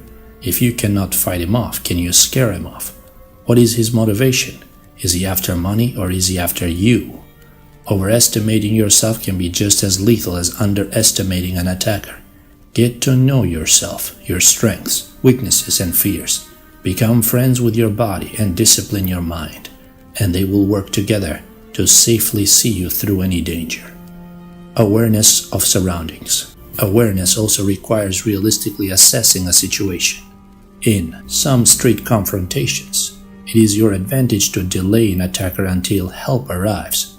At other times, delay works to your attacker's benefit.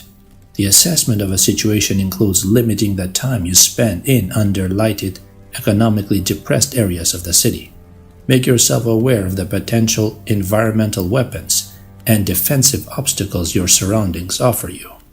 Awareness of your enemy. Finally, being aware means always remembering that, despite all your plans and martial arts training, after all, you're praying to Jesus or Allah, as the case may be. Shit happens. Train to improvise. Survival of the fittest dictates that those best able to realistically assess changing conditions and then adjust are the fittest and therefore the most apt to survive. Simple, no? Blockers, obstacles, and knife substitutes. There is an oft-repeated saying, keep your friends close and your enemies closer. Strategy-wise, this is good advice. However, when defending against an attacker, your best tactic is to keep obstacles between you and him.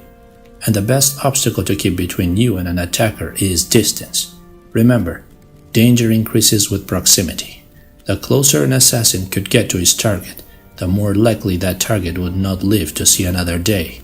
Conversely, the further away from an attacker you stay, the better off you are. When unable to keep distance between yourself and an attacker, employ blockers and obstacles to stymie his advance. Equally important, fill your hand with any weapon you can find, if only a handful of dirt. Blockers and obstacles. These consist of anything and everything you can place in your attacker's path to impede his advance, or anything you can use to protect yourself from harm. Blockers. Anything you can use to ward off an attack or use to attack is a blocker. A large book or notebook, for example, can be used as a shield to block punches, kicks, and weapon thrusts. Shifting to the outside of the attacking arm, the defender uses the large hardback book he is holding to deflect the attacking arm, illustration 35A1, or to counterattack into the assailant's elbow, having deflected the attacking arm in towards the attacker's center line, closing off his center line. Defender counterattacks into the attacker's face with a sharp edge of the book, illustration 35B2. Other examples of blockers include slipping your shoe over your leading defending hand, or wrapping your jacket around your forearm to guard against knife cuts, or using a chair like a lion tamer to hold a street beast at bay. Approached by an attacker while seated in a chair, illustration 36.1, keep your hands up in front for initial blocking, while placing your feet flat on the floor and shifting your weight slightly forward. Quickly slide your legs out to the side and squat, illustration 36.2, taking your weight off the chair. As you squat, illustration 36.3, simultaneously topple the chair over your butt. Still squatting, reach down to grip the legs of the toppled chair, illustration 37.4, pulling it between your legs up to a guarded position in front of your chest. This blocker chair, illustration 37.5, can also be used as a bludgeon to strike or stab with the legs of the chair into the attacker. Obstacles. Obstacles consist of any object, a wall, stairs, sharp corners, etc. you can shove an attacker into. Correctly using obstacles includes taking advantage of poor positioning on your opponent's part, as well as maneuvering an opponent into position. Street punks know to take advantage of potential victim leaning into a public phone or leaning over a water fountain, ramming the victim's head into those objects, stunning him. Other tried and true obstacle ploys include seizing an attacker's extended arm and levering it against a fixed object, such as a counter or a telephone pole, in order to break the elbow. As an assailant thrusts across the horizontal obstacle, store, counter, wall, fence, etc., the defender seizes and jerks the assailant's arm forward, illustration 38.1, turning the arm, disarming the attacker and breaking the elbow over the obstacle. Taking advantage of nearby vertical obstacles, telephone pole, fence post, stop sign, the defender seizes the thrusting arm and levers it against the pole, illustration 39.2, disarming the attacker and breaking the elbow. Knife substitutes. Any sharp-pointed object can be used, with various degrees of effectiveness, to stab into vulnerable soft body targets, eyes, throat, groin. Any edged cutting tool, razor blade, linoleum cutters, etc., can be used to slash body targets, specifically the throat. Any pencil, pen, or sharp stick can be held between the fingers, illustration 41, seated in the palm and used as a stabbing weapon. Note: in the Orient, whole styles of martial arts have been built around the use of simple wooden chopsticks. Any shard of glass, illustration 42, concrete, or metal, can effectively double as a stabbing weapon. The serrated edge of a tin can lid, illustration 43, can slash through the flesh as easy as a razor blade. 3 nails and a TV guide-sized magazine can easily be turned into an effective push dagger, illustration 44. Note: To construct this knife substitute, drive the nails through the open magazine. Then roll the magazine up and secure it at both ends with tape or thick rubber bands. Larger mace-like spiked weapons can be made by embedding a larger magazine with protruding nails. Defense against punching and kicking attack. Most martial arts teach the use of punches and kicks in combination. You must know how to effectively deal with such an attack, targeting the puncher-kicker. The fist of an attacker, illustration 41.1, can be counterattacked with bludgeon weapons or with stabs when armed with a knife or knife substitute. Splayed hands, kung fu claws, can be counter-attacked with counterpunches and with grabbing wrenches designed to break individual fingers. The wrist, illustration 41.2, is the weak link between the weapons of the arm, forearm, elbow, and the deadly hand. Wrists can be dislocated and broken using a variety of locks and twists. The elbow, illustration 41.3, can be targeted with punches and forceful open palm blows. The elbow can also be locked out and broken during close-in grappling. The rear hand, illustration 41.4, of an attacker must be watched, since his lead hand may be used as a feint to set you up for the real attack from the rear hand. Note: some martial arts animal styles adopt exaggerated stances that draw their rear hand so far back that the hand cease to be an immediate factor in a self-defense situation. The kicking foot, illustration 41.5, can be countered with forceful hammer blows, bludgeon blows, and with stabbing counterattacks from blades and blade substitutes. When countering a kick unarmed, scoop and seize the attacking leg and run with it, pulling the kicker off balance.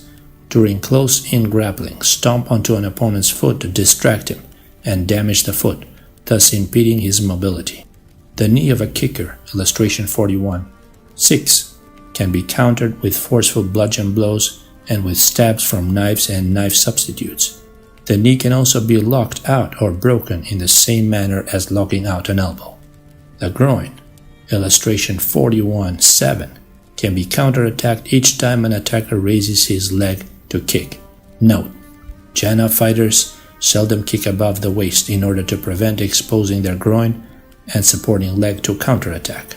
The support leg of a kicker, illustration 41.8, can be attacked especially after the kicker has thrown a high kick.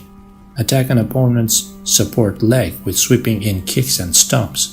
The face of an attacker, illustration 41.9, can be bodied during close-in grappling. Note: any motion, hand feint, object thrown toward an opponent's face elicits an instinctive flinch reaction that can work to your advantage. Defense against a kicker. An assailant may decide to attack you only with kicks. Here's how to defeat him.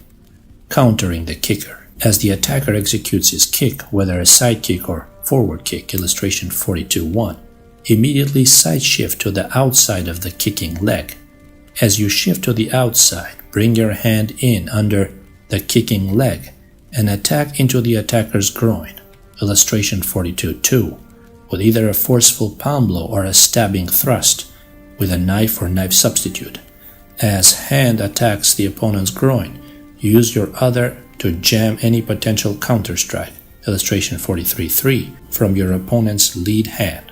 After striking the groin, use your striking hand to scoop the kicking leg and dump the kicker. If necessary, sweep or stomp the attacking support leg out from under him, illustration 42.4. Defense against a grappling attack. The same basic hand movements are used when you are defending yourself unarmed as when you are armed. For example, the hammer fist you administer to an attacking grappler's exposed back is the same motion you use when plunging a knife down into his back. In order to assure maximum penetration for knife striking, practice as if each knife strike is actually an unarmed strike. This attitude will add extra stunning force to your initial knife strike in case follow-up strikes are required. Defense against a bum's rush. As a grappler rushes in, illustration 43.1, head down. His intent is to encircle either your waist or your leading leg. Avoid this by stepping backward. Immediately counter by striking down into the attacker's exposed spine, illustration 43.2, or base of the skull, with punishing hammerhand blows or with a blade. Strike up into the grappler's lower face with rising knee strikes, illustration 43.3. Uppercut reverse hammerhand blows or with a stabbing weapon. Having closed with a grappler, slide back, illustration 43.4, pulling the grappler off balance while simultaneously pressing him towards the ground. Defense against a front bear hug. As the grappler rushes in, illustration 44.1, intending to encircle your body, step back. Use the momentum of the attacker to impale his groin, illustration 44.2, on your rising knee. In lieu of a rising knee strike, strike up into the attacker's groin, illustration 44.3, with reverse hammer hand blows using the thumb side of the hammer hand. Seizing your blade or blade substitute concealed in the small of your back belt, etc., illustration 44.4, stab up into the attacker's groin or lower abdomen.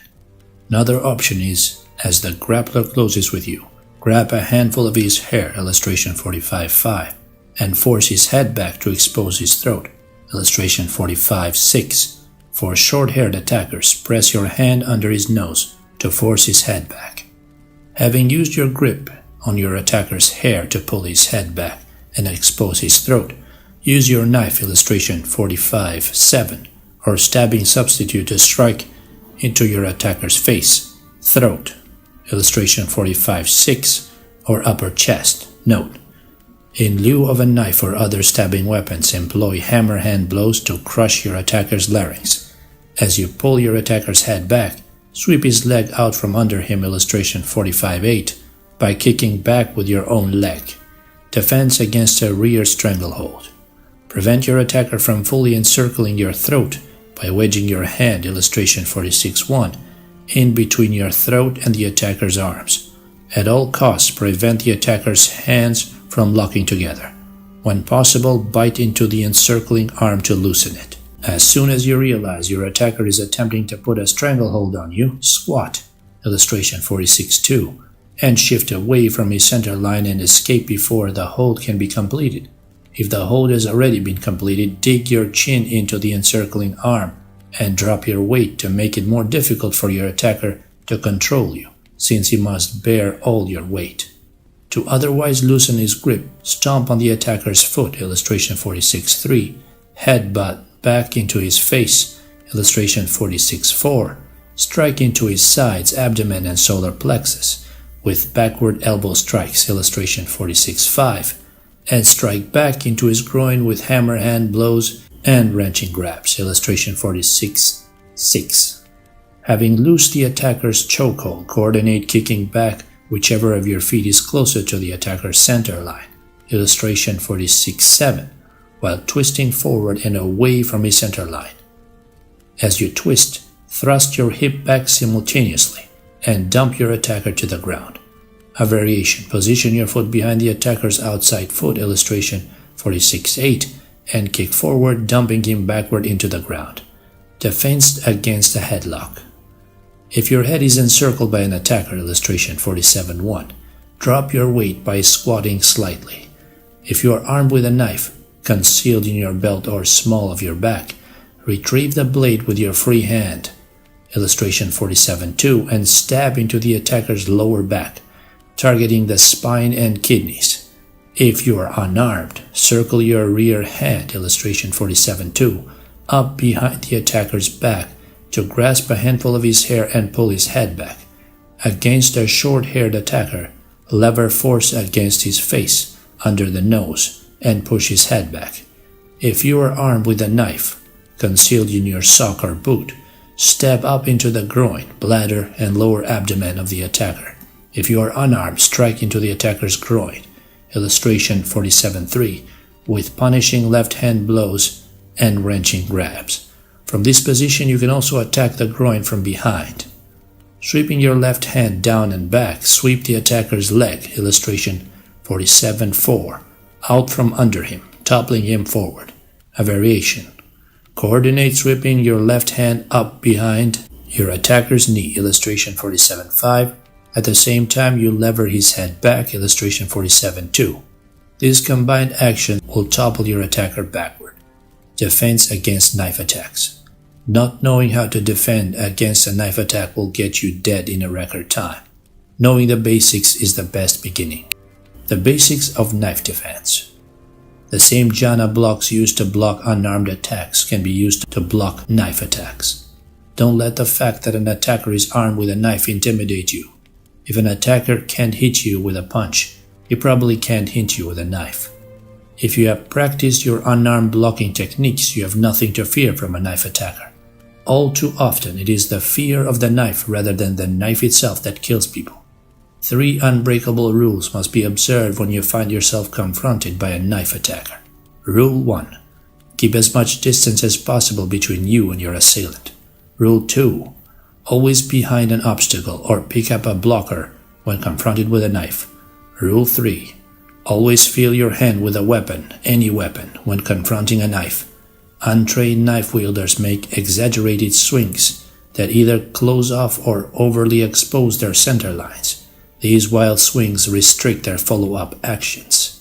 The untrained attacker slashing along a horizontal plane, illustration 48.1, swing wide outward, exposing their center line to counterattack, and swing too far inwards, closing off their center line and making it easy to immobilize their attacking arm by pinning it against their body as they swing inward. Attackers drawing weapons high and back, illustration 48.2, in an exaggerated arc can easily be jammed at the elbow and forearm. Defense against the forward stab, technique 1.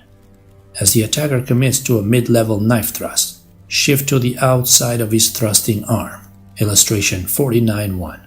As you shift to the outside, counterattack into the elbow, illustration 49.2, of his thrusting arm with a forceful palm blow block. Coordinate counterattacking into the attacker's elbow by bringing your forward hand up and around, illustration 49.3, the inside of the thrusting arm. Pulling an attacker's thrusting arm, forearm or wrist, while pushing the attacking arm's elbow, illustration 54, force the attacker to the ground. Note: this technique also works when pressure is applied to the attacker's shoulder. If the attacker resists the takedown, sweep his lead foot, illustration 55, out from under him by kicking backwards with your foot closest to the attacker. Attention, never try to hold an attacker, no matter how good of an armbar, elbow lock, or wrist lock you have on him. When applying an arm hold or lock to a violent attacker, break his arm. Technique 2. As a knife-wielding attacker grips your arm, intent on pulling you into his poised blade, immediately lower your weight back and down, straightening the attacker's gripping arm, illustration 51.1. Coordinate pulling your weight back and down while rotating your wrist toward the gripping hand's thumb, illustration 51.2, and apply a counter grip on the attacker's gripping arm. As the attacker thrusts, shift to the outside, diagonally forward, illustration 52.3 of the attacker's thrusting arm, all the while retaining your grip on the attacker's other arm. Coordinate your shifting diagonally forward with drawing the attacker's gripped arm under his thrusting arm, illustration 52.4. Having closed off the attacker's center line by crossing his arms, counter-attack to the back of the attacker's head, illustration 52.5, with an elbow strike.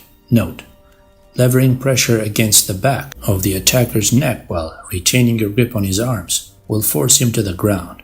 For resisting attackers, kick the attacker's leading leg out from under him, illustration 52.6, dumping him to the ground. Defense against a rising knife attack. Having deflected, block the attacker's vertical rising knife strike, illustration 53.1, using a rising half-moon block or an X block. Seize a firm grip on his attacking arm and lever it, first in towards his center line, and then suddenly out and up away from his center line. Coordinate rising the attacker's arm up and out with your ducking under the attacker's trapped arm, illustration 53.2. Simultaneously with ducking under the attacker's trapped arm, pivot to the outside of the attacker's leading foot, illustration 53.3. Having pivoted under the attacker's trapped arm and having positioned yourself on the outside of the attacker while retaining your grip on his arm, bring the gripped arm down sharply onto your shoulder, illustration 54.4, disarming the attacker and breaking his arm at the elbow. Sweep the attacker's lead leg out from under him by kicking forward or backward, illustration 54-5, dumping him into the ground. Retaining your grip on his broken arm, finish the downed attacker with stomps to his head and body. Defense against an overhead knife attack. As the attacker draws his knife up and back in preparation for a downward vertical stab, illustration 55-1, jam his arm at his upturned elbow, forcing his elbow further up and back and opening him to counterattack. Note, as the attacker's elbow is forced further up and back, attack his legs with sweeps to topple him backward. If you are unable to jam the overhead attack before the attacker initiates his downward stroke, strike up into the elbow, illustration 55-2, with a rising forearm block. Note, remember that every block is also a strike. Perform every block with the intent to do as much damage to the attacking limb as possible. Block an overhead stabbing attack using a forearm X block, illustration 56-3. Once contact has been made, deflect or trap the attacker's arm by turning your block to the side.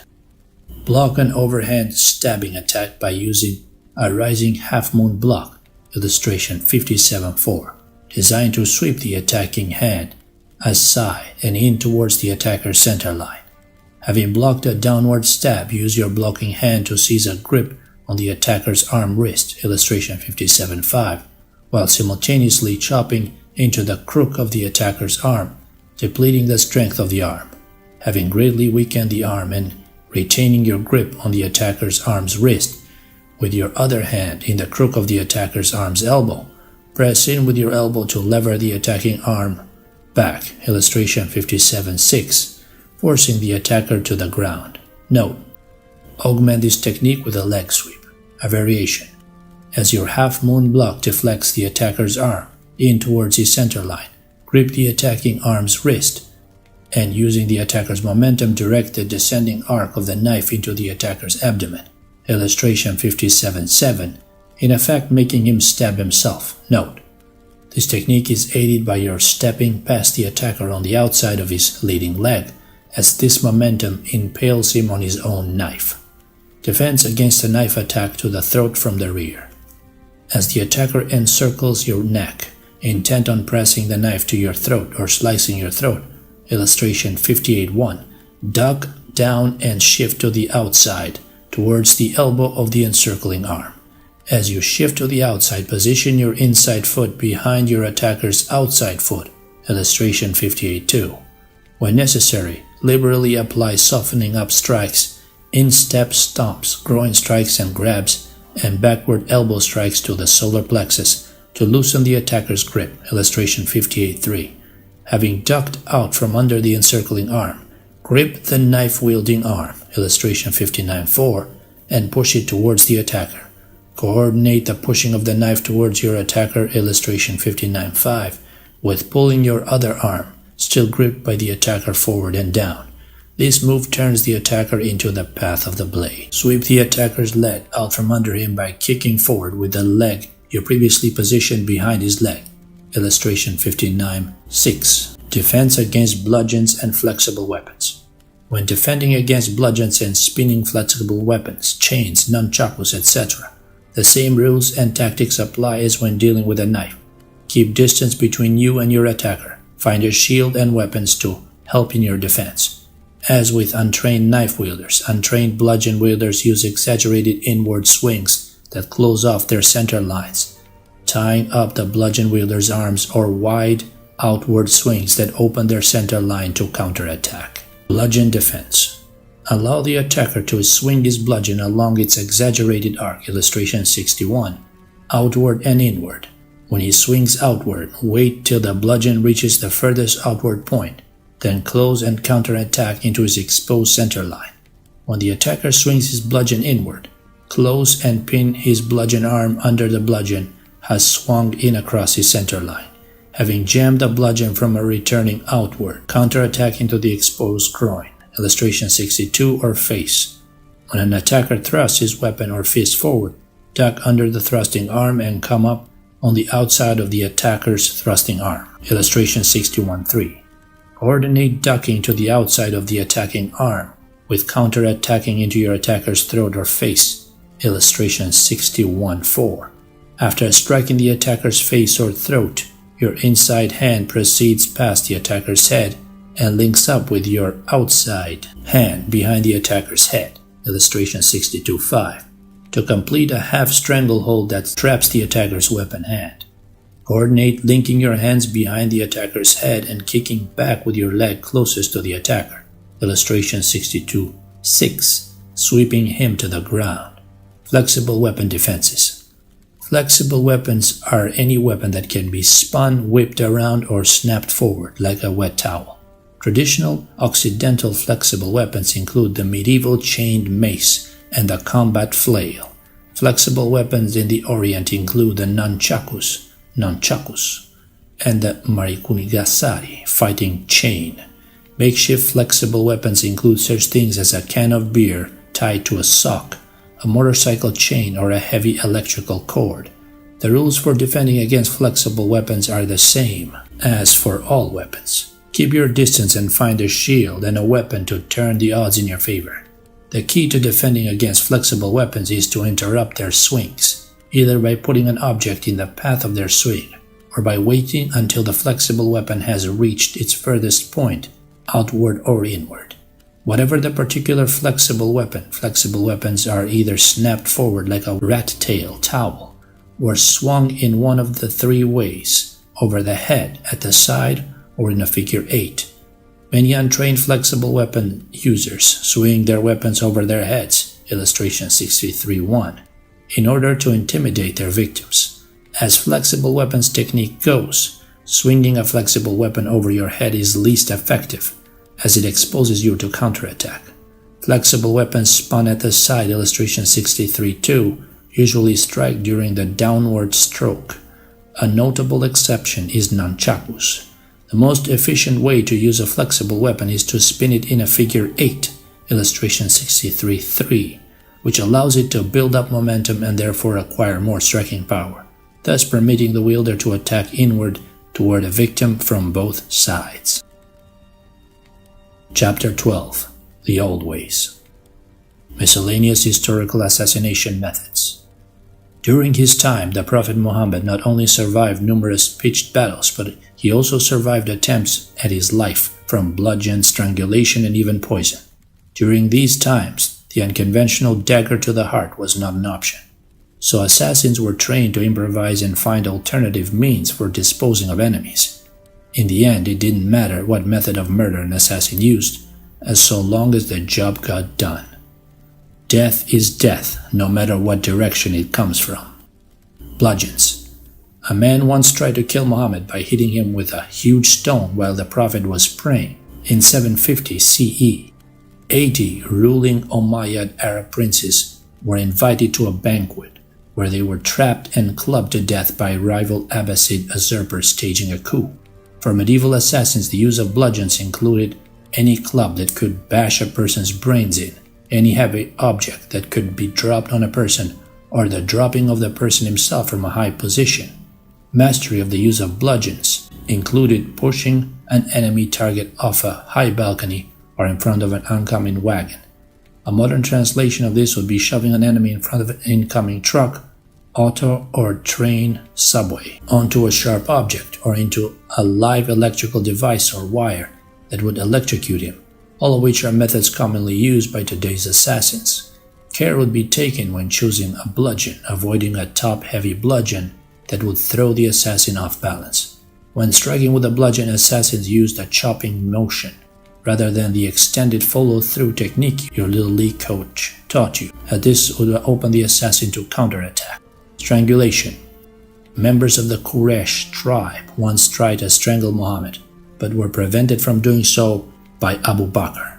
After the fall of Alamut and the scattering of the Persian branch of the assassins, many assassins settled in India, abandoned the assassin's trademark dagger for the equally effective strangulation art of the Kali cult of the Thagi. Despite the Thagi raising strangulation to an art form, there remains only two basic types of strangulation: manual strangulation and strangulation by weapon. Manual and weapon strangulation techniques. Having approached his victim from behind, the assassin would slide his arm around the victim's throat, illustration 64:1, and strike back forcefully into the victim's larynx with the blade of his forearm. Seating the victim's throat in the crook of his elbow, illustration 64-2, he would drop his other arm behind the victim's head, locking his hand into the bicep of the forearm. The assassin would then complete his strangle lock by dropping his weight down, illustration 64-3, as he pulled the victim down and back, forcing his head forward. Note: performed quickly and forcefully, this yoke strangulation technique crushed the victim's larynx or broke his neck. In lieu of a manual strangulation, any stout stick or similar object, illustration 65-4, would be used to crush a victim's larynx or strangle the life out of it. Note: for those interested in an in-depth study of the ancient and modern art of strangulation, as well as a history of the Kali Thagi cult of India, read The Ancient Art of Strangulation by Dr. Ha Lung, available from Paladin Press. Poison. The Arab historic use of poison chronicler Al-Jami as-Sahih relates how a woman once tried to kill Muhammad by poisoning his meat. Poisoning your enemies remains a time-honored Middle Eastern tradition. In fact, Ali, patron of the Shiite branch of Islam, from which the Order of Assassins descended, was murdered by a poisoned sword. In the 7th century, what the troops of Utbah, a lieutenant of Caliph Omar, thought was poisoned food, set as a trap by their force, turned out to be harmless rice, which the Arabs had never seen before. While somewhat humorous, the story illustrates that poisoning, or at least the fear of poisoning, was common practice in the Middle East at the time. References to poisoning, individual and large scale, as an accepted tactic in warfare are numerous in Middle Eastern history.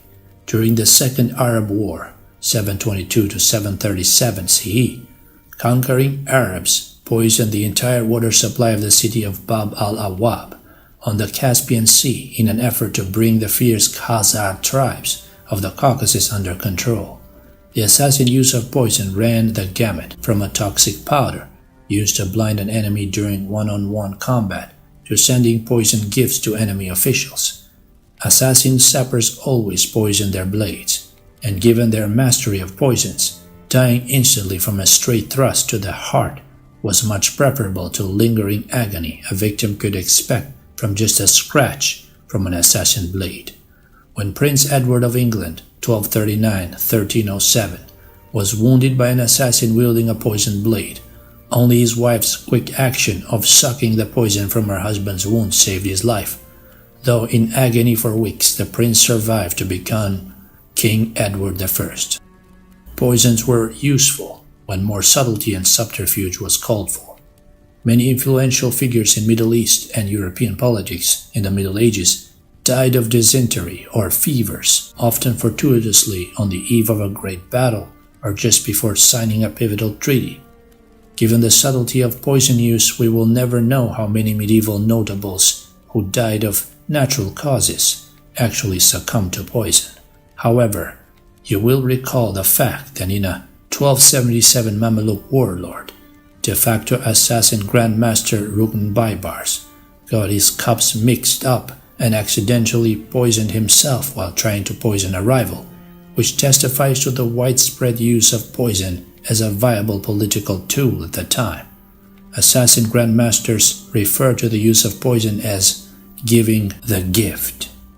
A targeted individual might receive via a third party a gift, a unique perfume, harmless in and of itself. When the innocuous fragrance was mixed with another equally innocent perfume, the two created deadly fumes. Note: unique perfumes were often used as recognition signals between undercover assassin agents and their contacts. Deadly perfumes were distilled from common weeds and flowers. For example, lily of the valley, when correctly fermented, produces a deadly nerve toxin. Other assassin poisons came from such mundane sources as rhubarb leaves, mushrooms, and fruits such as apricots, plums, and almonds. Still, other assassin poisons were extracted from such creatures as snakes and scorpions. In some cases, the creatures themselves, strategically placed, became the weapon. Yet another assassin gift of poison, believed imported from the Far East, was to send the targeted person ornate garments woven from the silk of worms fed on the beans of the castor plant, risil. considered one of the 5 most toxic substances in the world, is derived from the beans of the castor plant. Over time, the poison in garments woven from these deadly silk threads would first make the person ill and eventually kill them. Rings and other gifts of jewelry were also impregnated with poison hidden under a thin gold or silver veneer, which was designed to wear off or dissolve after the jewelry was worn by the wearer's skin, releasing the poison beneath. Medieval royalty, paranoid of poisoning, employed food tasters to sample food and drink before meals to ensure that the food and drink was safe. Assassin agents planted in these rival courts as food tasters would often have to eat poisoned food and drink poisoned wine in order to allay suspicions of the target king or prince. Sometimes these agents would have an antidote, but other times they willingly consumed slow-acting poison, knowing they would die, but remaining willing to sacrifice themselves in order to entice the target official to eat or drink the substance. Often a targeted official will be fed an initially harmless poison that was activated only after the victim ate a second ingredient. One assassin extortion ploy called for poisoning an official and then offering to sell him the antidote in return for money or cooperation. Given the terror mere mention of the assassins evoked, just telling a frightened official he had been poisoned in lieu of actually poisoning him was often enough to elicit cooperation or a healthy contribution to the assassin cause. Kings and courtiers reluctant to assist the assassin cause were often secretly given enough poison to make them terribly ill, but not enough to kill them. The Grand Master would then generously send his personal physician, in reality another assassin agent, to cure the stricken king. Grateful, the cured king would then aid the assassin cause. A variation of this ploy helped assassin agents posing as physicians who just happened to have the exact cure a stricken official needed to get posted to a rival official's court. Assassins made a practice of ingesting small amounts of poison, sometimes over a period of years, to build up their immunity to the poisons, especially those they use regularly. Evidently, it was considered bad form to die from accidentally scratching yourself with your own poison blade. This slow process of creating immunity against poison by administering small quantities of toxin or virus until sufficient antibodies have been built up is known as mithridatizing, a word derived from an ancient king of Asia Minor, Mithridates IV, 120 to 63 BC. Paranoid about assassination over the years, Mithridates ingested regular small doses of poison in order to build up his immunity. Ironically, after the final defeat at Nicopolis, Mithridates tried to kill himself with poison but failed because of the immunity he had built up over the years. He finally had to order one of his mercenaries to kill him with a sword. The assassin's masterful use of poisons inevitably led to tales that the cult possessed the secret of killing with just a touch, a look, or the curse of a magic spell. Such fantastic tales, encouraged by the Grand Master's propaganda machine, are similar to tales of the infamous Dim Mak, death touch of ancient China. Note, Paladin possesses the most extensive library of Dim Mak manuals available, all written by acclaimed and very dangerous instructor Earl Montagu. In many in the Orient, believed ninja possessed the power to strike the enemy in a way that would interrupt the natural flow of his ki, vital energy, causing the victim to drop dead at a later time, a time chosen by the ninja. Science dismisses such mysticism, but does concede that an accomplished martial artist, one knowledgeable in anatomy, could strike a victim and create a blood clot that in turn could cause a heart attack or a stroke at a later time. Such blows could also rupture internal organs, causing a victim to bleed to death internally. Other ninja methods were actually one-eyed snake ploys, which were killing methods, such as poisons, designed to mimic killing techniques in the same vein as Dim Mak. Eastern religious prescriptions against autopsies prevented the discovery of foul play by poison or other internal methods, as they did in Europe. The Crusades and their aftermath opened Europe to many Middle Eastern ideas and goods. Coffee, from the Arabic word kawa, was introduced into Europe by returning crusaders, as were other formerly unknown Middle Eastern foods and spices. Heretofore, Unknown medicines and knowledge of human anatomy were also introduced into Europe by the Crusades. In Europe, as in the Orient, religious restrictions against human dissection meant there was no way to detect the presence of poisons in a dead body until the Vatican authorized autopsies in the 15th century. Machiavellian individuals and families, the 14th and 15th century Medici and Borgias, for example, are infamous for taking advantage of this murderous loophole. As in the Middle East, there was no way of telling how many royals and notables of medieval Europe, listed as having died of natural causes, actually drank from the assassin's bitter cup. Indeed, while we may never know the extent of the practice of poison craft in medieval Europe, we do know that paranoia over poisoning was widespread as Europe entered the Renaissance, as evidenced by the fact that poison plays a pivotal role in Shakespeare's Romeo and Juliet, 1594, and again in Hamlet, 1600. The modern poison threat. There is widespread fear that sooner or later some fanatical terrorist group will get their hands on a nuclear weapon. The breakup of the Soviet Union has made this grim scenario even more likely. But while attention has been focused on movies intended to restrict the spread of materials and technology needed to build nuclear weapons, trans-Islamic terrorists and their supporter states are concentrating their efforts in other directions. Author and Middle East expert Lori Mylori, who investigated the World Trade Center bombing, warns that Iraqi sleeper agents connected with Abdel Rahman's jihad organization are still operating in the United States. What is the most alarming is that one of these agents is reportedly an Iraqi scientist living in New York City, active in the field of genetic engineering. What if such a scientist won the trans-Islamic sympathies, or one whose family was being held hostage by a terrorist state decided to help trans-Islamic terrorists acquire not a nuclear bomb, but equally deadly chemical or biological weapons? What if a fanatical religious fundamentalist group decided to use a chemical or biological weapon in an indiscriminate attack on civilians, similar to the World Trade Center bombings? It has already happened on March 20, 1995. The fanatical Japanese religious cult Aum Shinrikyo unleashed a deadly sarin nerve gas attack on a crowded Tokyo subway, killing 12 and injuring thousands. The cult had manufactured the gas themselves. In a related and grossly underreported incident, 2 members of the cult were arrested entering the United States, carrying blueprints and formulas for the manufacture of sarin. Their travel plans included a stop at Disneyland. During the Iran-Iraq War, Saddam Hussein used nerve gas against rebel Muslim Kurds and against rival Muslim Iranians.